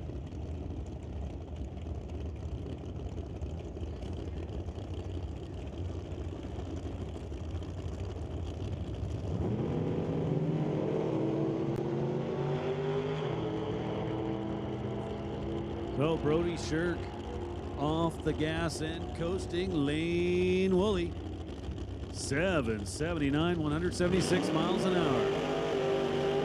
So Top Fuel Harley, standby call going out to Top Fuel Harleys and Pro Mods. So attention in the pits, Pro Mods and Top Fuel Harley. This is your standby call. One more time. Pro Mods along with Top Fuel Harley, this is your standby call.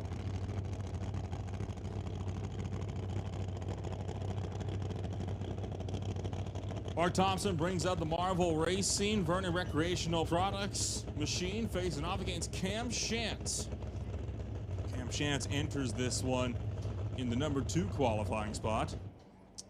And she's going to shut them off.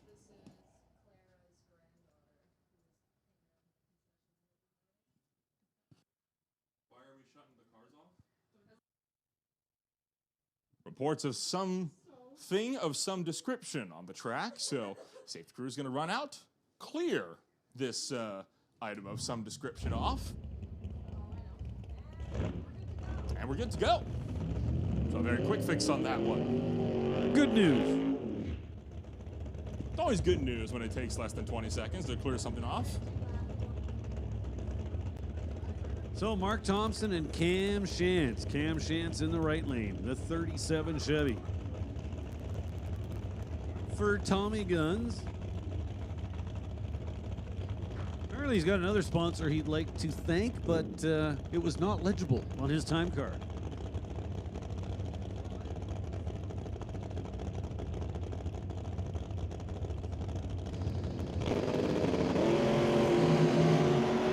.008 live for Cam Shantz as Shantz tries to run that out the back door, chasing the 710, doesn't get there. 728 with a 4 for Shantz. Thompson, 749 with a 1. Hey, listen up out there in the pits. Pro Mod and Top Fuel Harley, listen up. Pro Mods will take you in lane 5. Pro Mods, bring them to lane 5, please, and we'll take Top Fuel Harley in lanes 1 and 2. That run for Thompson, able to put him into the 5th spot by only 4/10,000ths of a second over Otto Schulte, showing just how fine the margins are sometimes on what puts you up or down in the qualifying sheets.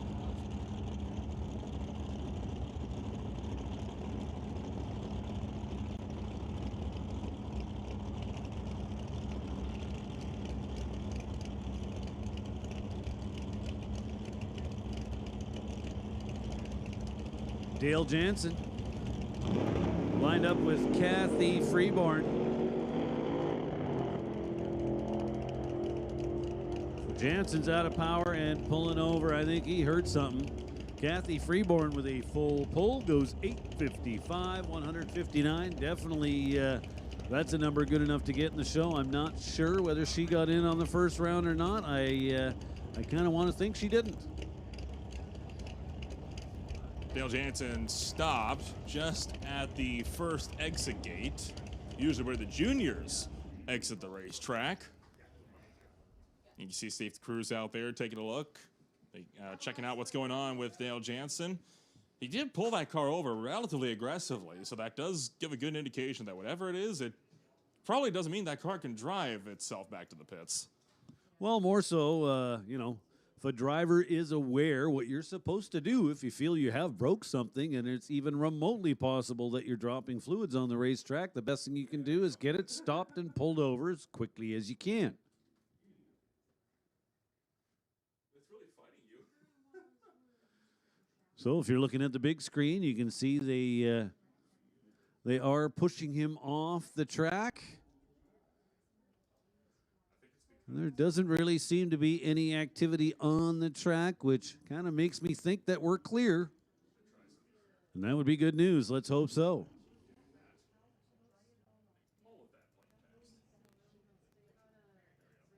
Now it shouldn't shove it to the bottom again, because I think it's because only one of those is plain text and everything else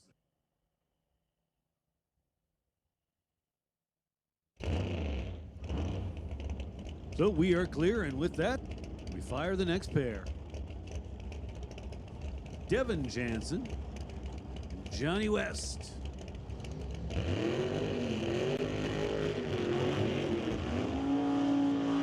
John West in the Kingsley Trucking J&L Drive-In Lordco 1957 Chevrolet Tower Side. That Bel Air currently sits 4th with a 736 set in Q1.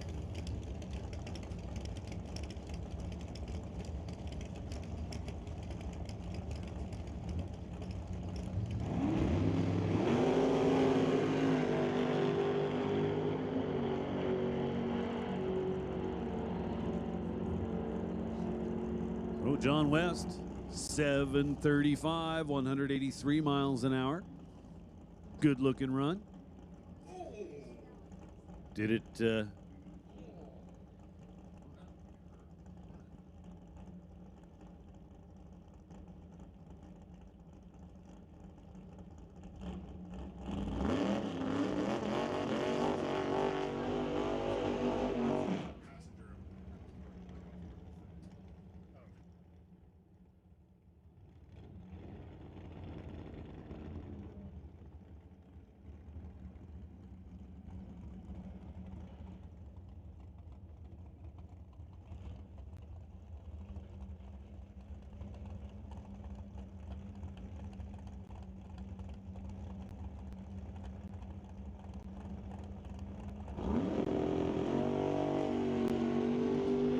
So Andy Hatton on a single.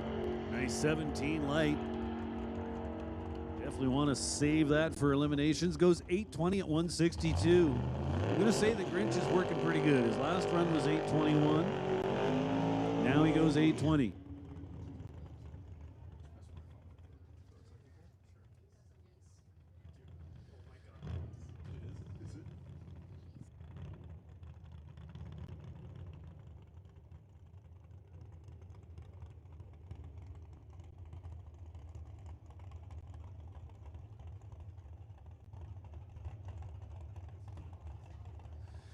Chad L. Hops. I'm not sure if that name's proper, but we'll run with it. Chad's from Port Alberni. 1983 Chevrolet S10. I'm kind of a fan of these little trucks. For no reason whatsoever.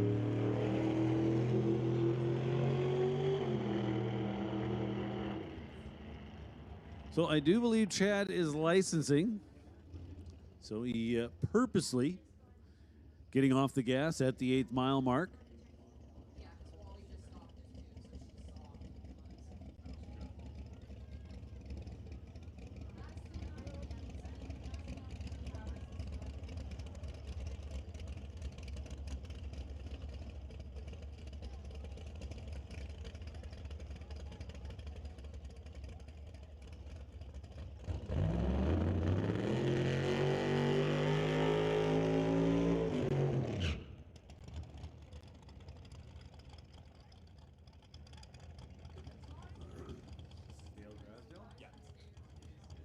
So Dale Grasdale coming up now. I believe this run will be counting towards Doorslammer qualifying. His first run was an aborted one, 24 seconds. Had to power through some pretty big tire shake at the hitch, and it did not go quite his way.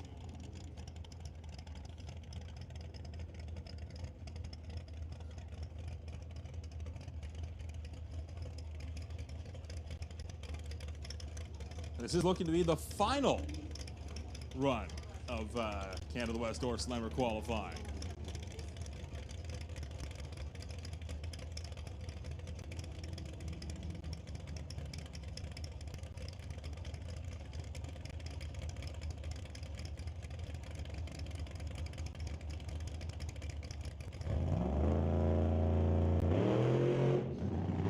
And same deal.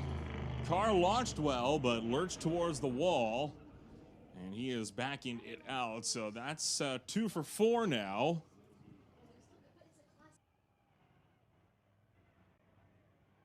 On a slow roll up towards that quarter-mile mark. Goes 22.84, so does improve by 2 seconds, but it doesn't make it any still anything to.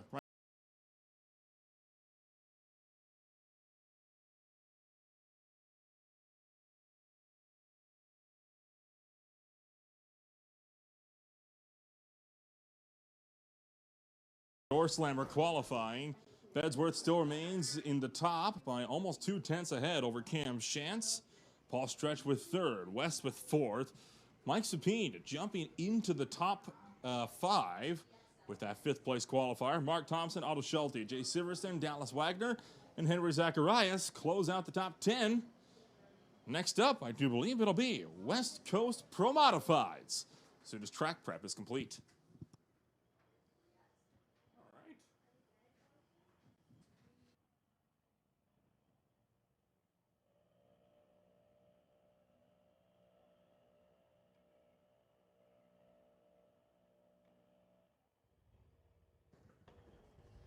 So we have made the call for Pro Mods along with Top Fuel Harleys to come on back to the staging lanes.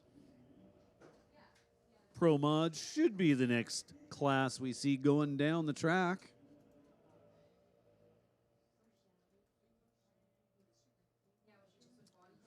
You see the tractors out there, going to give the surface a little rub. Want to ensure that it'll be all that it can be. Round number 3 upcoming for Pro Mod.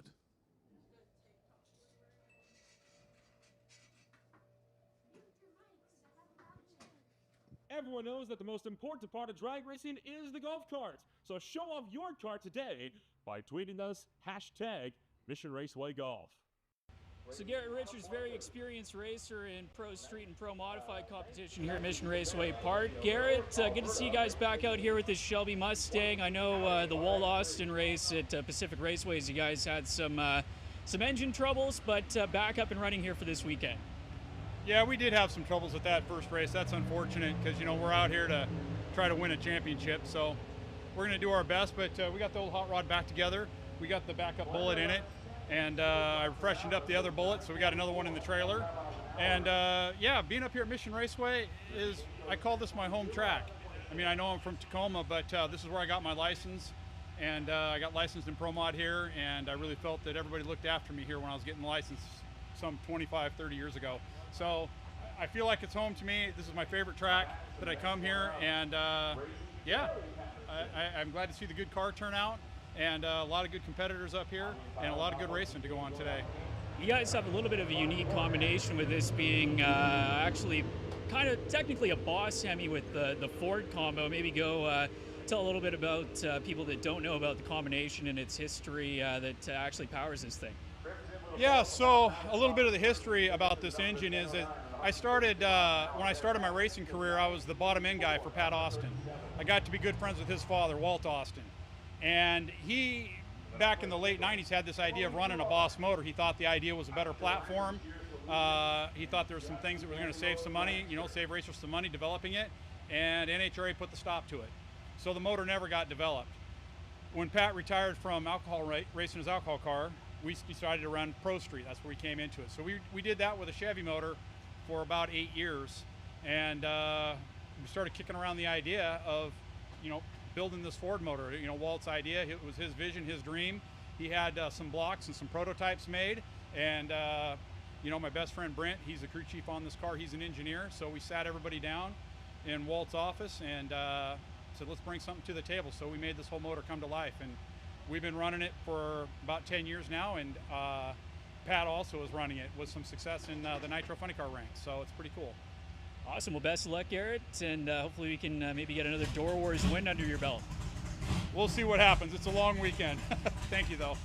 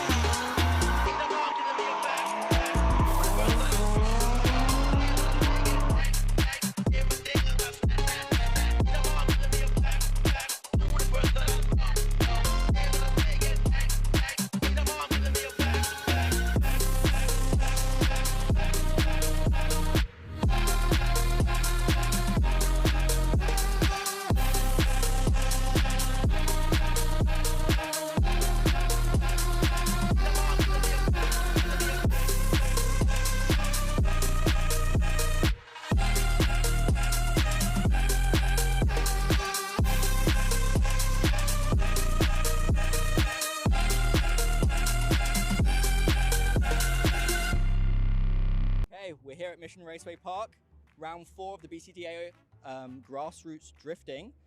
We are here today to ask some drifters some quick-fire questions, but we're going to go around and see if all drifters think alike. For the Mission Raceway YouTube channel, does anybody want to do some quick-fire questions? They're really easy. It's this or that. You got ourselves knocked over there. That was fun. How's the life insurance? Is it good? Domestic or import? Import. Import? Wow. Oh, Import. oh. Import. Domestic or import? Import. Domestic or import? Import. You good? Okay, we're Ready? good. What's up? Domestic or import? Domestic. Domestic or import? Import. Tell me. Yeah. Domestic or import? Import. Import? Yep. Domestic or import cars? Import. Import? Yeah. What are you guys doing right now? We're interviewing people. What? And we're going to interview you next. Oh, Chandra, it's good to see you again. I missed you guys. Domestic or import? Import. Domestic or import? Domestic or import? Yeah. Car, import, truck, domestic. We're going to call this Grid Walk with Adrian. The world's most disorganized grid walk. Not quite Martin Brundle. Left hand drive? Left hand? Yeah. Okay, left or right hand side drive? Right hand drive. Okay, left or right hand side drive? Left hand. Left or right hand side drive? Left. Left or right hand drive? Right hand. I don't know why I said left hand drive. Left or right hand drive? Left hand drive. Quick fire. Left or right hand drive? What car? Any car. Left or right hand drive? Left. Left? Right Yeah. hand. Right hand? Right hand. Why? Because it's better. Is it just better? It's better. Yeah? Yeah. Older. LS or 2JZ? Ooh, rotary? Ooh, LS or 2JZ? 2JZ. Okay, LS or 2JZ? LS. LS or 2JZ? 2JZ is a little cooler. Yeah? Yeah. LS or 2JZ? LS. Yeah. LS or 2JZ? 2J. LS or 2JZ? LS. So is it LS or 2JZ for you then? 2JZ. Yeah? Yeah. Okay, LS or 2JZ? 2JZ. So LS or 2JZ? I'm an LS guy. Yeah, LS guy. I got him. I like him. Yeah. Do you have any strong opinions on the day? I see you're a big fan of avocados. Turbo, supercharger, or NA? Oh, turbo. Turbo? Oh, yeah. Okay. Turbo, supercharger, or NA? Turbo. Turbo, supercharger, or NA? Supercharger. Turbo, supercharger, or NA? NA. Yeah! Turbo, supercharger, or NA? Ooh, turbo. Yeah. Turbo, supercharger, or neither? Turbo supercharger. Both. Oh, supercharger. Supercharger? Perfect. Hey, sorry, I missed that. Hey, there's cars with both. It exists. This feels like a trap. It's a trap completely. Turbo, supercharger, or NA? NA. Yeah. Diesel or gas? Gas. Diesel or gas? Gas. Ooh. Diesel or gas? Gas. Gas? For towing, diesel. But for drifting, I'm gonna say gas. Diesel or gas? Diesel. Diesel? Yeah, my truck's diesel. Nice! What's better, diesel or gas? Diesel. Diesel? Diesel for everything? No. Diesel for what? Help. Diesel for daily driver. Yeah? And trucks. And for drifting? Yes. Yeah? Diesel cool. Diesel. Nice. Yeah, Europe's crazy right now. Diesel or gas? Gas. Gas. Diesel or gas? Diesel. Diesel? Diesel. Gas or diesel? Oh. If you had to, if you got to drift diesel, would you drift diesel? It's a lot of torque. It is, yeah. But they're doing it. I would try it, Yeah? yeah, for sure. Actually, you know what? I saw that one dude on the diesel ripping around the track. Like, look, he's putting some slaying runs in. Pretty Yeah. really good runs. That's one of my my big ambitions. is Yeah. to try diesel. Yeah. Yeah. Maybe not with the porta potty behind us. Okay, so that's all from us here at Mission Raceway Park. Make sure you subscribe next time we're out and put the notifications on so you know that we're uploading. See you next time.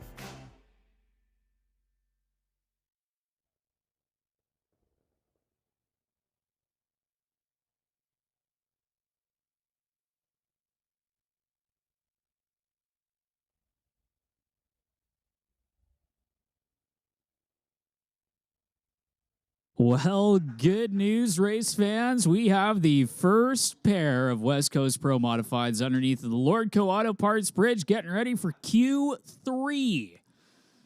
Again, 2 previous sessions and cloud cover coming in. Track conditions going to be pretty prime based off of what we have seen in the lead up to this. Is pretty much everybody in Canada West Doorslammers having some sort of improvement, whether it was elapsed time, position jumps, and now the West Coast Pro Modified is going to have their shot. Coming into the session, Scott Blake, 381 with a 6, leading the way in his nitrous-assisted Camaro. Steve Horn, the man you see getting ready to line things up on the TCS side of the racetrack as the crews have been given the signal to fire up their machines. Steve coming into the number 2 qualifying spot with a 390 with a 9. Ryan Hayward in the number 3 spot in his Camaro is getting to see if, well, maybe Kowalski can crack the 380s and maybe Horn can crack the 380s, hopefully if everything goes well.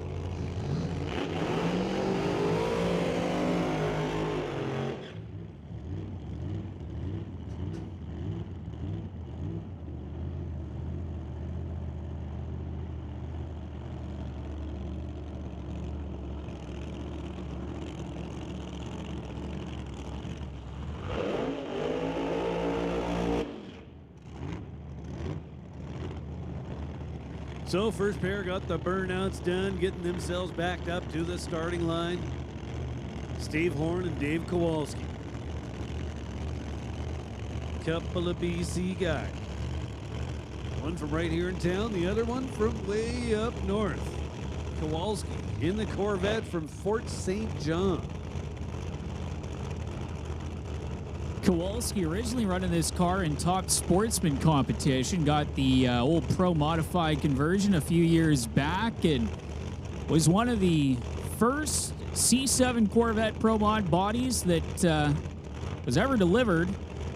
And Dave Kowalski getting to have that as part of the mantle, and a pretty nice piece over there in the Lordco lane, and again spending plenty of time down south with Daycal Ventures. They do quite a lot of big construction projects. One of the sponsors for the West Coast Pro Modifieds, and Steve Horn, JS Power Sports, putting their tune into good use in the house car, the 41 Willys, lighting the pre-stage bulb in the TCS side of the racetrack.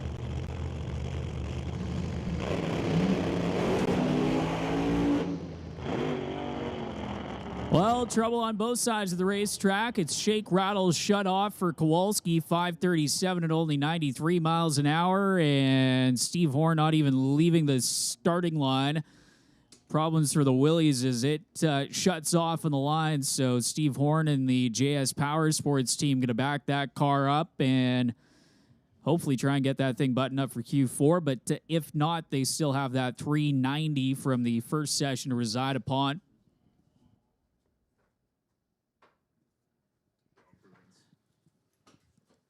So again, obviously no improvements on both sides of the racetrack, as Kowalski had made 2 4.0 passes within a couple hundredths of each other heading into this session. Still staying in the number 4 spot, 4.02 with a 1.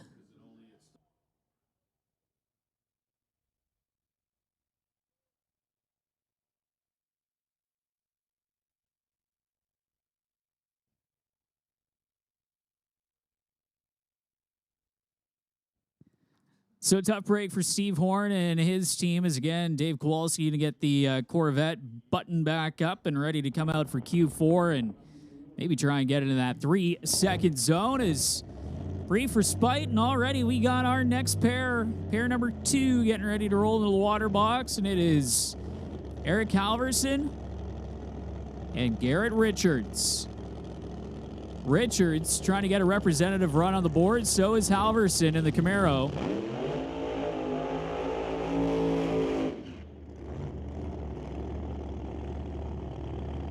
Richards, when they went to go bring the car up to the line on their second run, couldn't get the thing in gear and missed out on a Q2 opportunity.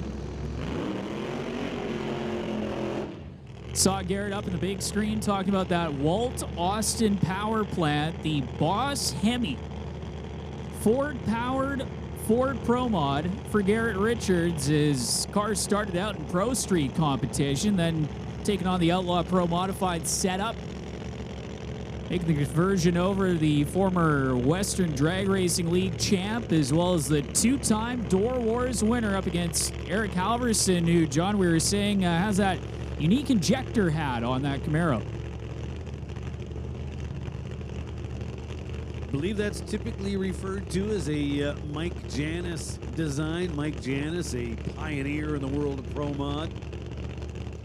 He is retired, but his son is keeping the family name going.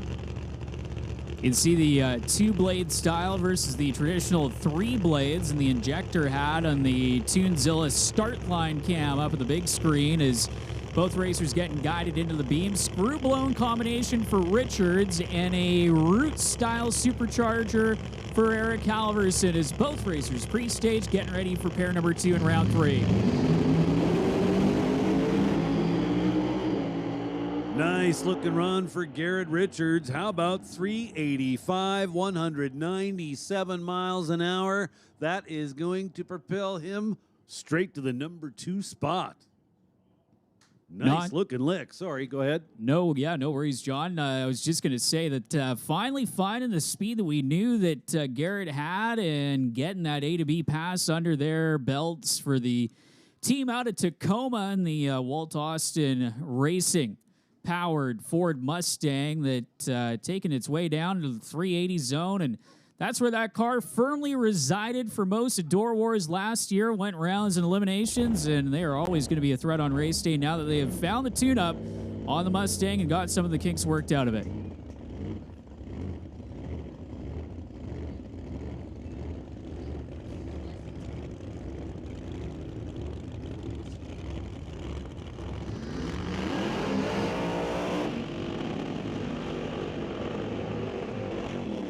So, next pair.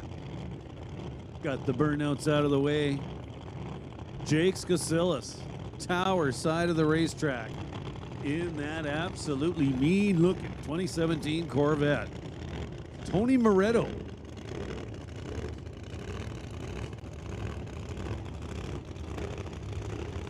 Sans hood scoop.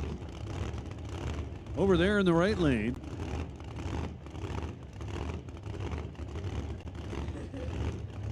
Just 903 cubic inches. Yeah, that's the previous generation of big cubic inch nitrous setup that's Tony running, Tony is running from about 10 or so years ago as the car took a little bit of a break. They had a little bit of an incident with it about 10 or so years ago. Tony took some time out of racing, brought it back. Recently has been a regular in West Coast Pro Modified competition ever since then. And you see, you mentioned the no hood scoop look. That it's something that a few of these teams are doing that maybe they've found out saves a little bit of carbon fiber thing as a nitrous backfire or anything, that they have been letting the carburetors stick out the top of the hood of these machines, and seeing a few guys flip back and forth from the hood scoop to the motor sticking out the top of that machine as Jake Skasilis is in.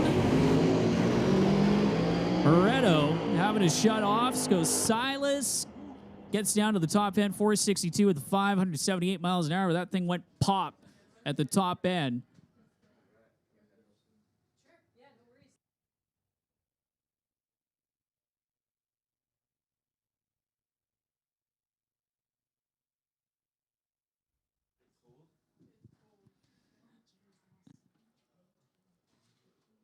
So Tony Moretto, 516 with a 195 miles an hour.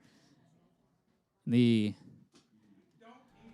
Lordco lane there's the replay of Skasilis pedaling, getting his way to the top end and making his way through the Tailblazers finish line camera, is popping the blower on the TCS side of the racetrack.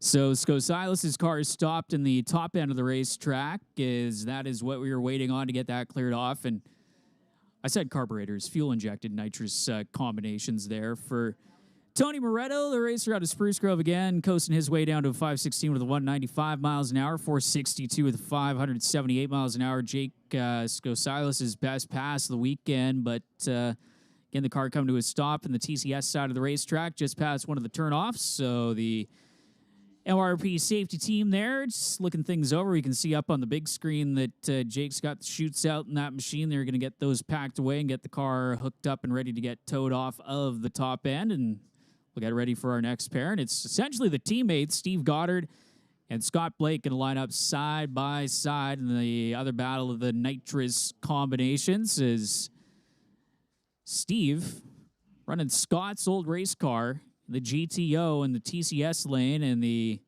Lordco lane. Scott Blake coming into the session as your number one qualifier with that 381 with a 6 in round number 2 rather of qualifying. Garrett Richards now moving up to the number 2 spot with a 385.9 in his third run of the weekend. Steve Horn had some problems getting off the line of the 41 Willies in the number 3 qualifying position with the 390 with a 9. Ryan Hayward knocked back to the number 4 spot, came into the session in the number 2 qualifying, make that the number 3 qualifying position with the 398 with a 7. And Dave Kowalski rounding out the top 5 currently in qualifying with 402 with a 1 from session number 2.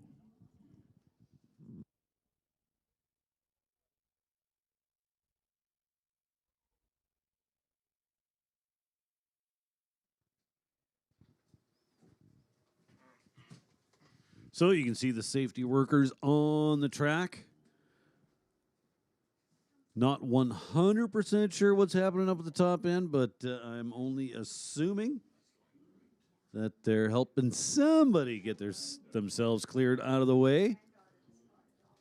Yeah, I can see up there. Now they got side by side. Jake's tow vehicle hooked up to the Corvette, so it should just be a matter of getting the car cleared off of the racetrack. Is still taking a look over, making sure that everything is A-OK track-wise. Nothing's been let onto the racing surface. Of course, they got containment devices underneath the race cars to keep most of the fluid, essentially a diaper underneath the race car to prevent anything from getting on the racetrack. But, of course, there are some situations with bigger engine detonations where even the diaper underneath of the machine can't contain it. But, again, just a quick walk over the racing surface with track crews. As soon as everybody's cleared off and we get the A-OK to get things fired back up, we will be ready to go for the next pair in West Coast Pro Modified action. Is, again, getting Jake Skosilas' car hooked up down there with the side-by-side and getting ready to take it off at the top end as it has passed the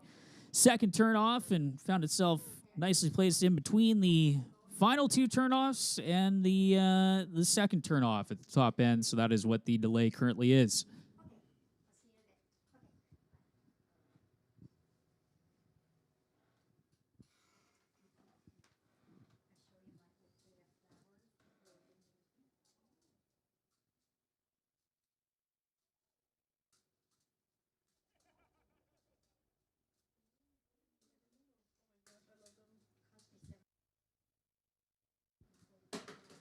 So we're currently in round 3 of qualifying for the West Coast Pro Mods.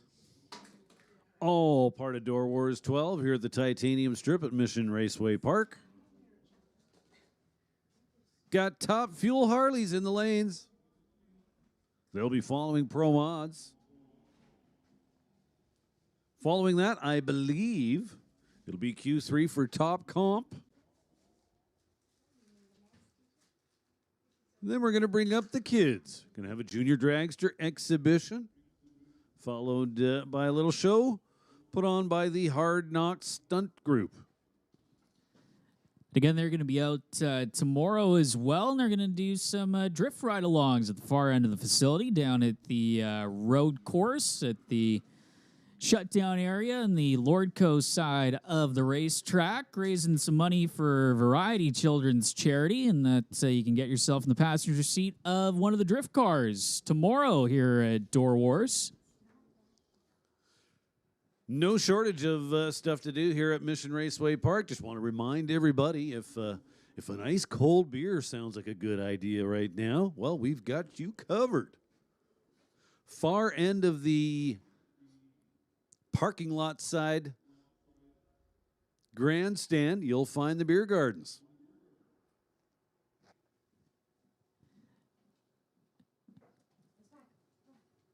And again, seeing a few people making their way over into that seating section as we get a flyover here at Mission Raceway Park. Good look at the starting line, and thanks to, again, Portable Buildings for getting that starting line structure that was put up a few years ago to keep all the starting line crew nice and out of the shade when we get some periods of extended heat as it gets hot down there in the blacktop. And again, big thanks to them for stepping up with that setup to help everybody down there, as well as the rest of the crew here at Mission Raceway Park, the Titanium Strip, of course, in addition to all the drag racing action, road course action with the Sports Car Club of British Columbia, and drifting with quite a few different groups that take the time out and do track rentals with that, as we saw with the earlier video before the Pro Mod session kicked off, highlighting that up on the big screen, as well as the interview with Garrett Richards back in the pits, who went up to the number 2 qualifying spot in session number 3 in the first few pairs that we have had go down the racetrack. So by the looks of things, we've got Jake's car pretty much cleared off the racetrack, so it shouldn't be too much longer before we get the signal to fire the next pair off in the water box.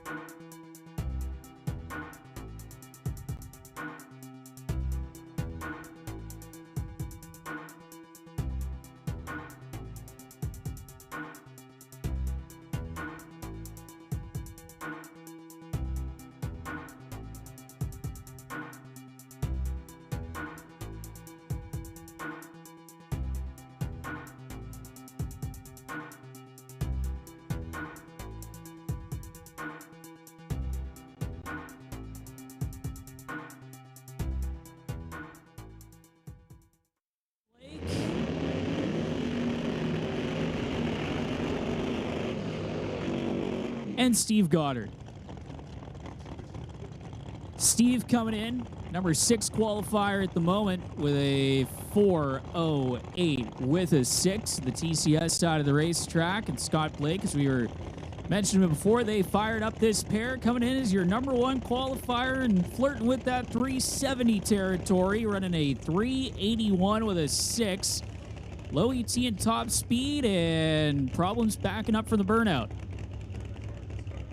Purging the nitrous system for Steve Goddard as their starting line routine continues unabated as Scott Blake's car looks like it is cut out in the Lordco lane and going to have to get pushed back to safety behind the starting line. So Scott Blake, who is going to try and improve on that 381, that currently has him at the top of the qualifying order. Unfortunately, problems for the Camaro over in the Lordco lane.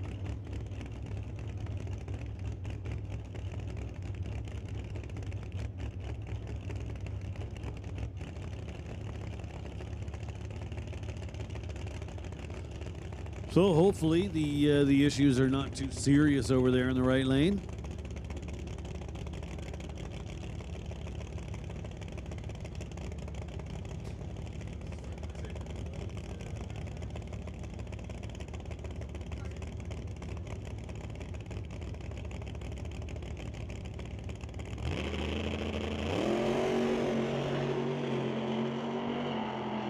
So Steve Goddard doing a little bit of driving early, but he hangs on, goes 409, 177 miles an hour. So that is not an improvement for him. He's on the sheet with a 408.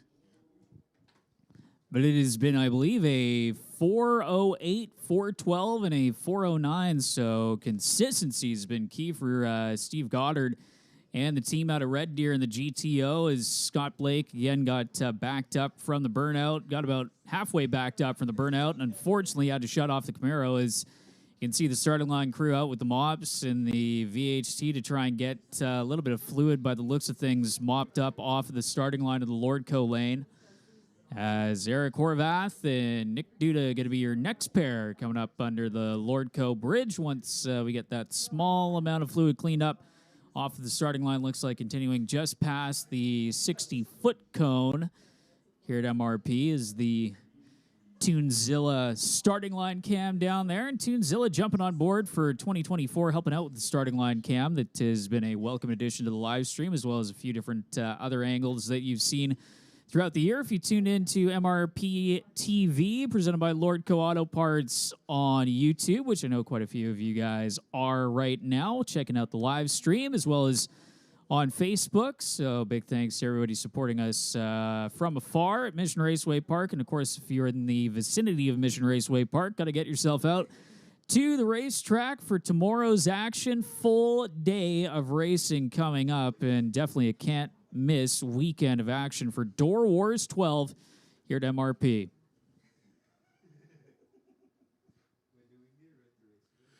So starting line crew diligently taking care of the little bit of fluids that we do have in the right lane.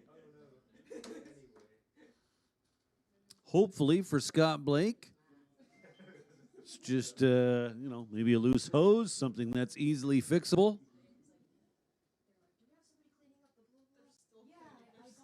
Yeah, the good news is they're out there with brooms, not anything more serious than that. So definitely some good news, if any, in that department. And the starting line crew's been pretty busy from about the time we've had the test and tune, with just little things keep popping up, but doing a good job of keeping the show running along as quickly as we can here. So again, making our way through Pro Mod qualifying. Looks like after this, only one or two more pairs in the lanes for Pro Mod Q3. Then going to get into some Top Fuel Harley action as they are lined up in the lanes for their second and final qualifying pass of the night. They're going to decide their eliminations on Sunday by the looks of the schedule. So again, the two-wheeled variety action here at Doorwarz, which is turned into one of the biggest door car races, drag racing wise, pretty much anywhere on the West Coast, and become a staple in the Mission Raceway Park special event calendar.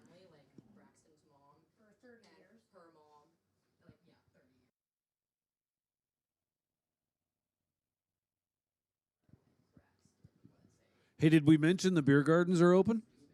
I don't know if we got their plugs in at any point tonight, or the fact that Doorwarz merchandise is for sale. So you don't want to get them mixed up. Ice cold beer, parking lot side of the racetrack, Doorwarz merch over here on the tower side of the racetrack. Half Track Snack Shack right across from the Doorwarz merchandise as well. If you find yourself looking for the extremely limited quantity that we have of Doorwarz merch left, you can also grab yourself a late night snack, maybe late dinner if you didn't get the chance to grab that at any point over at the Half Track Snack Shack right across from the Pro Shop here at Mission Raceway Park, which is conveniently located just before Half Track. Not quite at Half Track, but in the general vicinity of it. And we don't want to forget about Barry and Shelley. Amazing coffee products, hot and cold, plus those little donuts.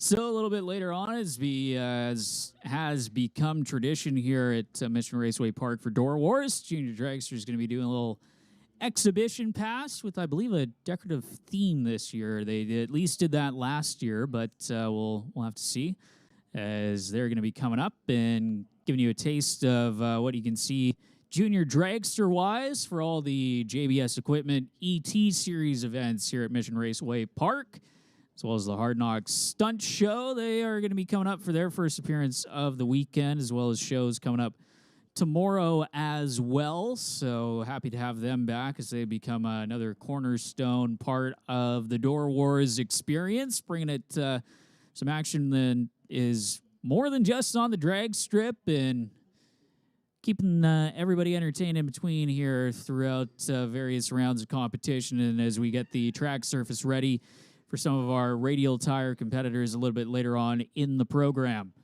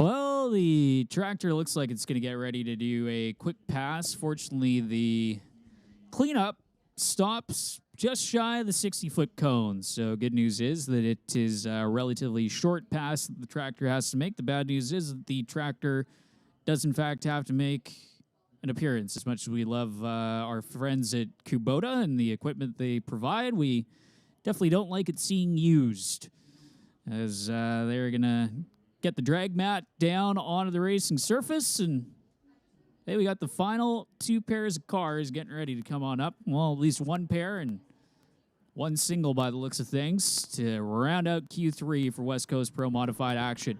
West Coast Pro Mods, they're brought to us in 2024 by Daycal Ventures, as well as the folks at Artex Racing, Rad Torque Systems and Rad Torque Racing, Elsan's Photo, WPI, K2 Consulting, RCD Engineering, The Badass Garage, Hollish Race Cars, A&M Marketing Group, Total Performance Incorporated, as well as Van Ross Services, EMB, Racejack Solutions, and Airport Glass, helping out the West Coast Pro Modifies for their full 2024 racing schedule that brings them throughout the Pacific Northwest and brings them right here to Doorwarz for the 12th edition of this great event.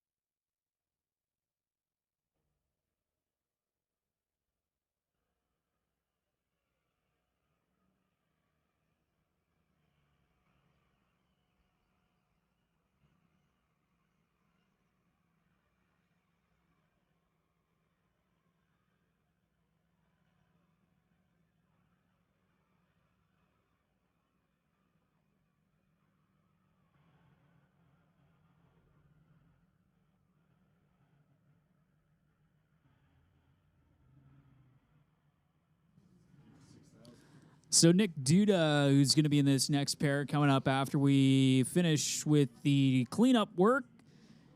Best run so far, 4:55 with an 8 at 169 miles an hour, pedaling his way to that pass in round number 2 of competition. Currently sits in the number 7 spot. Make that the number 8 spot as Garrett Richards has jumped up into the number 2 position from the start of the session. As Eric Horvath, who is lined directly in front of Nick Duda, 4:52 with a 139 miles an hour, having to get out of it early on his pass in that twin turbocharged Firebird. They are right ahead and right behind of each other in the qualifying order at the moment, with David Mendez and his Dodge Challenger, the last car to make a pass by the looks of things from what we can see in the staging area in his Challenger, the racer out of Oregon, a 5:64 with a 5 from round number 1 of qualifying, missing out on round 2 of qualifying to come back out for session number 3.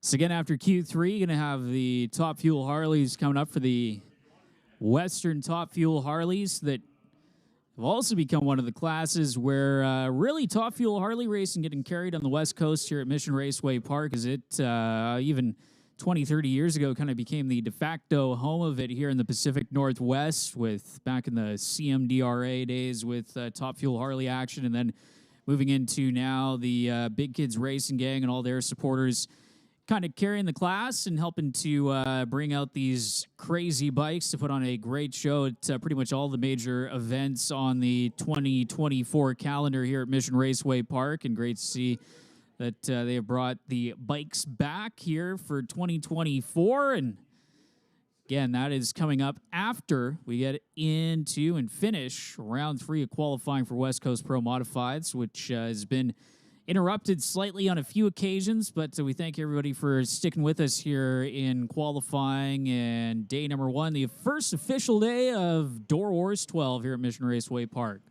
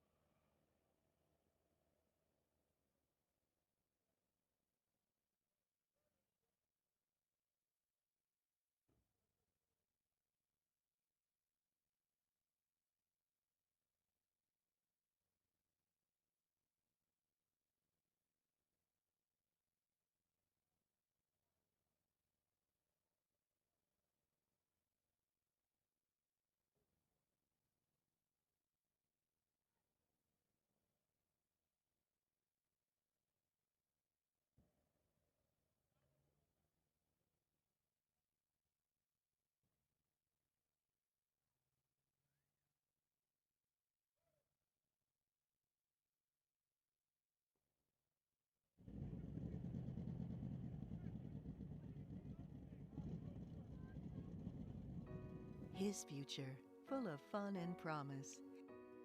And Lucas Deep Clean Fuel System Cleaner will help keep it that way. Lucas Deep Clean Fuel System Cleaner substantially reduces greenhouse gas emissions, including nitrogen oxide, carbon monoxide, and hydrocarbons, while improving fuel mileage using less fossil fuels. His fossil fuels. Just one little bottle with each fill-up, and his future can stay that much brighter.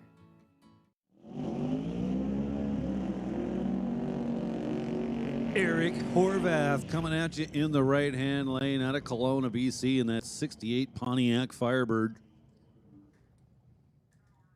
Out of the Gordy Abagouche stable.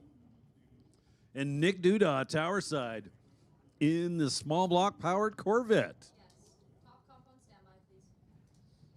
Attention in the pits, attention in the pits, top comp. Top comp, this is your standby call. Top comp, this is your standby call.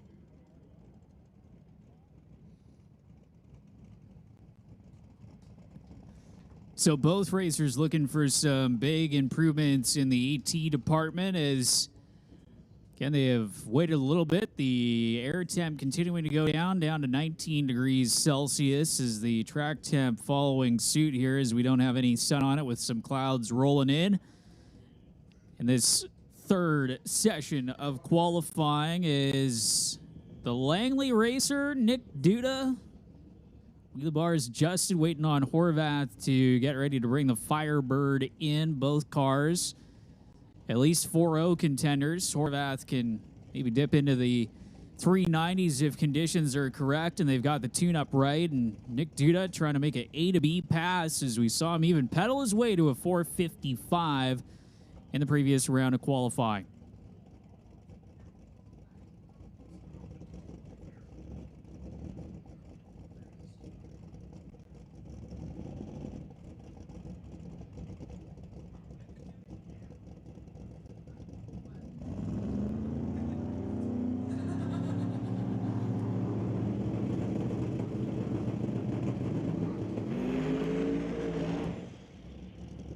So Nick Duda off the line, looks strong, and, well, unfortunately having to shut it off is Horvath in the Firebird.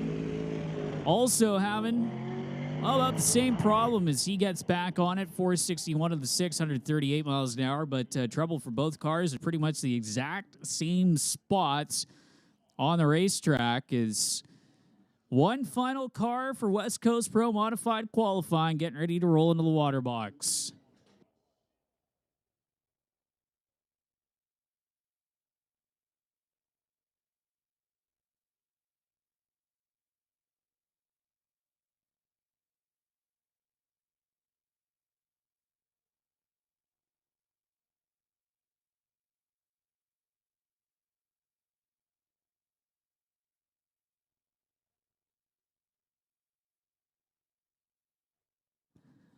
So 461 for Horvath at 138 miles an hour, as that is going to wrap things up for the final pair. And David Mendez, the final car coming up to the ready line, and the Challenger that actually started its life out as a street car, which is something completely unique in the Pro Modified world. Usually you're got your completely custom-built tube chassis with a composite replica body of whatever car it is you're trying to emulate with the Pro Modified. But the Challenger of David Mendez, twin turbocharged machine that can put down some serious power that they have been still trying to find the tune-up on to actually get that thing to apply and hook up to the racetrack. But he is rolling into the water box and getting ready to go for the final car in round number 3 of qualifying for West Coast Pro Modified.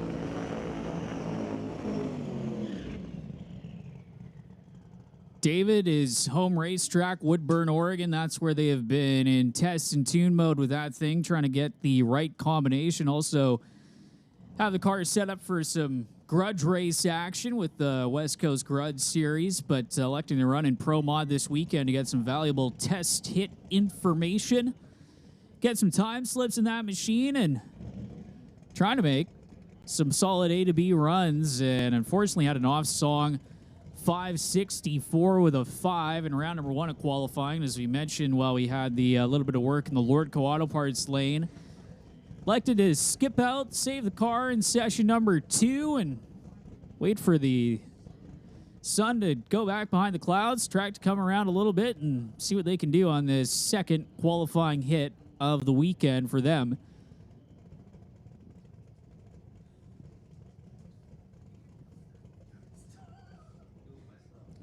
Crew member motions him into just within a couple of inches of the pre-stage beam. He's got that lit now. Build up a little boost to bump in. There we go.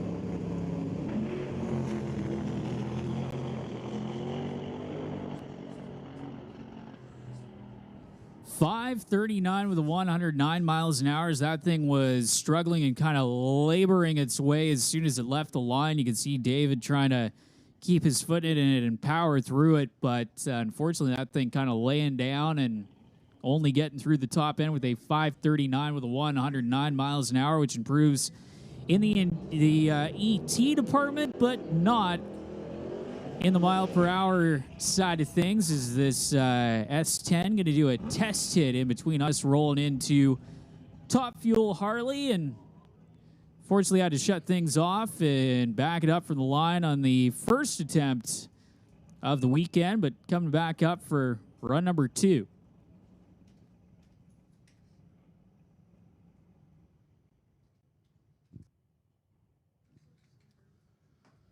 A Yenko S10. Now that's a rare vehicle.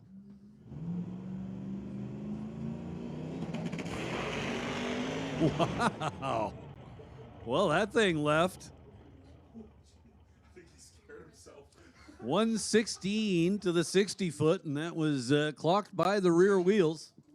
Yeah, we don't need to replay on that one. That was definitely clocked by the rear wheels. Is that thing launched hard and unfortunately looks like broke a drive shaft as it is dragging underneath of the truck, and that is why I've had to pull over out of the racing groove, which is what each driver is directed to do, and try and avoid is the majority of the cleanup in the racing groove. But drive shaft going kaput on the S10, and unfortunately pass aborted on the TCS side of the racetrack.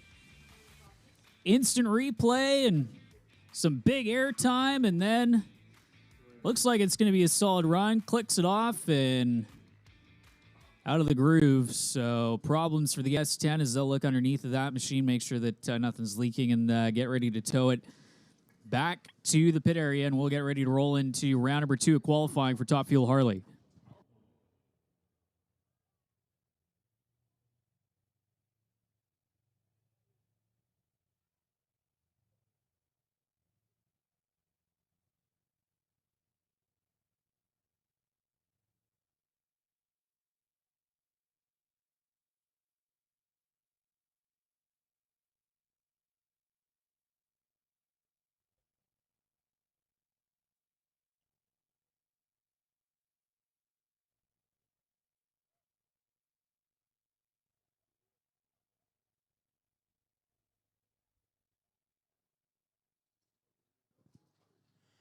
So a very small amount of oil that they have to clean up from that drive shaft, but shouldn't take too long. And that, of course, means we are getting set to roll back into Top Fuel Harley. Second round of qualifying and their final qualifier on the day. Sponsored by Rat and Torque Systems, Comox Valley Excavating, ChopMyRate.ca, and Big Kids Racing. Jim Schellenberg going to be the first one up here, going up against Austin Christopher. Schellenberg comes into this second round of qualifying number 2 with a 786. And that was when he had to shut it off at about 1,000 feet to keep it out of the center groove. Austin Christopher going up against him for Fast Lane Racing. Christopher currently enters number 1, 694 with a 3. and capable, I'm willing to bet, on going even a little bit quicker.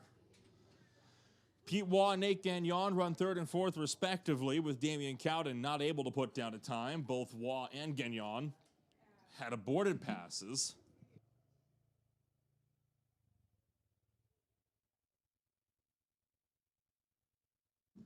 And Pete Waugh, of course, had what we believe to be a head fail on his top Fuel Harley on his pass.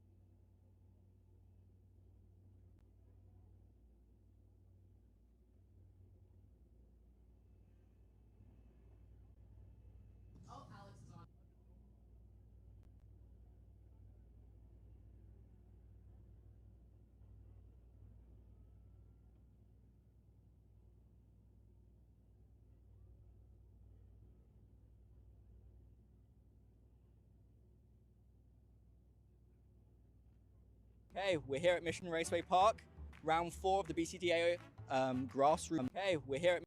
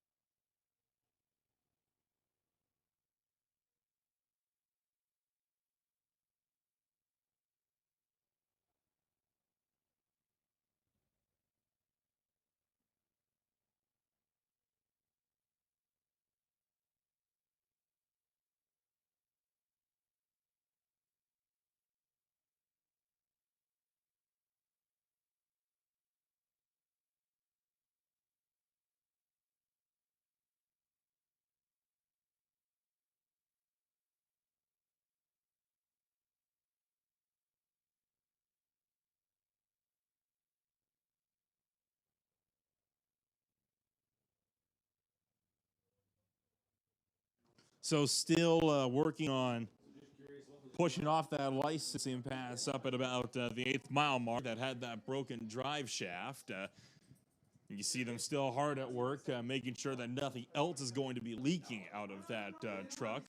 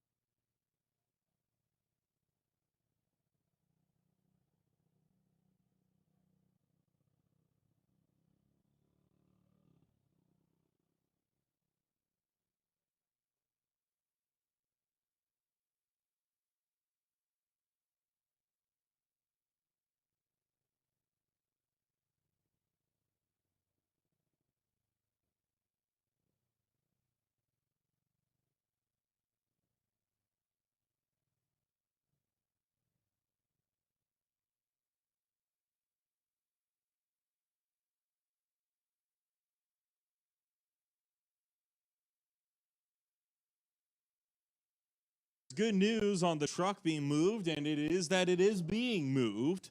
It is almost up to the quarter-mile mark. Of course, the big challenge in having to move a truck that has a broken drive shaft is the fact that it doesn't tend to drive very well. That, and along with some leaking oil, means they've had to come up with some solutions, so you can see them slowly but surely pushing it off the top end. That means Top Fuel Harley's round 2 of qualifying will be getting kicked off here in a few short moments.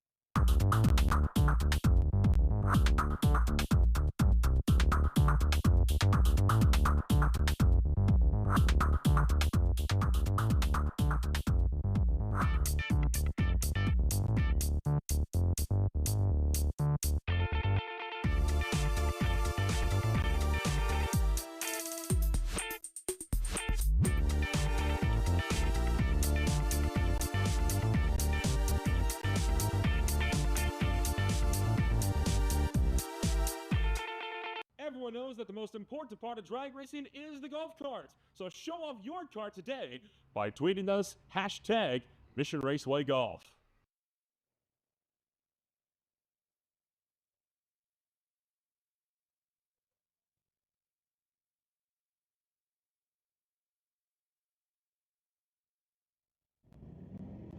Oh boy. You can hear the engines rumbling. I can hear the engines rumbling. It's time to fire up the Harleys.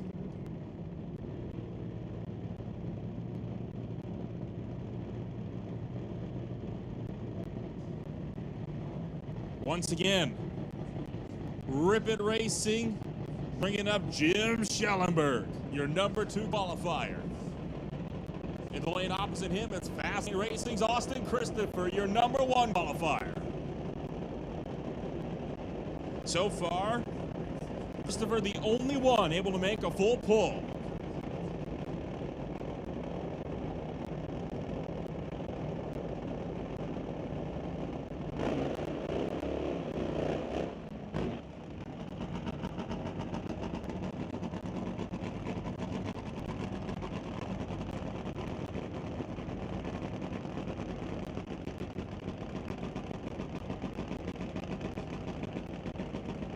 Dual burnouts complete.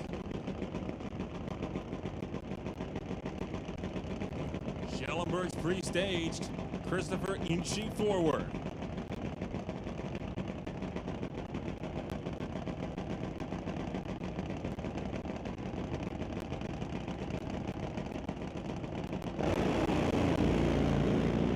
Christopher wiggling around, trying to hang on. He's going to do so. Schellenberg out the back door. 771, 158 miles an hour, lifted just a bit shy of the quarter.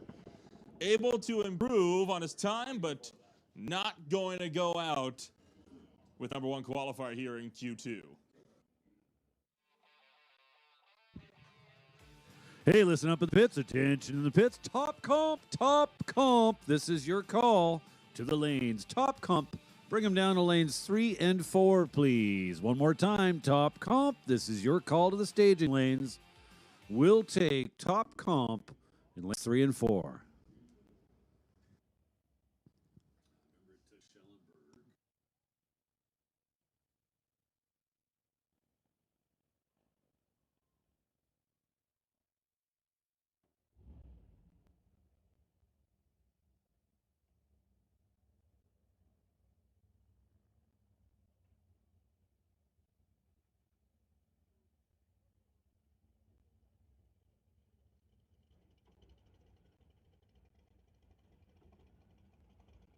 Damian Cowden, the lone bike, not putting down a time in Q1. So the Parker Johnson Maxim machine, a bike that has at one point done a 624. Seeing if they can get that thing fired up. Bacon Yawn's Sonic and 60 Top Fuel Harley is ready to go.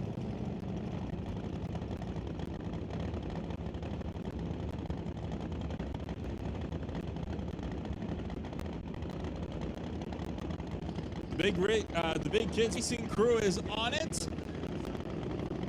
And here comes Damian Cowden, rider owner of his own team, in right behind the box.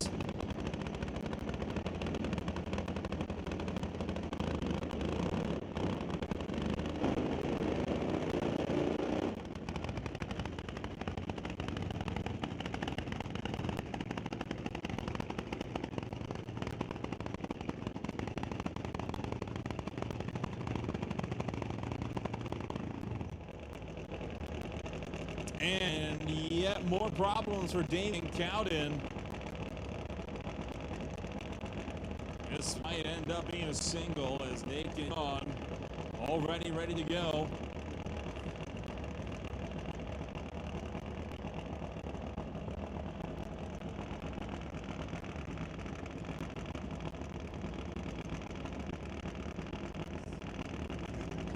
So it's going to be Nate. And all Nate over there in the right lane. Here he goes. Carrying the front wheel to the 8th mile mark, and then he lifts out. Gets his foot back in it, though. Goes 7:36, so he will improve to the number 2 spot.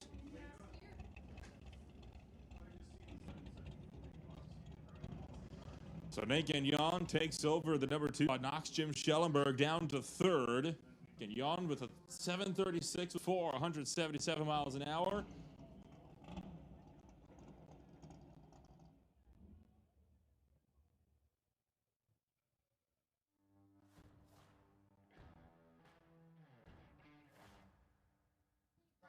You saw how much Nate Gagnon had to work that bike to keep it off the center line. That bike wanted to cross over to the TCS lane.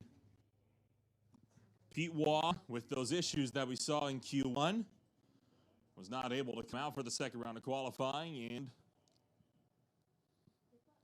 doesn't look as though... Oh, we're going to try to see if we can get Damian Cowden rolling. And looks like it's not going to happen. So Damian Cowden will go runless on day 1.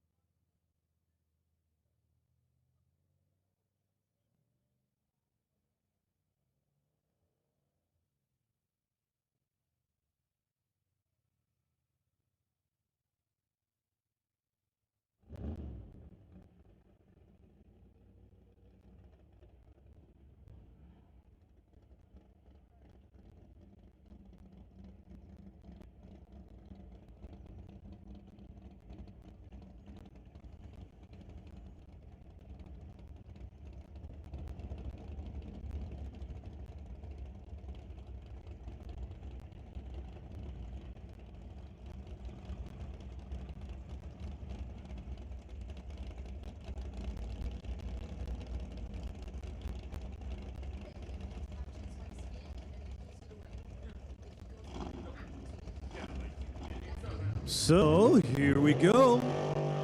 Round number 3, top comp qualifying. First pair ready to go. So Colton Morin's got burnout done in the dragster. He's making his way back here to the string line. And he'll line up with Ryan Johnson.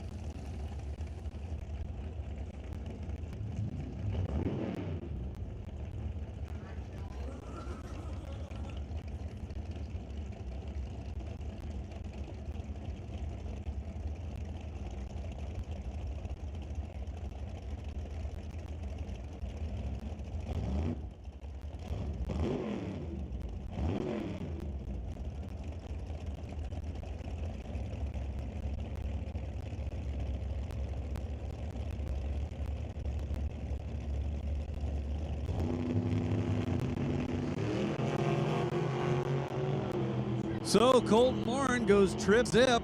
Unfortunately, it was trip zip red. Red by 8/10,000. Goes through the finish line. 8:06, 163 miles per hour. That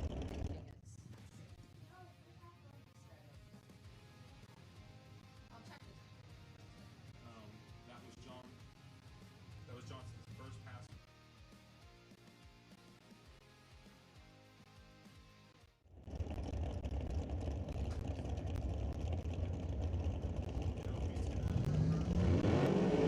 Now Darren O'Connor in a dragster, tower side.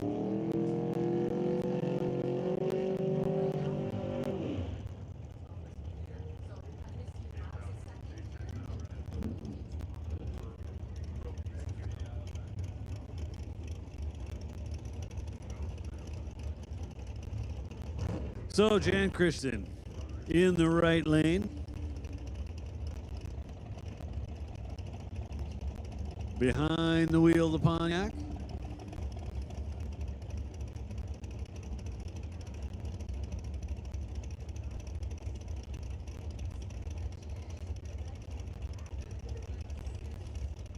Doc in the drags. Jan in the GTO.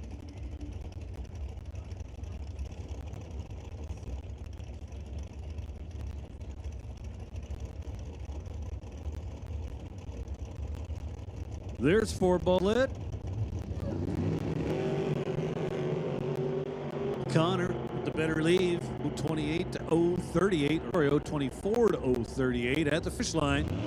Darren O'Connor goes 728, 182 miles an hour. Jan Christensen with a 769, 177 mile an hour pass. That'll bring up a couple of green cars. Kim Young-kind, Tower Lane. And Keith Peterson in the spectator lane. Peterson behind the wheel of the roofless Mustang. Could call it a convertible, but you'd be wrong, because convertibles actually have roofs. This one doesn't. So I do believe Peterson will be, well, that didn't go well. I didn't believe Peterson was going to do that.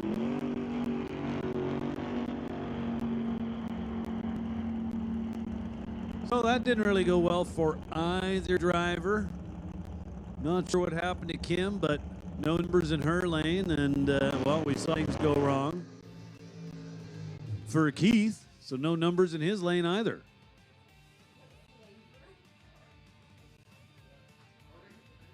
At any rate, that'll bring up next pair. Burnouts are done.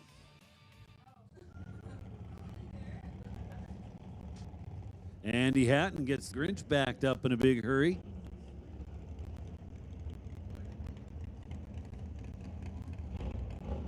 Jamie Wellwood. Tower side in the 1932 Bantam Altered.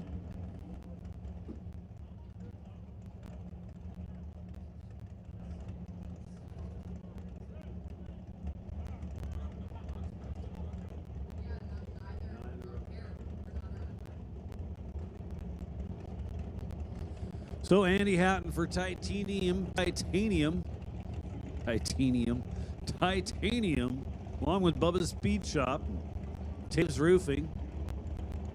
Andy in the right lane. And again, Wellwood over here at our side. Andy turning it red by 35 thou. Goes 817, 163. And the Camaro working very well. Wellwood with an 867 and 154.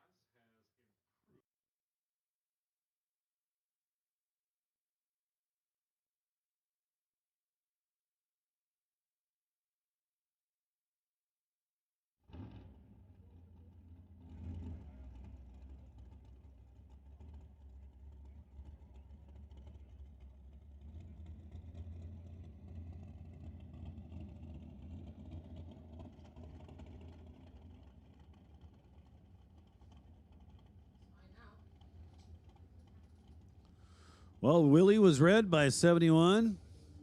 Sheldon was green with a 169 reaction time.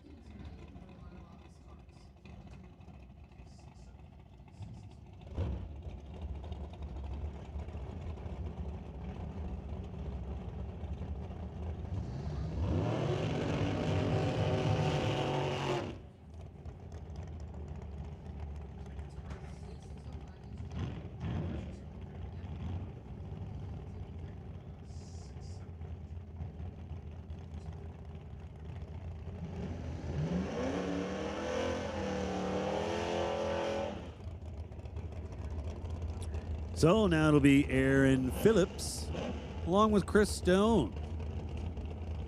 Aaron Phillips, tower side, behind the wheel of the dragster.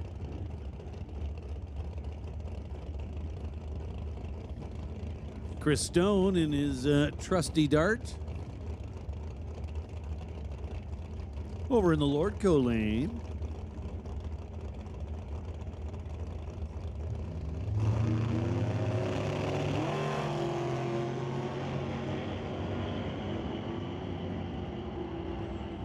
Whoa, dragster, oddly enough, moving around out there a little bit. That seemed kind of odd. Chris Stone with a trouble-free pass in the right lane, 976 at 134. Well, despite that, Phillips has improved from 24th to 21st. They are doing a track check after looking at that. So I'm told Phillips actually improved a little bit on that pass. And then Jen Christensen with his qualifying pass has improved into the top 10.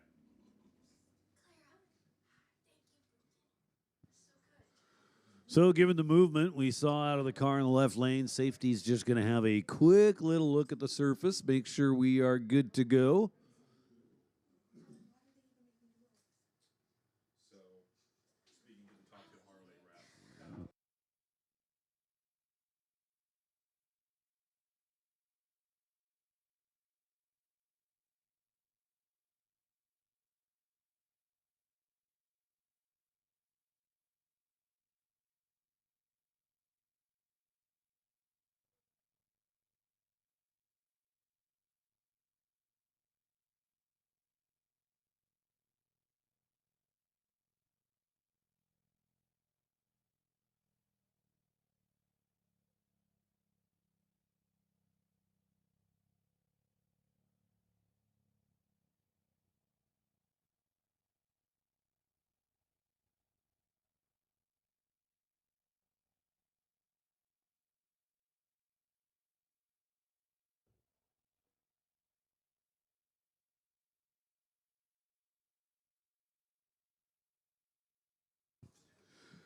So haven't really heard any feedback from up at the top end there. Well, let's hope that no news is good news.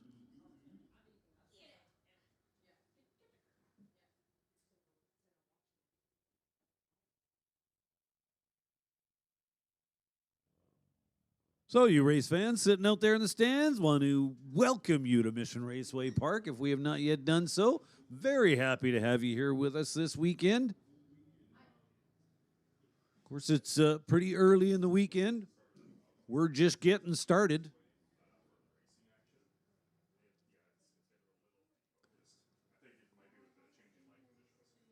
Also, shout out to all those watching online.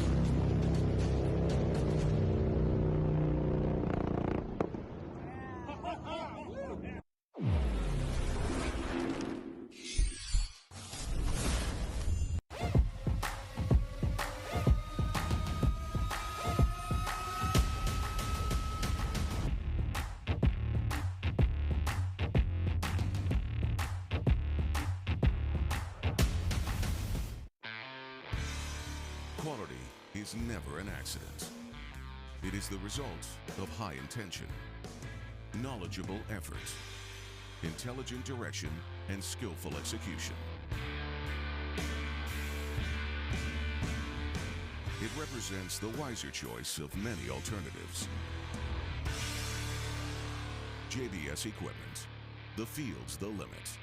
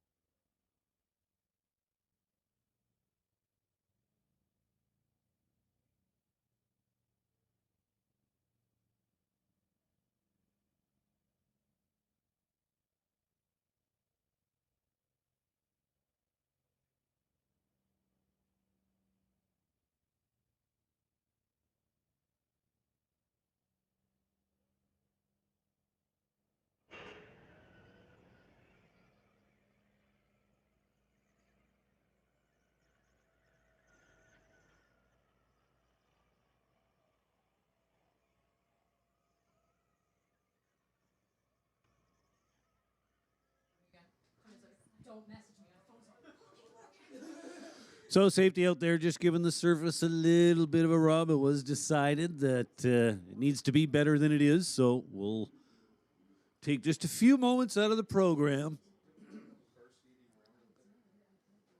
to make it as good as it can be. We've got our final few pairings of top comp in the lanes.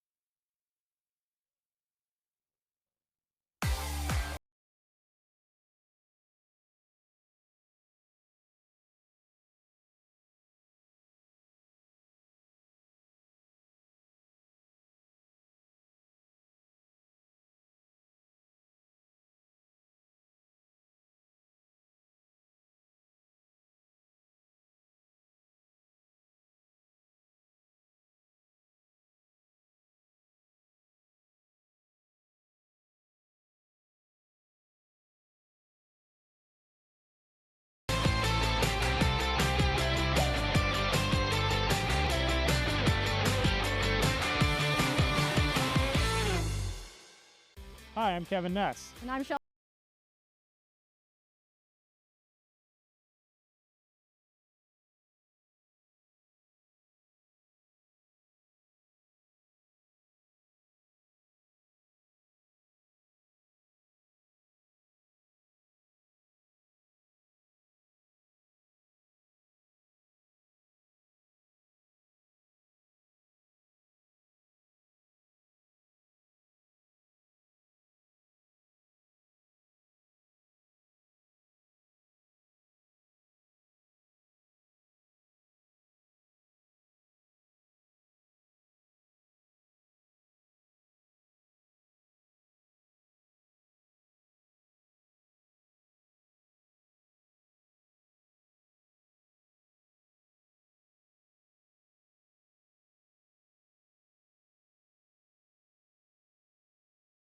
Exciting news for you, by the way. So anybody who's entered into the Mustang draw by July 14th is also going to be entered to win 2 Saturday Rockstar VIP tickets to Street Outlaws No Prep Kings. So you'll get to come and experience up close and personal at the Titanium Strip when they're here taking on Western Canada's best no prep racers. We hope to see you out here.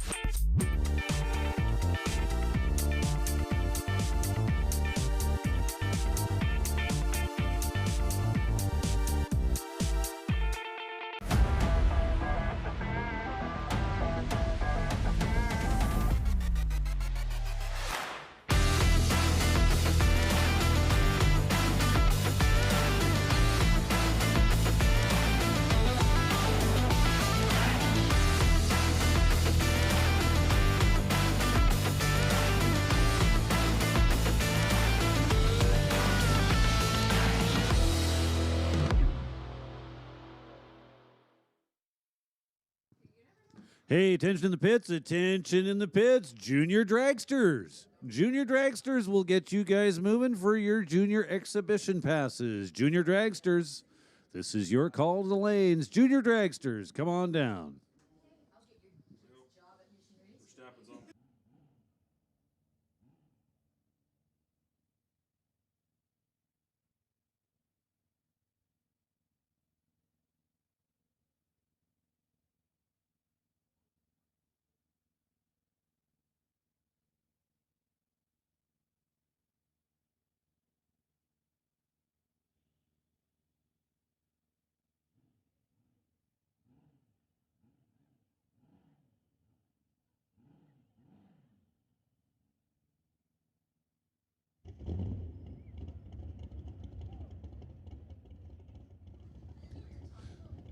Well, the track is back, and we have race cars running down there on the starting line.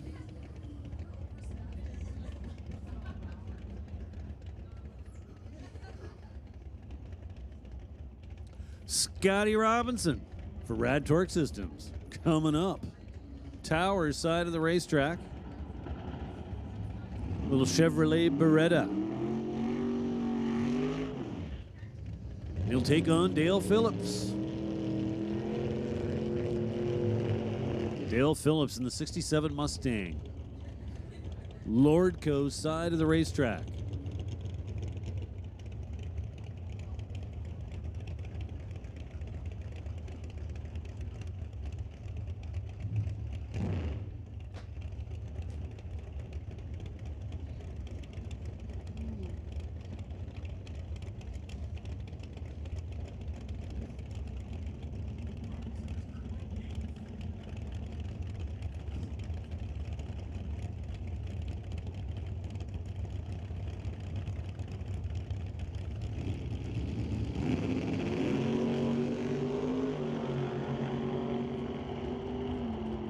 Looks like a couple of A to beat passes.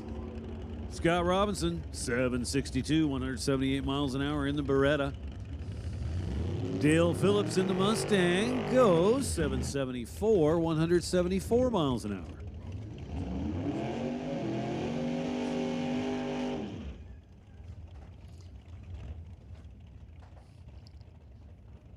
That'll bring up Rod Leclerc and Cam Shantz.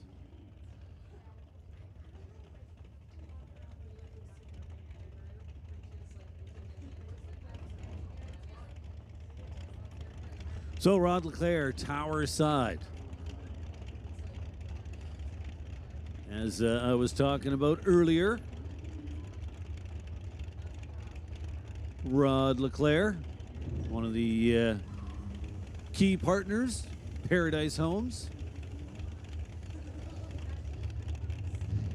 67 Camaro, nitrous combination. See him purging the nitrous.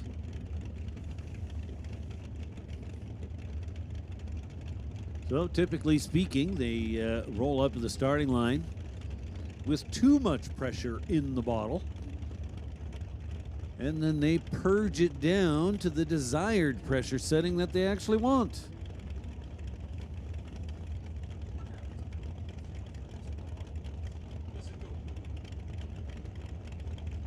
So Nolan's just asking me what happens if they leave the line with too much pressure in the bottle. Well, what that'll do is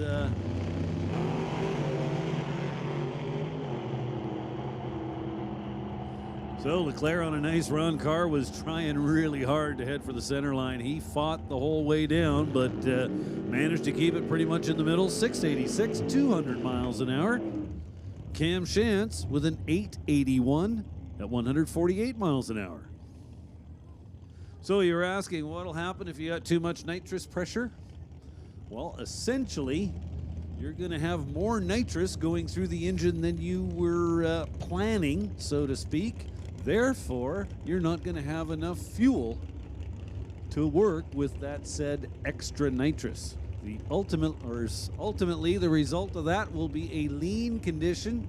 And when you go lean on nitrous, it's usually bad news, like really quick.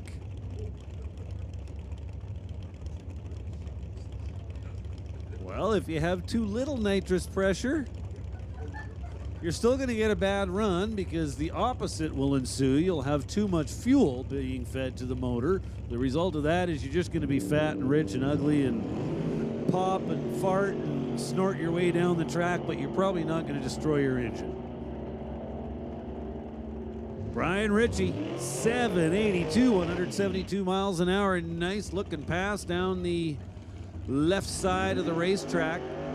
Kathy Freeborn, 850 at 160 miles an hour.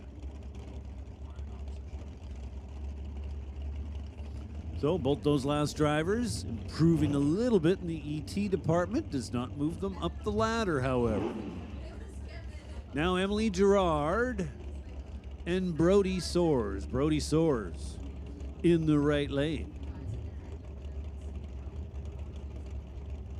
Emily Gerard behind the wheel of the Rad Torque Systems black dragster, tower side. Also wants to thank Shear Solutions and Just Mechanical.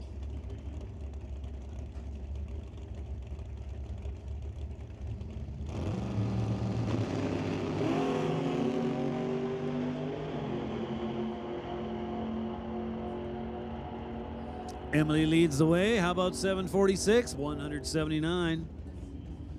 Brody soars in the right lane with an 811 at 168 miles an hour.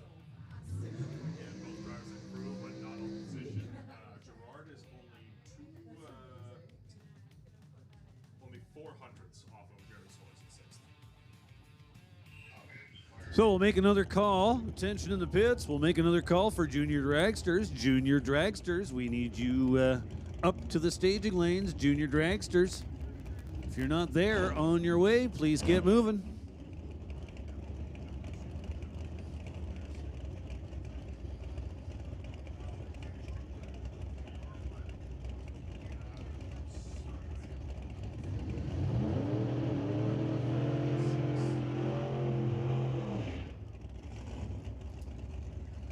James Kennedy in the right lane.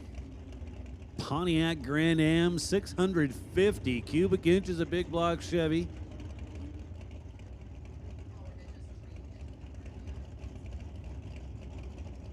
Long road to get this car back together and going down the track once again. Good to see James out here.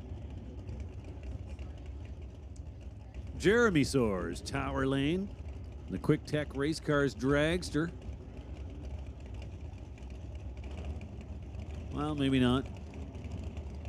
Screen's telling me that Jeremy's behind the wheel of an 01 Camaro. Clearly that's not the case.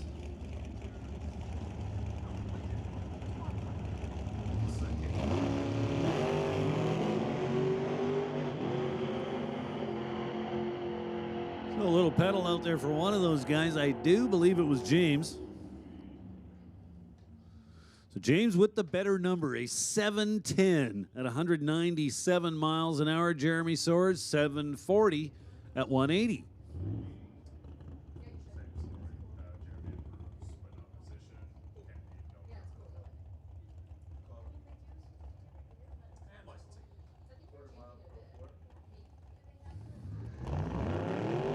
And I do believe that that's going to do it.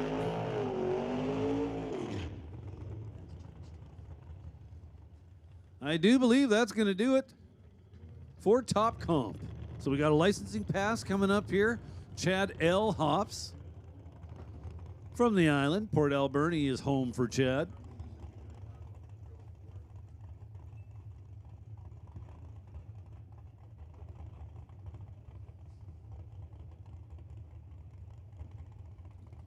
Sharp looking little S10. It's the right color.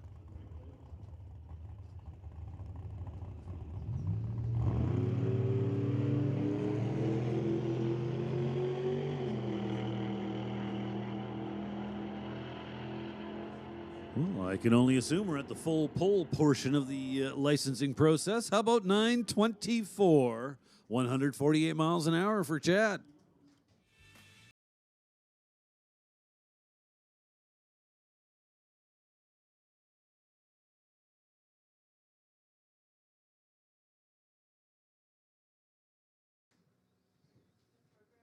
Here are the junior exhibition passes.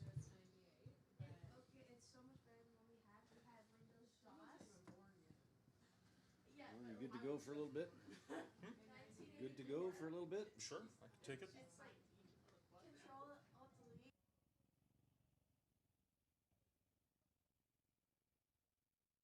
So here comes the Peated Industries junior classes, making some exhibition passes.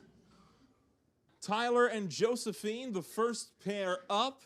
Josephine has been a big contender so far in the Junior Street Championship. Tyler, meanwhile, your defending champion, went almost undefeated in 2023. These junior dragsters out here, they are the next generation of racers here at the Titanium Strip and hopefully beyond. And of course, it is easy to get into the junior program if you happen to have some young ones that might be interested.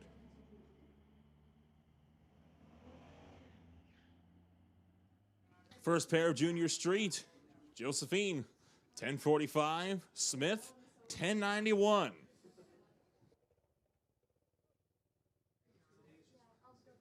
Continuing on, obviously the pickup's a very popular vehicle to run in junior street. Most of the pickup trucks tend to be the vehicles pulling the race car trailers in and out of the property on race weekends.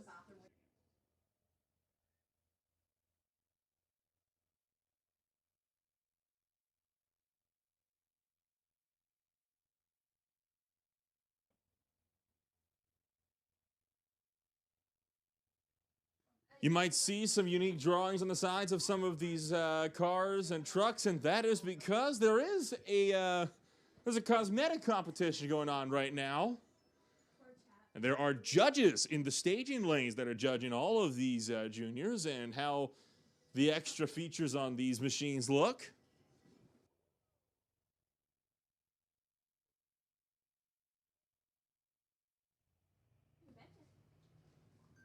Once again, the next pair is off. And looking like the right lane will get there first in this case, ahead of the left lane driver in the pickup. Hey, listen up. Attention in the pits. Attention in the pits. Outlaw 275 and Limited Street. This is your standby call. Milron Truck Body, Outlaw 275, and Rocco's Diner, Limited Street. This is your standby call.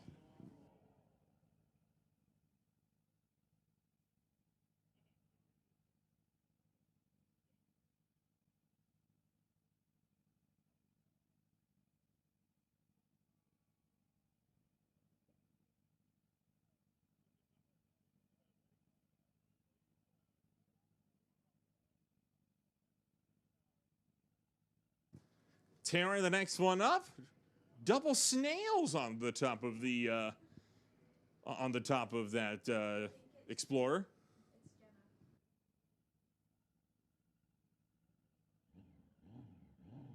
Could be Jenna as well.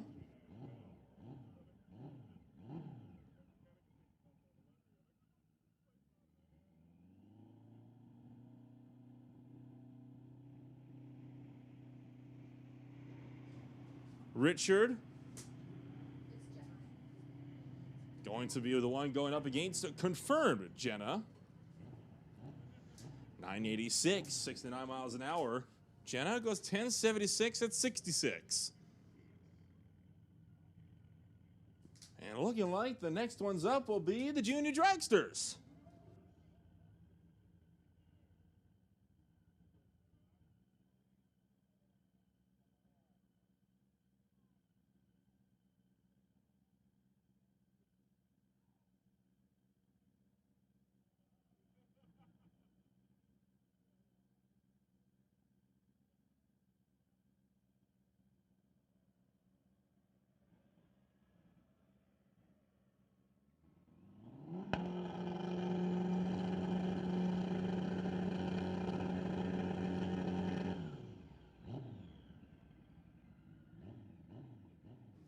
Don't forget, after the junior passes, we have the Hard Knox Stunt team out for their own stunt show.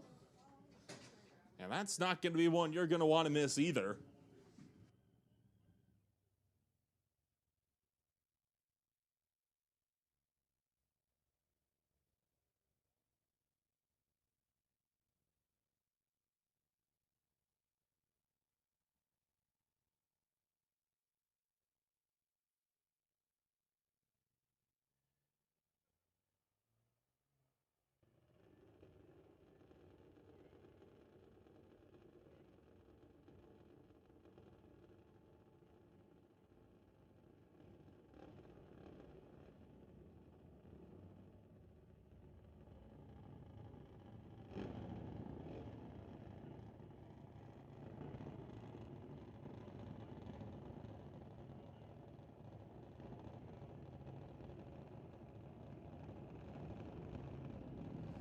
So one of the Green Brothers racing machines going up against Cadence.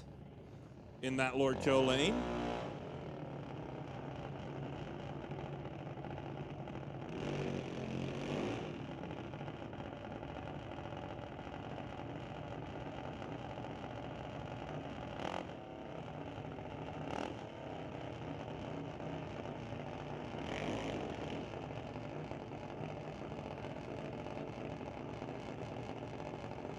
Nate brings up the global containers, terminals, and bumper stand junior dragster.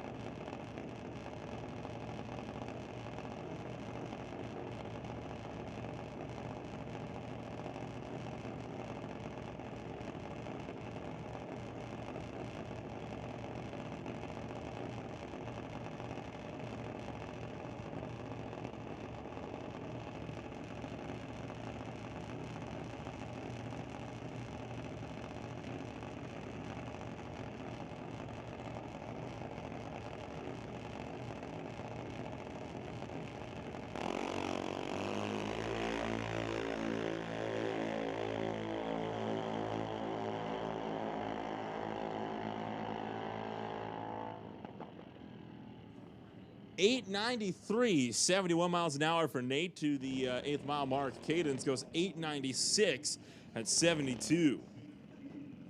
Jack breaking out the LEDs on that car.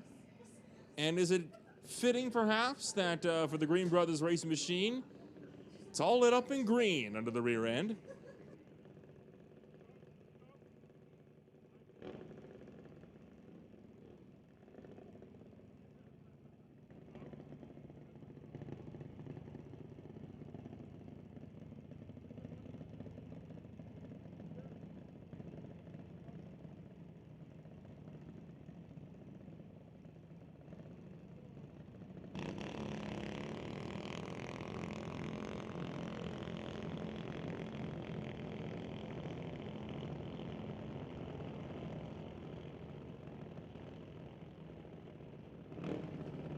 Jack on a solo pass, 1433, 43 miles an hour.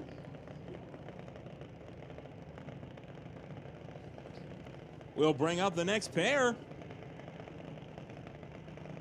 Ryan?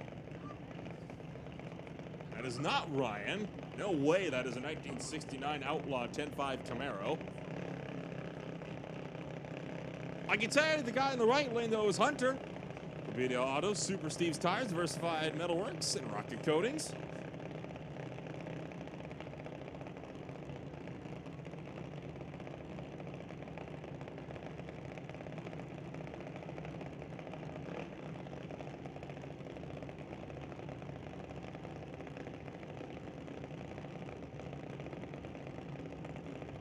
The junior classes will be having their own elimination program throughout Saturday and Sunday on a doubleheader, as is the norm.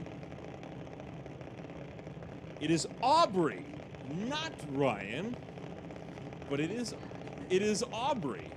Ryan is the dad.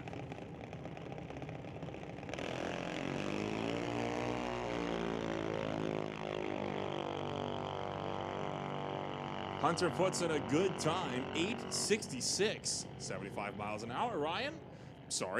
Aubrey, goes 1197 at 51. And that brings up Alex against the other Hunter. You got Hunter G, and now you got Hunter T.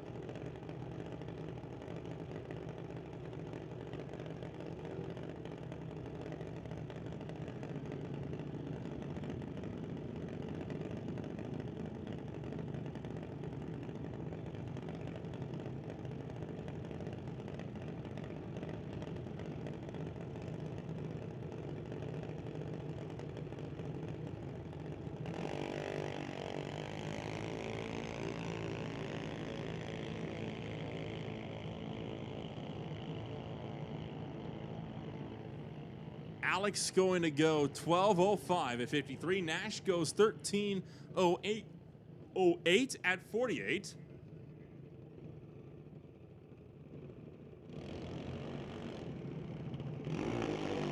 And that brings up Tammy driving the Rat Torque Systems machine, racing against Adam for TK Performance and Lord Auto Parts.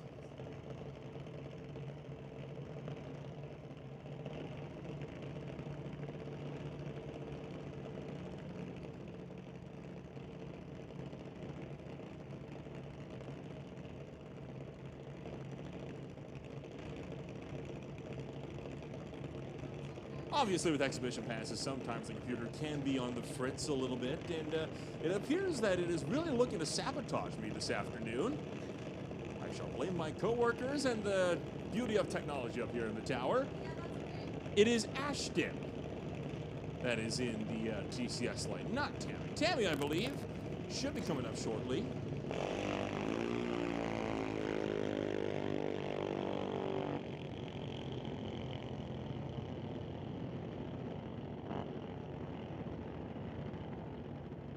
Adam got there first, went 9:32 at 49 miles an hour, beat his brother Ashton, going 11:89 at 53.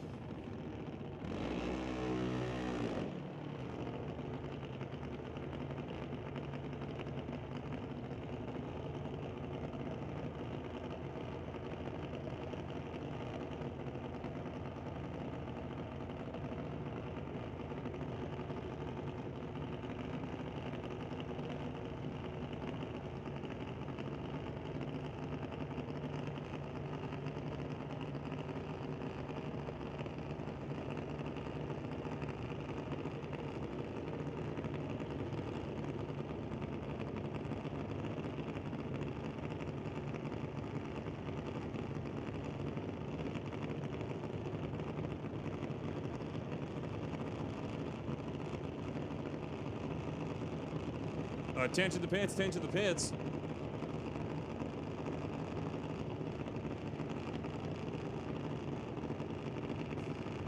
Milron Truck Body, Outlaw 275 to lanes 3 and 4. Outlaw 275 to lanes 3 and 4. And Rocco's Diner, Limited Street to lanes 5 and 6. That is Limited Street to 5 and 6.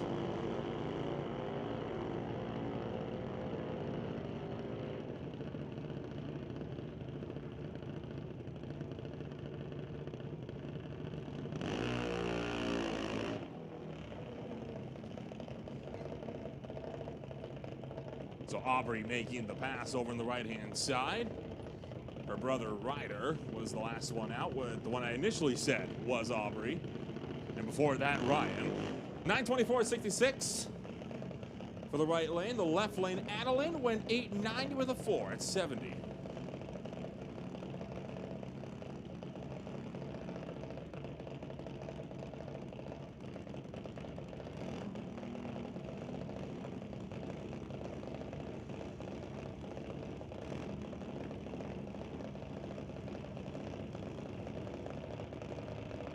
Natanya and Sydney, this time I am sure I am correct.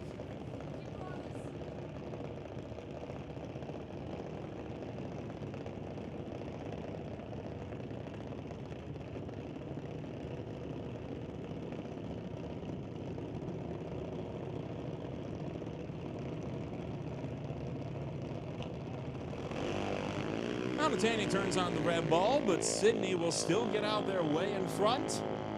This exhibition pass, and Sydney goes 8:37 at 76. Titania will log a 12:77 at 49.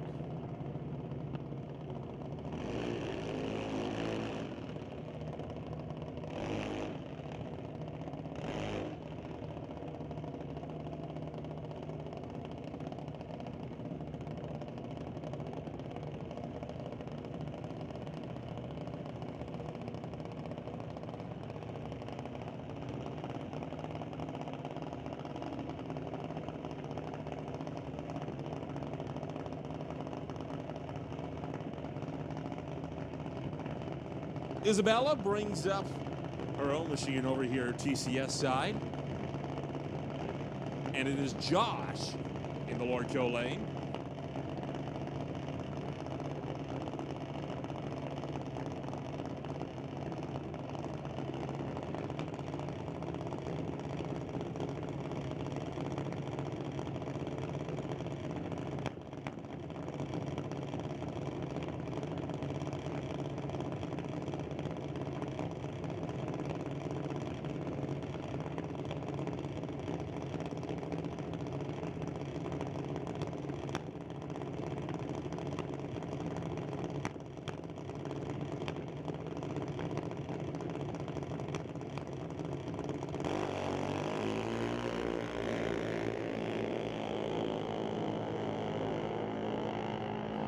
Isabella goes 818, 82 miles an hour. The right lane, 820 at 78.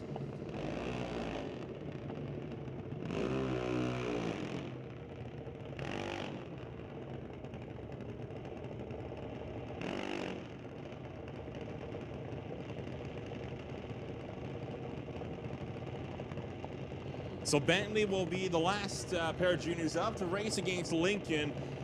Folks, get on down to the fence line. We're about to start the Hard Knox Stunt Show. You're not going to want to miss it. It'll be taking place underneath the Lordco Auto Parts Spectator Bridge. So swing on down.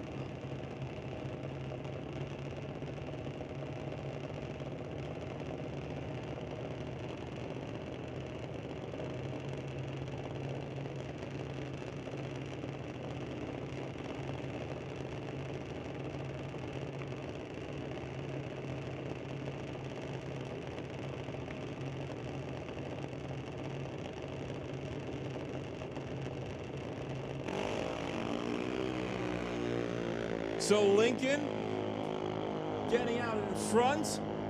It'll be the final pass at a 790 with a 1, 82 miles an hour. Bentley goes 902 with a 4. Folks, put your hands together for the Peanut Industries Juniors. They'll be back out for a doubleheader with eliminations and all throughout Saturday and Sunday. And with all of that, that means we're about to start the Hard Knox Stunt Show. The Stunt Show today is brought to you by the Hard Knox Stunts crew, who are all performers in the local film and television industry. So you've probably seen them in some of your favorite shows, and you didn't even know it. The Hard Knox crew supports us, and they love to support Variety Children's Charity of BC. You can help support them too by signing up for the Drift to Gift event tomorrow, where for just $40, you can go for a drift ride-along with one of their incredibly talented drivers, and with all the proceeds going towards Variety BC. Ride-alongs start at 11 a.m. tomorrow. Be there or be square. Head on down to the top end of the track on the spectator's side and sign up. That once again starts 11 a.m. tomorrow.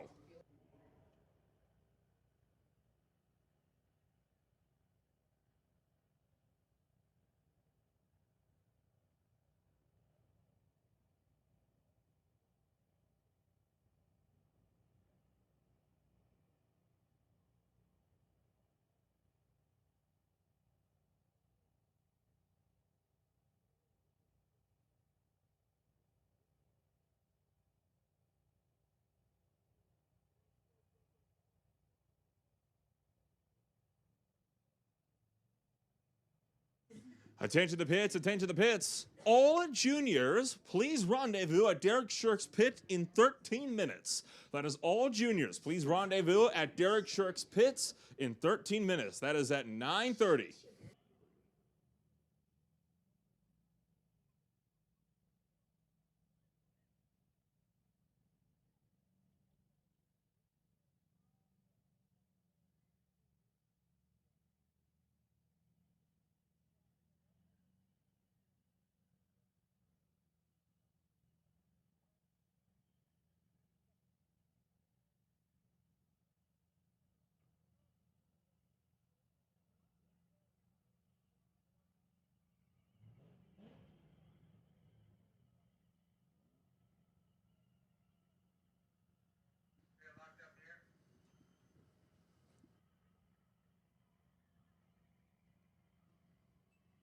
All eyes towards the Lordco Auto Parts Spectator Bridge.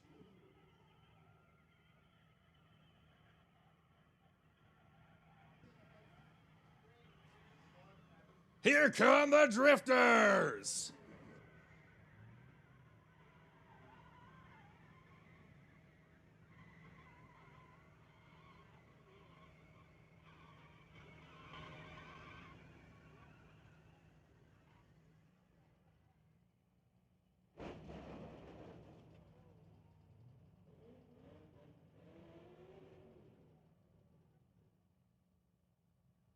And just like a repeat of the test in tune today, a flying start.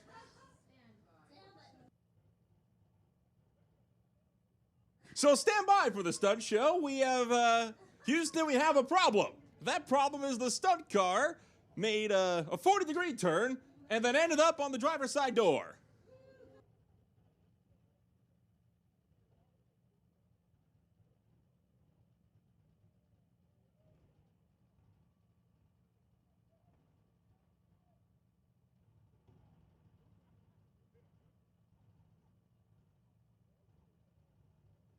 Well, hey, who says we didn't come here for entertainment?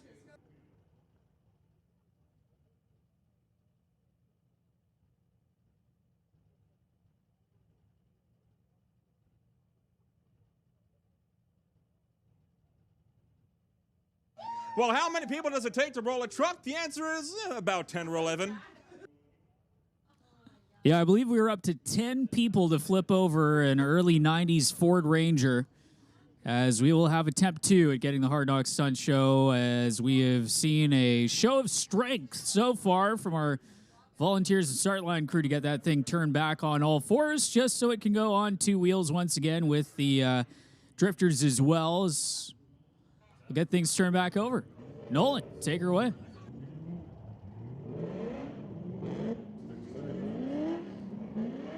So this is what we were here to see.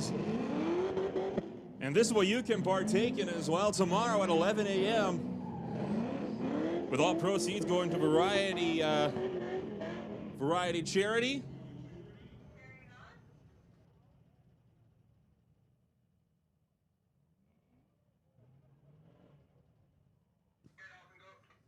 Cars flipping around up there near the racer's gate.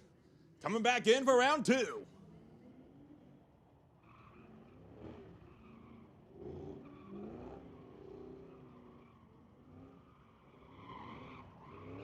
Jet Kingsley behind the wheel of the Shelby GT. And then Ellison Pickett, the driver he's chasing.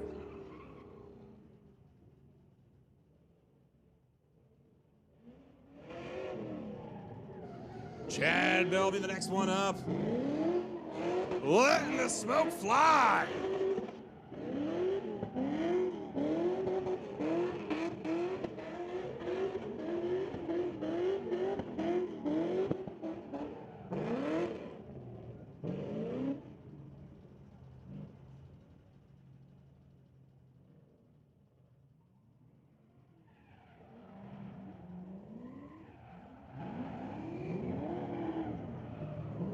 Alex Steins, Gaston Morrison going at it, and how about this? A pair of tighter donuts on opposite ends of the Lordco Auto Parts Spectator Bridge.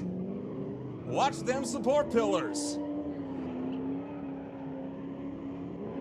Switching up the dancing partners, just like a good old ball.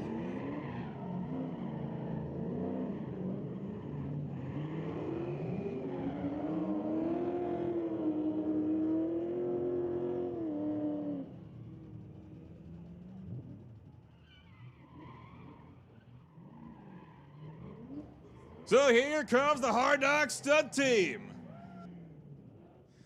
Give it up for Ellison Pickett. Jet Kingsley as well, bringing up the Mustang. Alex Steins of the BMW. Gaston Morrison. And Chad Belvey. Put your hands together for the Hard Knocks Stunt Team. Once again, if you want to get in on some of the drifting, feel what it's like inside those cars, let me tell you what, does a number on the neck, but boy, is it worth the $40 for the Drift Gift event. All proceeds go into Variety Children's Charity starting at 11 a.m. tomorrow.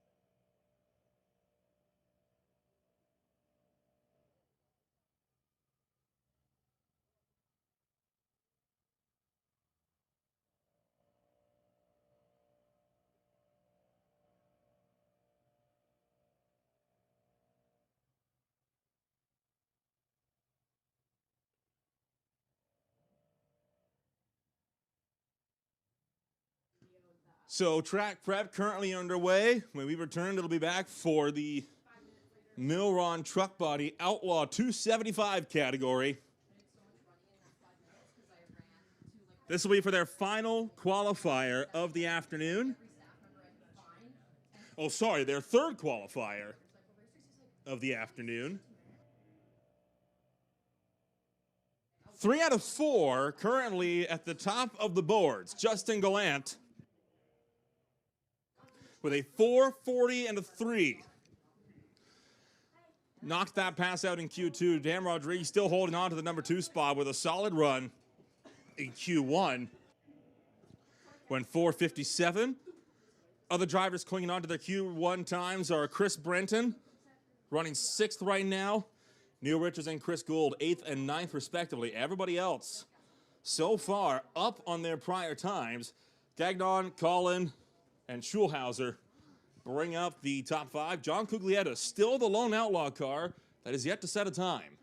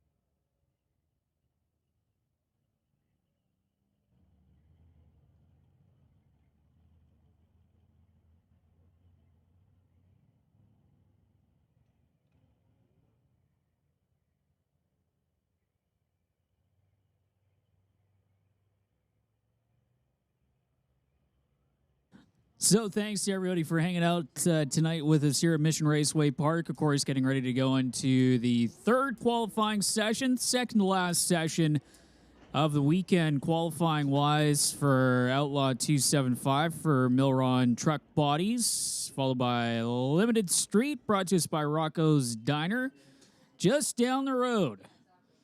Heart of Mission, just outside of downtown.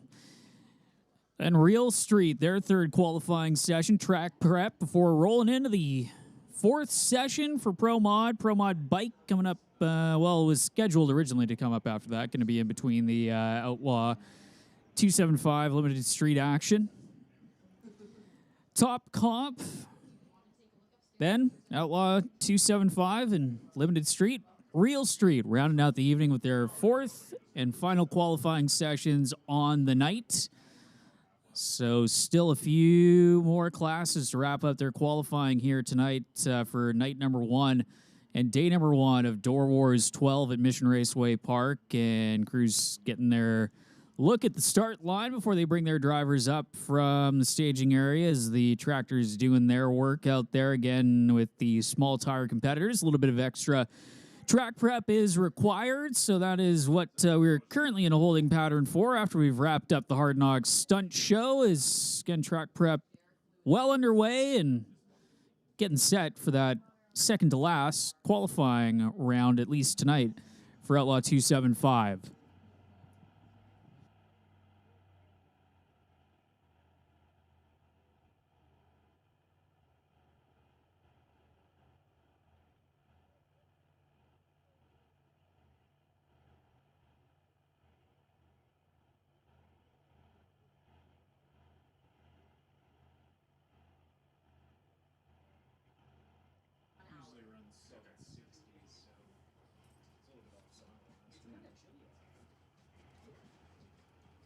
Sorry, concession closes in 1 hour. Sorry?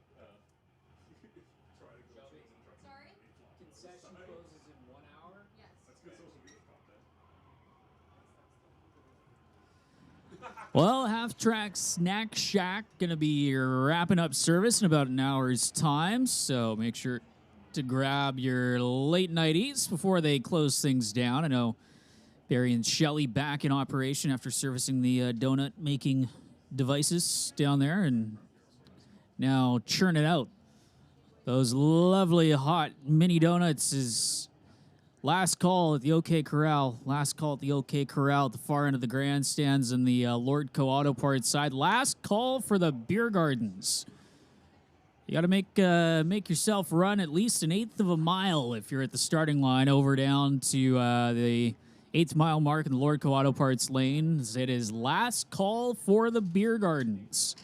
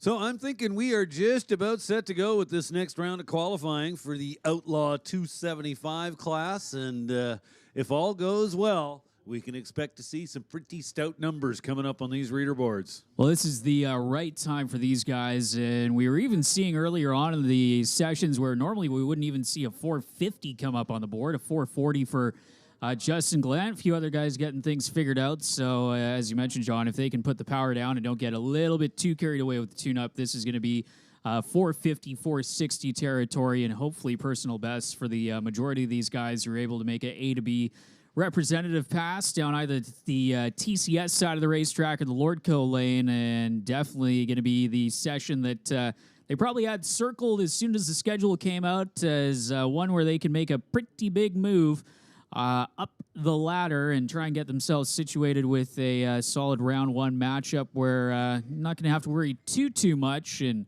try and set yourself up with the easiest eliminations as possible heading into tomorrow's racing action.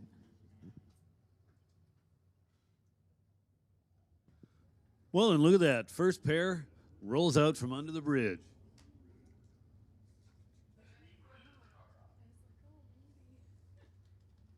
What a cool little Chevy 2 Nova. Tower side of the racetrack.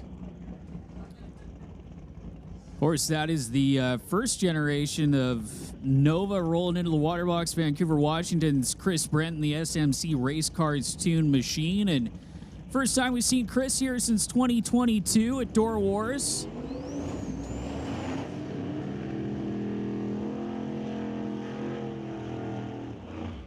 Justin Collin over in the Lordco lane, Airdrie, Alberta, is where he calls home with the 632 cubic inches of big block Chevy power, and just a little bit of nitrous to help him down the racetrack, and he has been in the 460 zone on both of his passes so far this weekend, with a 462 is his best run so far, which currently puts him in the number 4 qualifying spot. Chris Brenton comes into the session in the Chevy 2 in the 6th position, 473 with a 9, was in the 480s on an aborted pass in round number 2 of qualifying.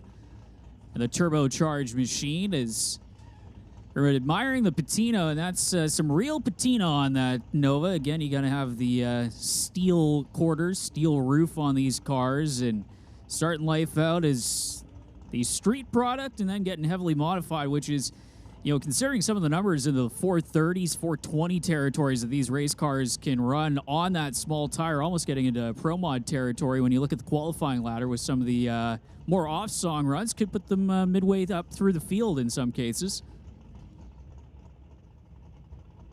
No, without a doubt. There's a number of impressive cars on the property this weekend, and well, this is a class that never ceases to amaze you. Definitely is always surprising what these guys can do, trying to put that power and how they put the power with the rear suspension technology that they have in these race cars and all that goes into the tune-up. Colin is in. Here comes Brenton bumping in. Whoa, Chris was at a 45-degree angle and had a windshield full of concrete and managed to just get her rode back as Justin Collin, his best run of the weekend, 455 with a 0-153 miles an hour, goes to the number 2 qualifying spot for Justin Collin. But, John, that could have been ugly in a hurry, but Chris Brenton able to just give her enough wheel to get back into the groove. No, that was absolutely a full-on crash that just managed to not happen. Definitely, you inhale and just hold off there a little bit. And, yeah, good to see him gather it up, keep it in the middle of the lane, and he can come back later and take another try. That is the main thing there, and definitely good to save it for their final session that is coming up even later on tonight, as it is John Cuglietta out of Parkland, Alberta, in the Balboa Mustang. You see that thing in the sun, that gold wrap on that car just glistens in the sun and still looks pretty cool under the lights here at Mission Raceway Park.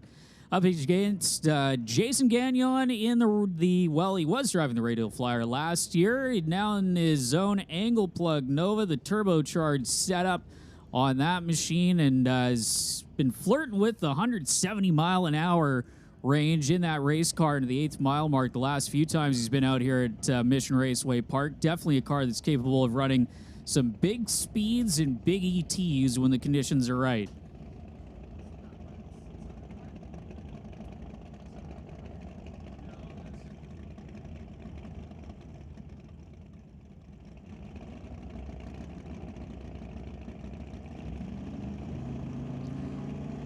So, John and Jason.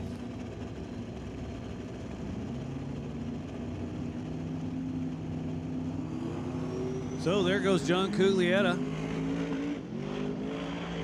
Gagnon decides to hang on a little bit. Then he finally leaves, forced to pedal it at about the 300-foot mark.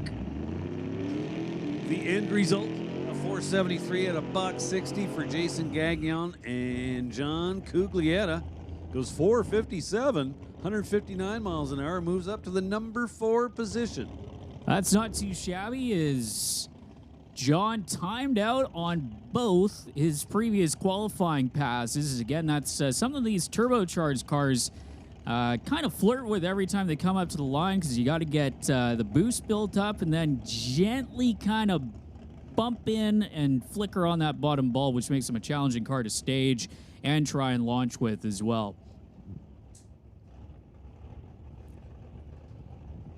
No, and how a car with that kind of a combination bumps into the beams is actually a big part of the tune-up. That's not just an automatic thing, and, you know, you'll watch one car violently bump, you know, what looks like a pretty big distance forward, and you'll be thinking to yourself, well, why didn't that guy just be a little quicker with the button? Well, it's not that simple. Yeah, almost to the point of deep staging in some points where before the car can settle, it actually flickers that top bulb. Scott Schulhauser in the 94 Mustang in the TCS lane. Rodrigue on a good-looking pass. Number 2 for Dan Rodrigue, a 443 with a 0. Second car into the 440s this weekend. At 158 miles an hour, Dan Rodrigue was on a pass in the Lordco Auto Parts lane, and again going up to the number 2 spot behind Justin Gallant, who currently holds down the number 1 slot with a 440.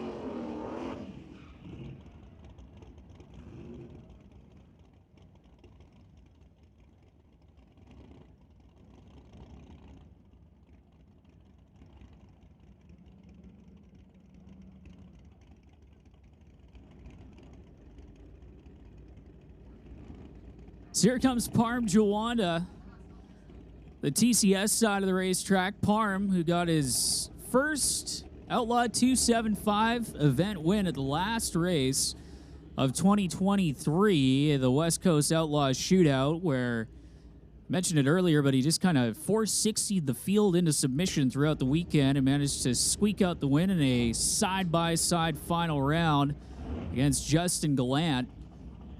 No easy task there, and Parm Jawanda getting brought up to the line. Parm has not made a representative run of the night shift Mustang so far this weekend, and Mandy Brooks also looking to pick things up big time. The nitrous-assisted Malibu on the far side of the racetrack that John mentioned was previously Ken Sahota's car.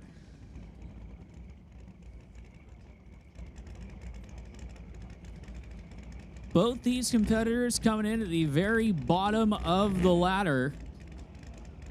13th and 14th in the qualifying order as the top bulb is lit in the TCS side of the racetrack for Parm Jawanda, and Mandy Brooks getting guided into the beams after one final purge of the nitrous system. Make sure the lines are clear and getting ready to make a trip down the Lordco lane, and both drivers trying to get their way, well, at least up the ladder a little bit.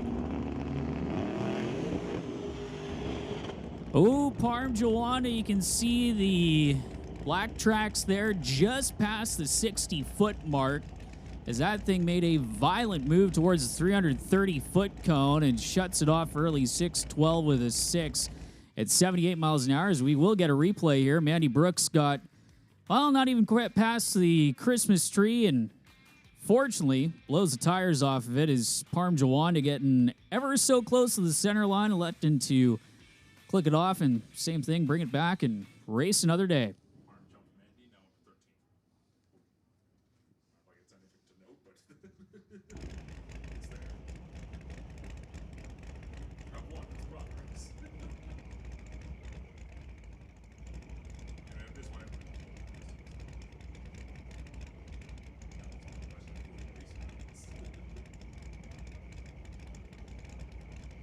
So we got the next pair fired up. Scott Letson and Neil Richards. Neil Richards in the Cream Dream. Little Ford Fairmont.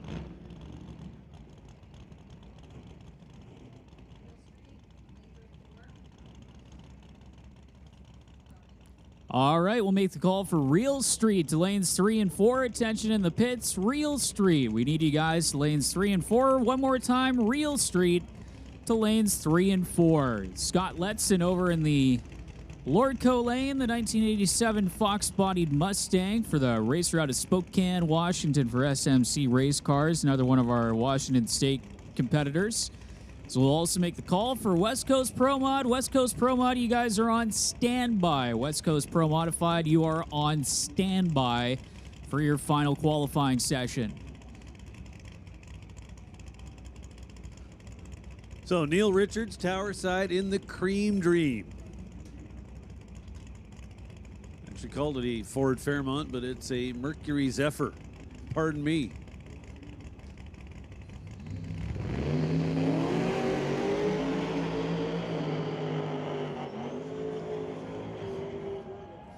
So Neil Richards with a good looking pass, 465, 132. So off the gas, obviously. And Scott Letson, a little bit of a delay before he left, but then puts down a 555. Also off the gas at just 105 miles an hour. So Neil Richards going to go up into the number 7 qualifying spot with that last pass that he was on, a 465 with an 8 at only 136 miles an hour. Is gave it a quick pedal before he got into the lights and let out of it, which counts for getting the ET robbed by about probably 2/10 from what he would have wanted it, and a few mile an hour short. Is here comes your current number 1 qualifier, and Tyler Stamler over in the Lordco lane.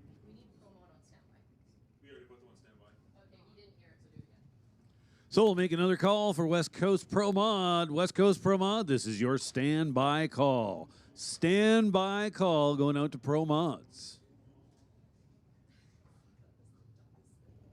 So out of Rocky View, Alberta, Tyler Stamler. The S10 right-hand lane, taking on the number 1 qualifier, Justin Gallant.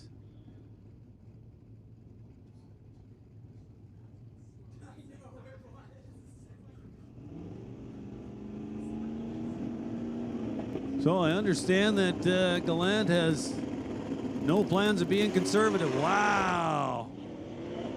Well, picked the front end way, way up in the air. He was forced to give up on that really early, but yeah, it was reaching for the sky.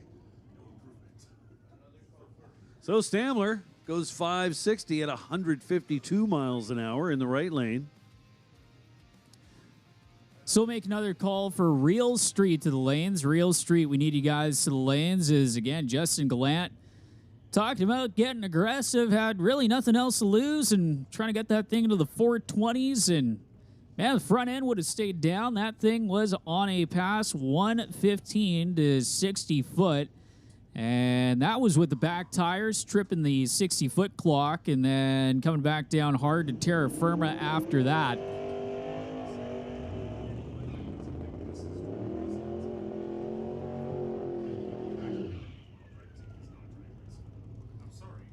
And Chris Gould going to be the next pair up with Steve Voigt in the GTO and the TCS side of the racetrack. Steve getting onto the qualifying ladder with a 590 with a 5 from round number 2 after getting timed out in session number 1. Chris Gould, 552 with a 7 in the Mustang, looking to get at least in the 4-second zone. We've seen that multiple times in what looks to be the final 2 cars in round number 3 of qualifying for Outlaw 275, presented by Milron Aluminum Truck Bodies.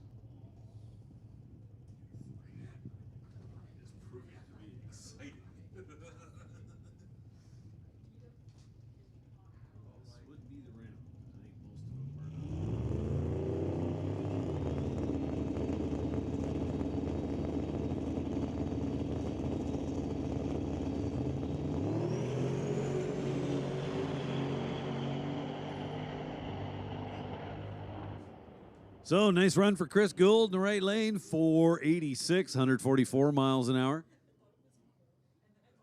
So just awaiting on word from Nolan, whether that moved him up at all.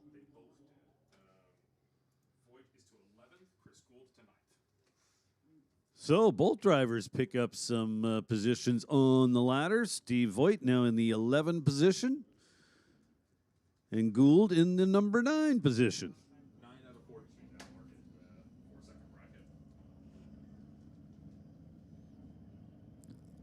So 9 of our Outlaw 275 competitors now in the 4-second zone as 14 cars qualified. It's a little Promod bike action with Steve Abusini in the Lordco lane. The CBR 1100 up against the Hayabusa of Rob Aston out of Calgary. Abusini running the slick in the back of his machine, and Aston in the TCS side of the racetrack. Running the street tire in the back of the Hayabusa, went into the 17s earlier on, on a 715, I believe it is, first pass that he managed to get from A to B, and Steve Abusini was right beside him as they have swapped lanes again for their 3rd run of the weekend.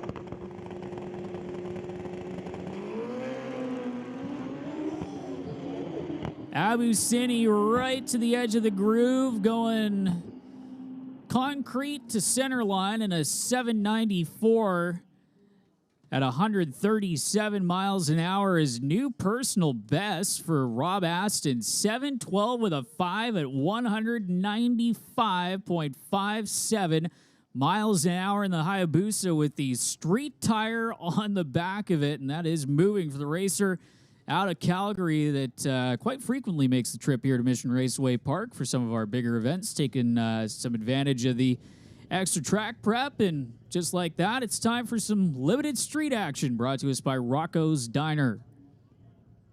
Right now, all but one are in the 5.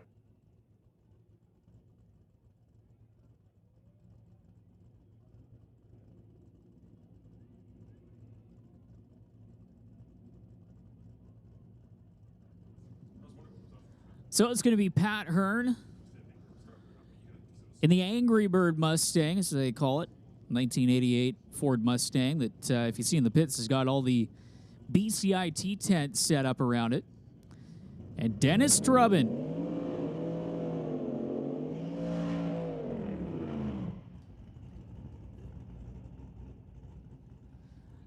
So Pat Hearn coming into this session. Pat, number 5 qualifying spot, 551 with a 6. Currently Pat's best run. Dennis Drummond coming into the session in the number 3 qualifying spot, 546 with a 5. Dennis's best run in a car that is least capable of getting into that 522nd zone and maybe taking this session, as we have seen that there's plenty to be had with this racetrack. Nobody wanted to leave anything on the table here heading into the final session. Both drivers pre-staged. You can hear the boost building on either side. And here we go for round 3 of qualifying limited street. Dennis Drummond, 559 with a 429 miles an hour. 551 with a 6 at 130 miles an hour for Pat Hearn. And for Pat, that is going to be an improvement in the elapsed time department. Keeps him in the number 5 position. And Dennis Drummond going to stay in the number 3 spot, as that is not an improvement on his earlier 5:46 with a 5. As your next pair rolling out of the water box, Chris McGraw out of Abbotsford, the 1990 Fox Body Mustang, over here in the TCS side of the racetrack up against the 1979 Chevy Camaro of Airdrie, Alberta's Matt Robert. Matt, who had that thing skyward last year and only got to make one pass for all of Doorwarz, bringing it back for limited street competition this year.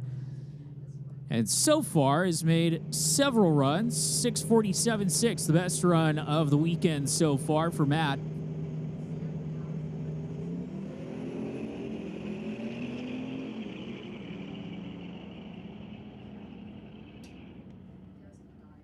What do we need? Promod to... Tension in the pits, tension in the pits. Promod, come on down to the staging lanes. Promod, this is your call to the staging lanes. So Chris McGraw, 577 with a 224 miles an hour, and that is going to be an improvement in the elapsed time department, not in the position department, as he's going to stay in the number 6 qualifying position at the moment.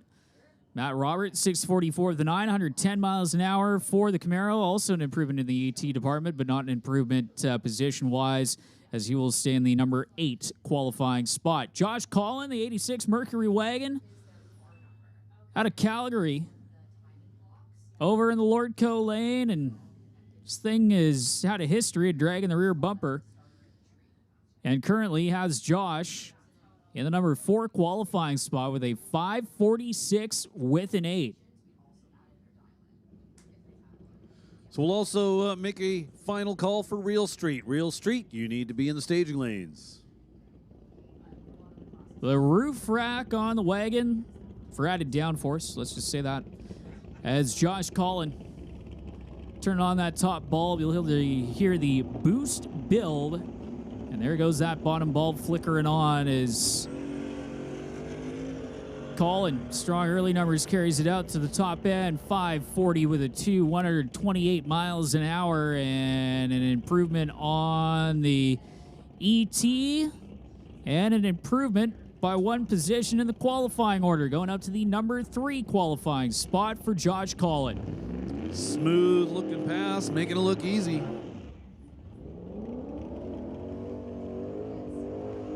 So Lazic keeps the burnout a little more conservative than the last time we saw him up here. Was airing it out, looked like Dean Scusa in the 1990s. Yeah, man. So Max Nielsen, last year's champion, Tower side of the racetrack. So where is he currently qualified, Nolan? No, Nielsen. Nielsen is last year's winner, and currently he's the number 1 qualifier. Only car into the teens, 5:14 with an O. Currently leading the charge is the nitrous-assisted Pontiac in the Lordco lane with Jordy Lazic. Currently sits number 7, 589 with a 5, trying to fight his way a little bit up the qualifying order. His first pair of Real Street already in the water box. This is the final pair of Rocco's Diner Limited Street.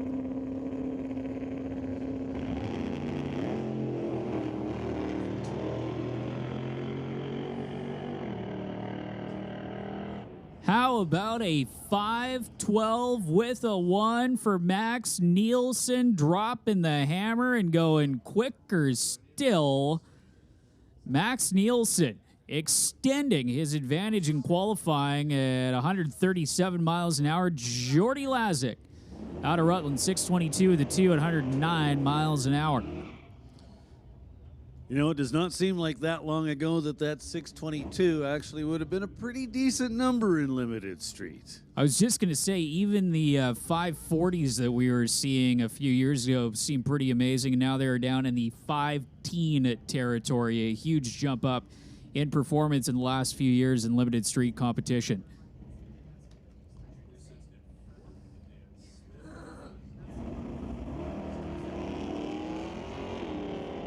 So, first pair in Real Street going down the track, Rob Monroe Jr. and Joel Smith. Joel Smith in the right lane. Goes 1182, 112 miles an hour.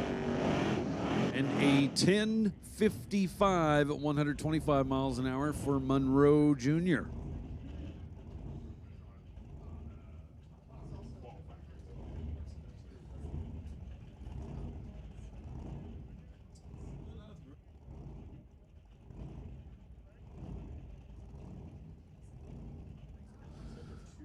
So who should follow Rob Monroe Jr.? Well, how about Rob Monroe Sr.? Trevor Kinsley in the right-hand lane.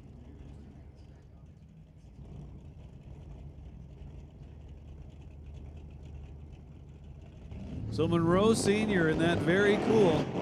Oh.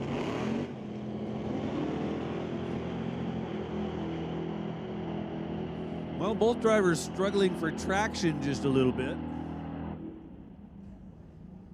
Although in entirely different ways.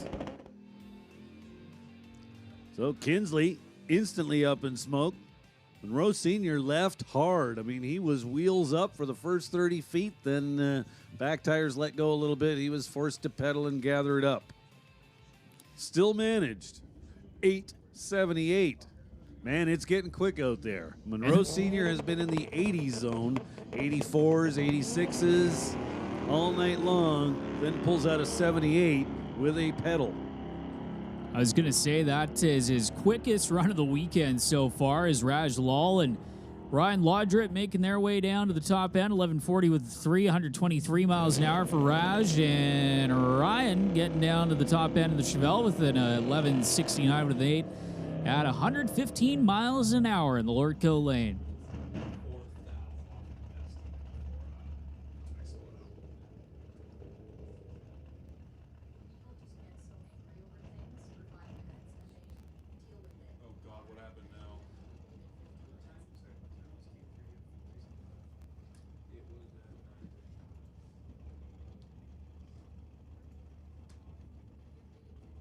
Scott Kolodachuk. Right-hand lane, 1991 Mustang. Affectionately known as Snoop. Jan Christensen over here, tower side. So, well, okay, we're probably just going to try that again. So I think Scott did not get in time.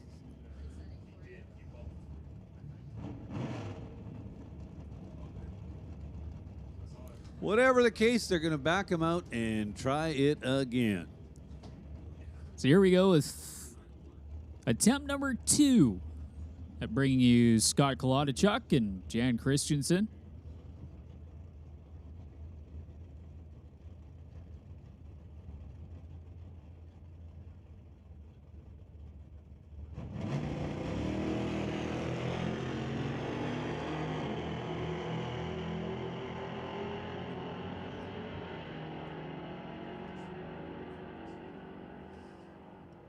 So Jan Christensen goes 1077, 119 miles an hour. Kolodachuk gets there ahead, 1074, 128 miles an hour.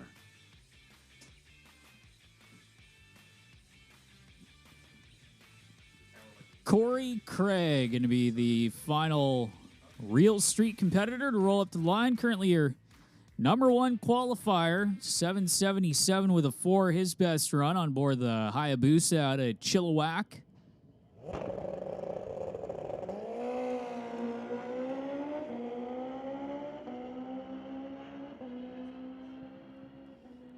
Gets to the top end. How about a massive improvement? 759 with a 6, 191 miles an hour as he continues to stretch out his advantage over the field. Of course, dial-in action bracket class for real streets, so doesn't really matter too much, but it does matter as they line up the ladder for eliminations by quickest to slowest, ET-wise, and currently Corey Craig got a pretty big margin over the rest of the field with a 7:59 with a 6. Rob Monroe Sr., the quickest car, 8:78 with a 4. And Jerry's OK Tire, Real Street, qualifying overall here as we've just completed round number 3. So again, Pro Mods, we've called you guys to the lanes for your 4th and final qualifying session this evening. You guys should be in the lanes right now as the tractor's heading out onto the racetrack, getting in one final pass before we roll into Pro Mod qualifying. And again, it is Scott Blake who is still at the top with that 381 from round number 2. Scott having problems in shutting the car off midway through backing up from the burnout in the Lordco lane, and hopefully that the team having to do a little bit of service and not having anything terminal in that department. As, again, the Pro Mod competitors making their way to the lanes and getting ready to try and make that final hit of the night here at Mission Raceway Park, as you see us fully illuminated up on the big screen and on the Mission Raceway Park live stream. And, again, thanks to everybody for hanging out with us all night long. Of course, tomorrow, full day racing action. Make sure to catch eliminations for Outlaw 275, all the West Coast Outlaw classes, as well as the West Coast Pro Modifieds, all coming up tomorrow. So definitely going to be a action-packed day of racing here at the Titanium Strip.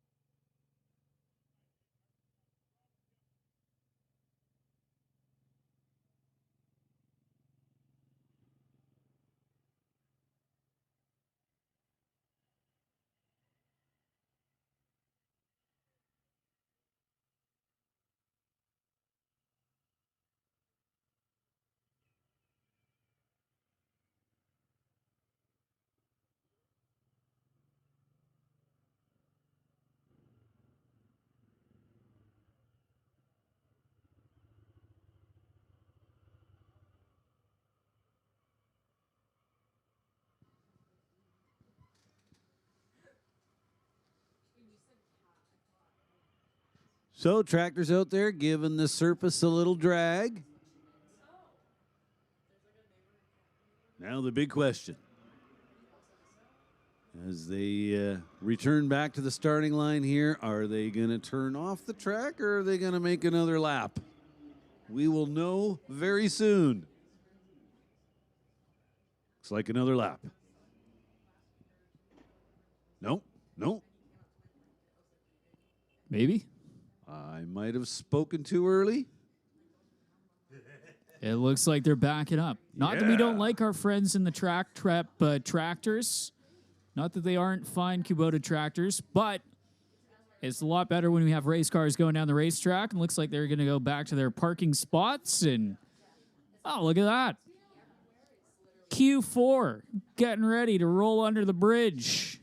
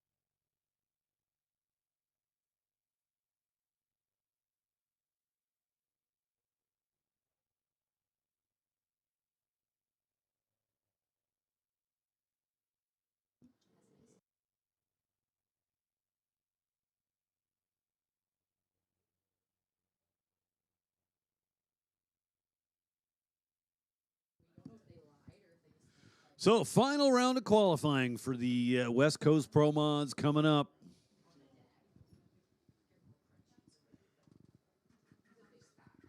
Got the tractors out of the way. We should see the first pair firing up here. Well, as I speak, that was fairly good timing. What do you think? On living sound and color, getting ready to go as it is Dave Kowalski and Garrett Richards. So Garrett Richards with a nice lick in round number 2 at 385.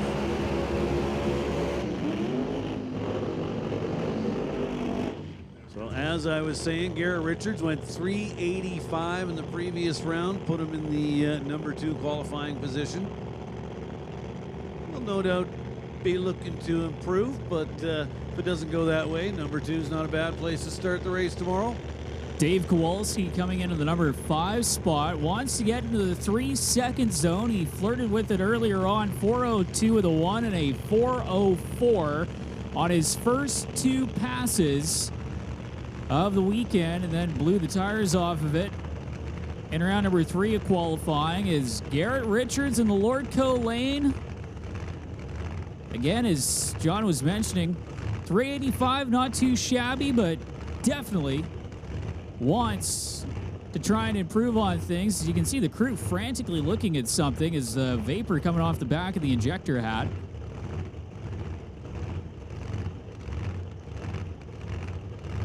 This looks like after a quick check of something, they have receded back, and crew chief Brent Yagi in front of the car getting ready to bring it into the beams. And the Walt Austin Racing powered Mustang with one of the coolest acronyms in all of drag racing, WAR. As Dave Kowalski, again trying to go from the number 5 spot upwards and a little bit more quicker. Pre-stage both sides, here we go.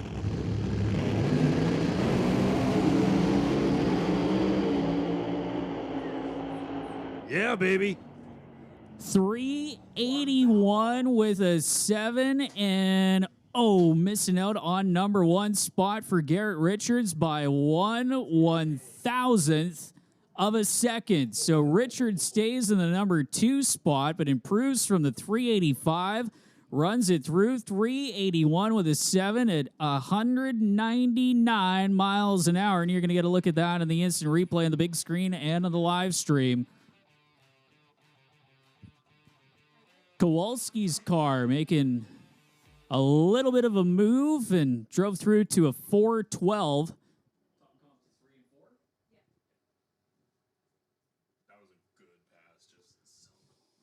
Hey, attention in the pits. Top comp. Top comp. This is your call to the staging lanes.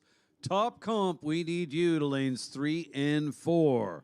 One more time. Top comp. We need you in lanes 3 and 4. Well, when you look at the early numbers there, John, it was actually Kowalski a little bit better, 0.952 to the 60-foot mark, 0.985, but Richard's car was really moving by the 330-foot mark, 257 with the 3 to the 330-foot mark, 273 with an 8 for Kowalski, and then trucking at the top end at 199 miles an hour, which, if I'm not mistaken, I have to double-check on that, but could be top speed of the meet so far for the Mustang out of Tacoma.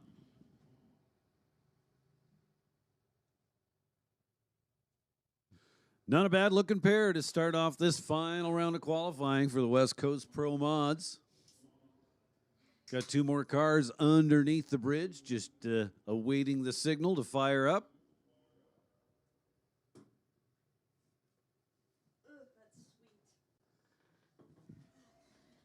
Looks like we do have a truck out there at the top end of the racetrack, and official down at about the 8th mile mark. So as soon as that is cleared off and we get the A-OK sign to fire up this next pair, that is exactly what we are going to do here in the 4th and final qualifying session for the West Coast Pro Modifieds, and switching to the 2-day race format here for 2024 as they go directly into eliminations tomorrow in the afternoon and crown a Doorwarz winner tomorrow night for the $10,000 payday. Is get up on the big screen that the safety truck just making a pass through the shutdown area, making sure everything's A-OK, and get ready with the next pair.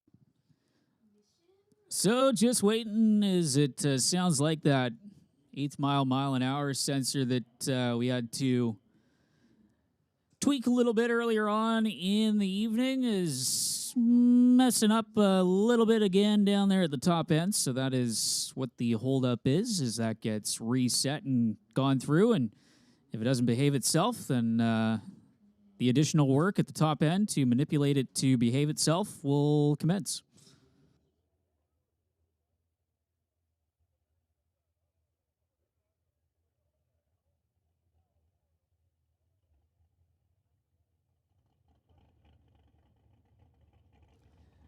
When the sensor does decide to do what it's designed to do and sense the mile an hour, next pair that is going to be rolling into the water box is going to be a Battle of the Nitrous combo. Steve Goddard in the GTO, Tony Moretto in the 55 Chevy Bel Air, as Moretto has had to abort both of his runs, and Steve Goddard has been in the 4.0s and 14s for every single one of his passes so far in qualifying, as the GTO has been fairly consistent, probably with the most consistent car on the property heading into eliminations.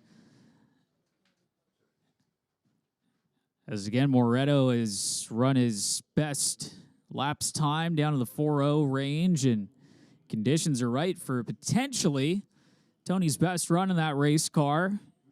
Again, if everything can fall in the right way for the racer that is going to line up in the TCS side of the racetrack.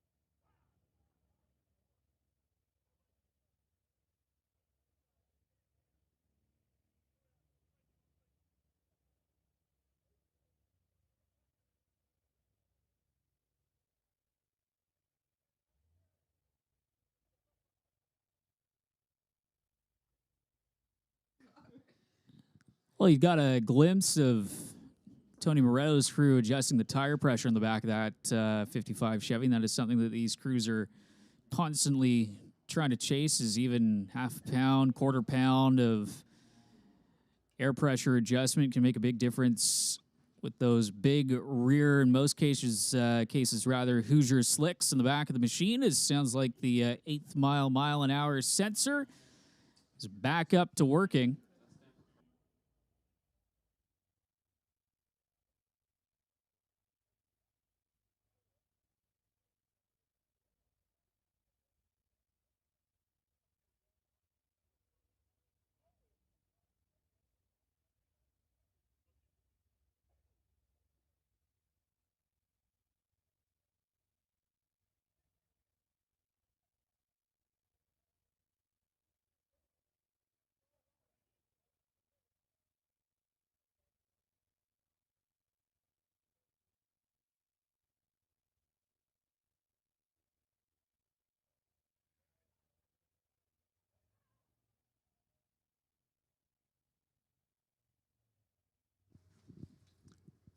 So apparently the timing system is ready to go. We're just waiting for the safety vehicles, so to speak, to make their way off the racing surface. At least I'm pretty sure that's the point we're at. Once that has taken place, we'll give these two the signal to fire up.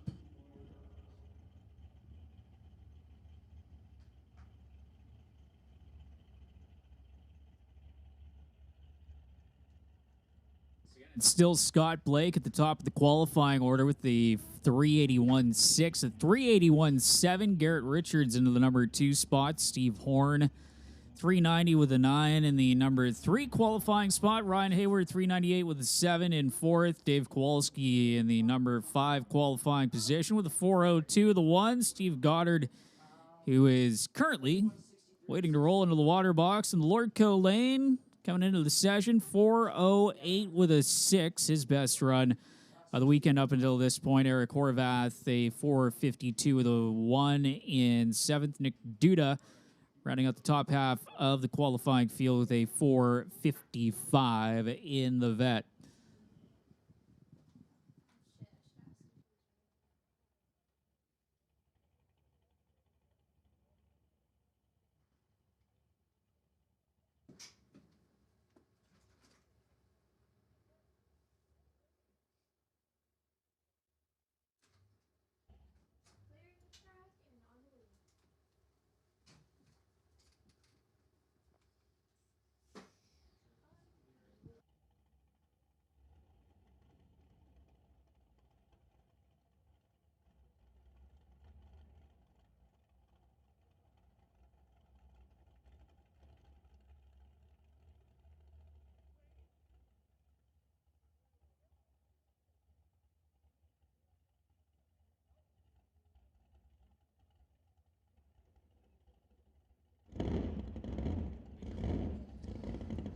Well, there's the sound we've been waiting to hear.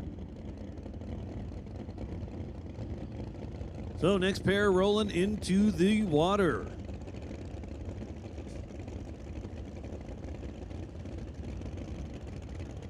Tony Moretto and Steve Goddard.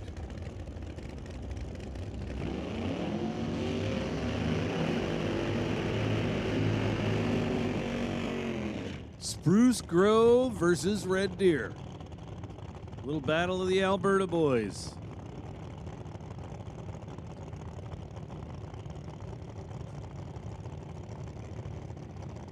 So Moretto coming into this session with a 5:16 with a 1 in the 11th qualifying spot.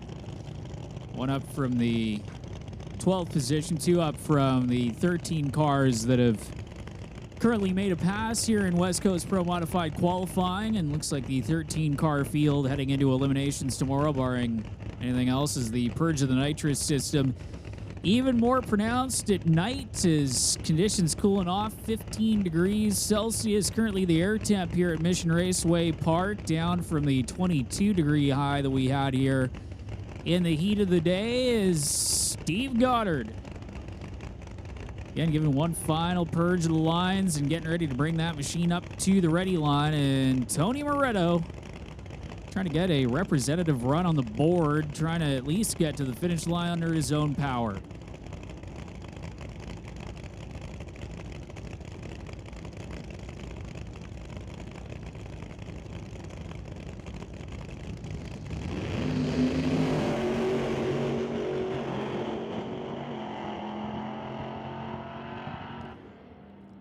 Well, Moretto gave her a good shot to try and get it to the stripe. Must have pedaled that thing at least 2 or 3 times as he gets out of it at a 5:57 with a 1. Looking at the instant replay, that thing was pointed towards the 60-foot cone, wisely clicking it off. Another 4:12 with a 174 miles an hour for Steve Goddard. So another solid A to B pass to put in the data logger and get ready to bring that thing up for eliminations.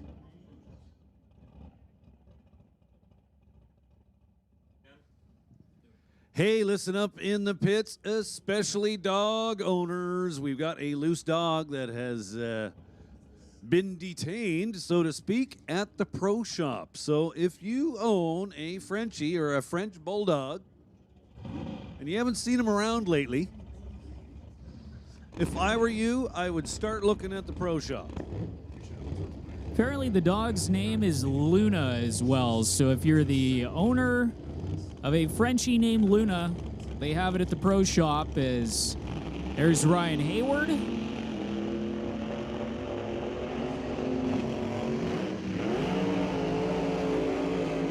And there's Eric Halverson. So, and speaking of loose dogs, we'll just reiterate the obvious. If you have a dog here at Mission Raceway Park, you gotta really make sure you're keeping that dog contained. This is not a good place to have animals running around free and getting into trouble. There's all kinds of trouble they can get into. Yeah, it's not high up on the free roam for your dog list of anywhere in the Fraser Valley. Probably on the lower end of that spectrum. Eric Halverson, supercharged Hemi up against all the cubic inches that Rare and Morrison can provide. For Ryan Hayward, the racer out of Marysville. And the big plume from the nitrous system sends it high into the night sky. The Judd and Black appliance sponsored 69 Camaro. And actually, if you look at that car, they left the stripe. It's done up like a Yenko Camaro. The stripe is actually the carbon fiber from the body on that car with the wrap on it, and it is a beautifully turned out machine. Eric Halverson, another racer trying to make his first A to B run of the weekend as he has turned on the top bulb, and here comes Hayward and Halverson following suit in the TCS side.